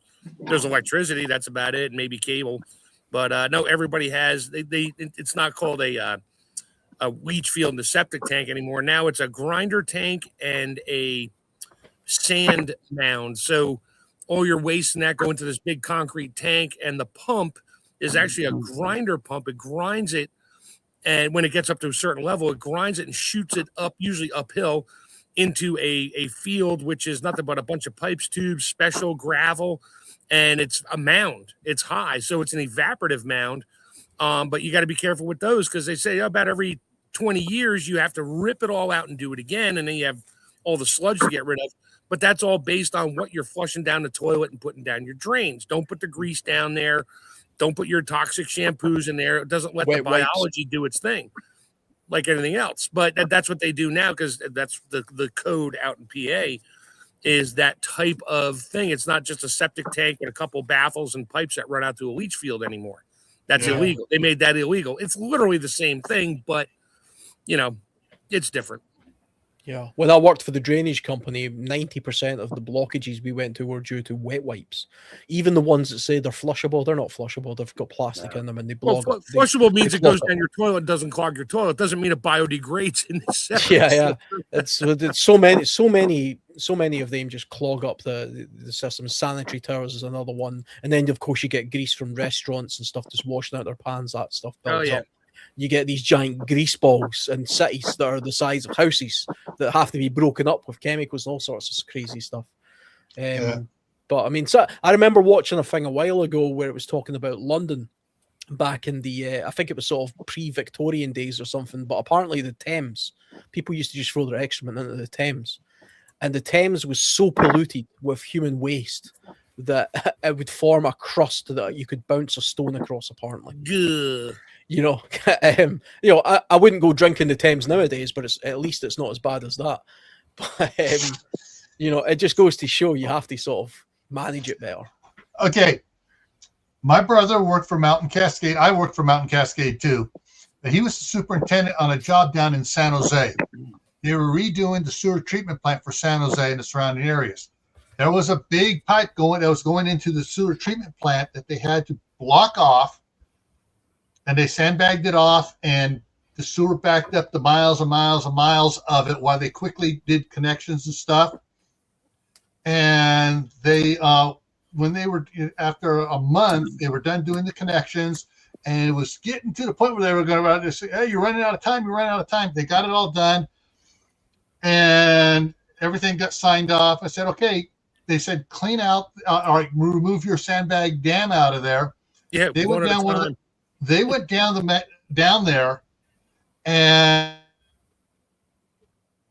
they went down the manhole wearing hip waders, to go down there, because you're talking about a pipe that's about 8 foot diameter, sewer pipe, and they go down, they step on it, and they jump. It's hard as a rock. Oops. They go walking down to the thing down there, and they start pulling the sandbags off the top, and then they walked it back up to the manhole, and they're sending sandbags up the manhole. They got down to a certain point, and it's all right. So after about 2 feet down, it's soft and squishy, and so they decided, oh, we're gonna pull a fast one. They started pulling the sandbags from the bottom, and they got about 20 sandbags out. All of a sudden, started shooting, and they said, knock a sandbag, and it gets washed down towards the treatment plant. All of a sudden, they feel the whole thing start moving. All right, everybody out! They get out, and they're watching. Why do you come out? And they're watching. Watch, and a couple seconds later, the whole thing, like a big old slug, goes down to the treatment plant. Now, Yeah, the treatment that's not the funny part. That's not the funny part. They're down there, and what happened is they had turned water that had been going to another treatment plant to help flush this out. Well, it's coming down there, and my brother goes walking over 50 yards to the treatment plant's big catch basin where everything dumps into, and it gets separated. That stuff goes in, and looks at it, and he sees the stuff like toothpaste just coming out and piling up and piling up. And he goes to the inspector, "You better tell him to turn off the water." And the inspector walks over there, sees that, and goes, "Holy crap, it was just coming out and just building up because it was so dry." And so they had to stop it, and it was backing up the sewer treatment plant, and they took 2 or 3 days to clean it all up, process it, and they opened it again, stopped it. After about 2 weeks, they were able to get it finally flushed out and going. But the manager of the sewer treatment plant came running around. "What are you guys doing?" He goes over, looks at the thing, leans over, and he gets the whiff. And the man who managed the sewer treatment plant drops to his knees and starts upchucking. And my brother and the inspector were out there looking at him. "Dude, you're in the wrong business." But yeah, you could smell that for miles. It's a smell you never forget as well. Because I mean, I went into some sewage treatment plants in the centre of Glasgow. Wow. Yeah, I mean, it looks like the pond from hell as well. It's like a big building, and there's a giant pond. They even had a boat. There was actually a boat down there that the engineers used to do whatever it is they were doing. I was like, Jesus, can you imagine falling in that? That would be horrendous. That's like going into Mordor. Yeah, to the dead zone there in Mordor. The eternal bog of stench, Yes. Oh, but yeah, so if you in SHTF Milwaukee, after everything's collapsed, you're going to design your own sewage treatment plant or treatment system where your septic tanks and stuff. Over design. Think 10 times what you think you're going to need. Yeah, and make a 5-gallon bucket's good for a couple days. Yeah, 20-gallon bucket is still good for a couple days. Yeah. So you want to make sure you have stuff. You want to make sure you're separating in the house. You have diverter valves and stuff so that washing machine water goes one way when you're using bleach. The other time it can go out to the thing. Make sure you stock up on your enzymes and stuff for sewage, for septic tanks and stuff, because you want those enzymes in there to start digesting everything. And you want to be able to have it to take care of itself as much as possible. And any of the water from it, you want to make sure that the septic tank and all the water are way away from the well or your water source, going the opposite direction. And if you can, you want to use that water plant. That's where you're going to plant your orchard, just out where your leach lines are at, because the trees will take care of the liquid, and use all the nutrients that are in that liquid to grow.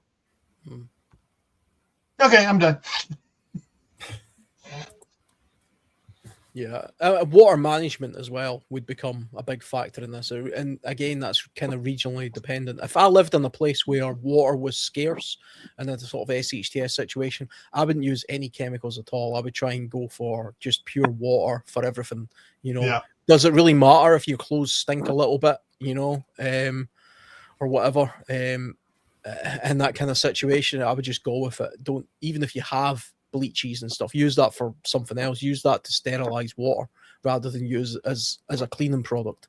Yeah, you don't need, you're going to run out of that bleach to sanitize your water. I mean, 3 parts per million. Swimming pools, you need 3 parts per million of chlorine. If you smell chlorine when you walk into a swimming pool somewhere, there's way too many chloramines and other stuff going on there, and it's probably not the most balanced body of water. Yeah. But that's because somebody peed in the water. Well, that too. So, anyway, hey, Shadow, awesome. This is an awesome one. I really, really love this one. I know Gil gave it to you. I don't care. Thanks, Gil. Gil, I'll see you probably later on, but I got to bail here. I got some stuff to do before the wife gets home, and y'all have a great rest of your day. Catch you later. Okay, Mark. No problem. God bless. Later. Later. Let's see if I can get this up here. Yeah, so in about 2 hours, I'll be going live on my channel. The topic tonight is after the Long Valley caldera erupts. For those that don't know, that's in California. It's actually bigger than Yellowstone. Wow. We'll be talking about that. And it's actually more active than Yellowstone. So we're going to be talking about that tonight. That would have a global impact if it was bigger than Yellowstone. That would the whole world would feel the effects of that. Here's part of the problem. What they thought was Yellowstone's ash fields were not. They were the Long Valley Caldera's ash fields. So they just discovered, oh wow, this was actually from Long Valley Caldera. So where is it? Here we go.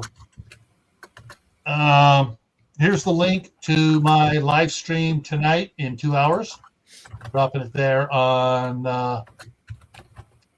in Grayman. I mean in Shadow's chat there. And everybody on my side, you know where to come to get it. And so yeah.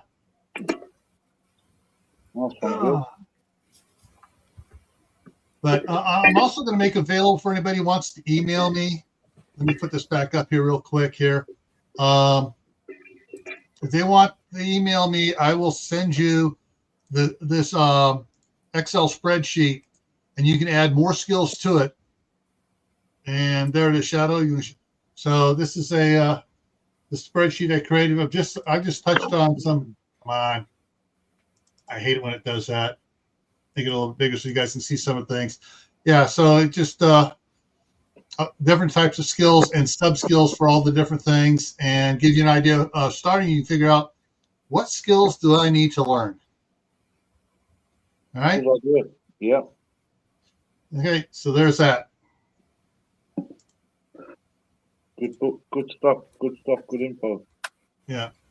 I think we touched on most of them in the course of this conversation. I think we did. Not everything one way or another. There were a couple we might have missed, but one last one when it comes to food storage.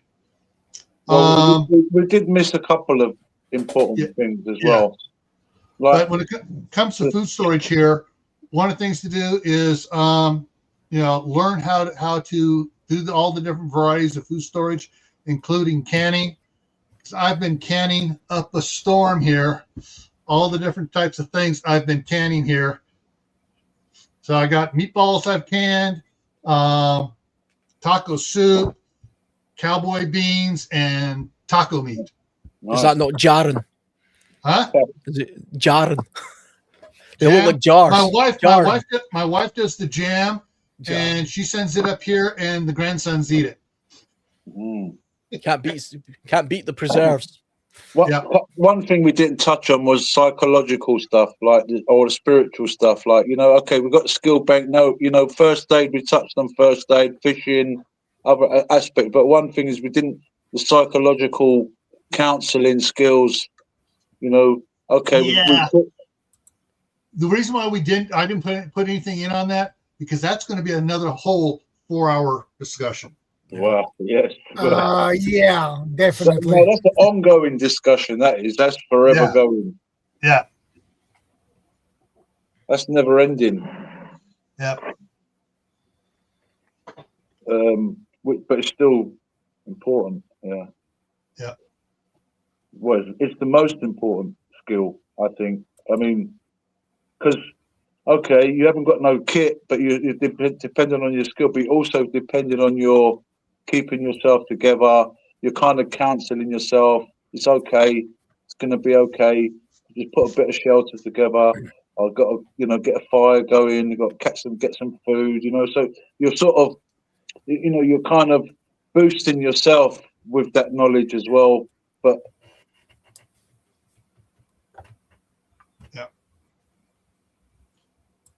and being able to sort of help others as well, because a lot of people will be cracking up in a certain situation. People crack up just because they can't sort of see their phone in front of them. People, crack up if the microwave ain't working. Damn, I can't heat up my food I bought from the supermarket. I haven't got time to cook. Anyway, I don't even know how to cook. A lot of people don't even know how to cook anymore. Yeah, that's another skill set. Which, if anyone doesn't know how to cook, that's a skill you need to learn to do. Exactly. It'd be a short, sharp shock for a lot of people anyway. That's for sure. Yeah, definitely. A lot of people would have to very quickly learn how to, get back to the basics of survival. And there's a time learning curve on that too. Yeah. Some people crack up because they haven't got their internet anymore. Yeah. No, wait. No internet. Oh my God, the internet's gone. Oh, what are we gonna do now? Yeah. A skill that I think would be very important to learn. You guys know I've traveled over in Asia a lot, and it's a main staple in their diet is dried fish. Learn how to dry fish. It can keep. It's almost like what Mark makes, but it lasts almost forever, and you can eat it in any dish you cook with. Dried fish. That'd be something worth learning how to do. Yeah, smoked fish. I saw a video the other day about, like you just said, dried fish. This guy had this dry cod. It just looked like a lump, hard. He said, well, obviously you can't eat it like this, but I wouldn't have I wouldn't know how to cook that. But yes, learning, I will definitely sort of learn, get some of that fish and learn.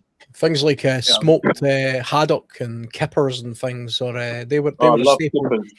They were a staple diet in the UK for a long time. Not so much now. I'll get them every week. I get kippers every week. Yeah. What I learned by accident, more or less, is the Indians here in my region, they lived in what's called a long house. Usually 4 or 5 families lived in one long house, and it rains here a lot. So their main staple is salmon coming out of the rivers. Wow. So they learned how to fillet the salmon meat and build racks in the longhouse, because the heat keeps you warm and dry, and they just lay the fish across these wooden racks and let it sit there and smoke and dry the fish, and there's your food for the rest of the year. Yep. And people just did that naturally back in the day, just like everyday sort of stuff. And today we take a lot of things for granted. And how do you do this? How do you do that? Mom, how do you work? How do you get the washing machine going? I met this girl. She was a university student, 25 years of age, and she said she didn't know how to work. She don't know how to work, a washing machine. Our kids learned how to do the washing machine before they were 10.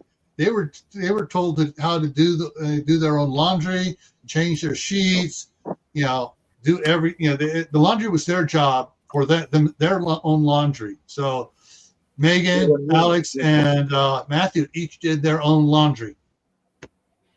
I used to wash my clothes in the bath when I was 13. Just whack them in the bath, let them soak a little bit, get some elbow grease in there, my hands, give them a good old wash. Then I have to rinse them out. You know, but I remember a couple times as a kid, we had to wash the clothes we were wearing because we were playing in the horse corral, and my mom or dad were out to the garden hose. Okay, and they started spraying us off, and we had to wash our clothes down and get most of it off before we could get out of it to go into the house and take a bath. brilliant. Yeah. But there was one comment on there that up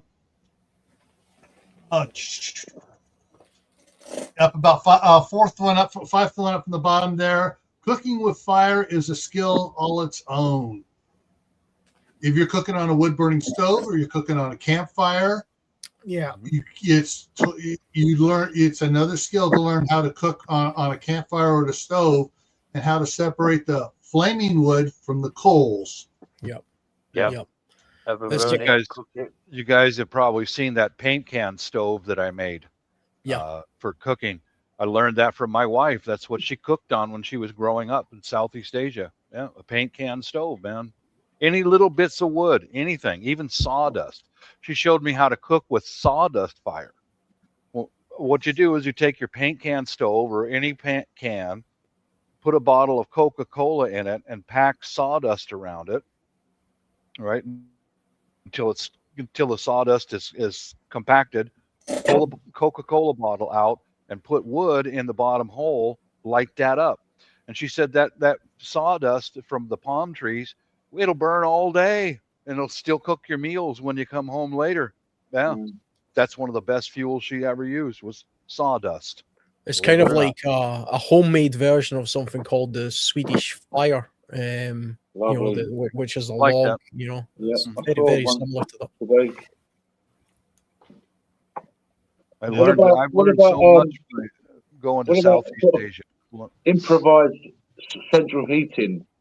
I saw a video of a girl on YouTube, and she improvised with using sort of tiles.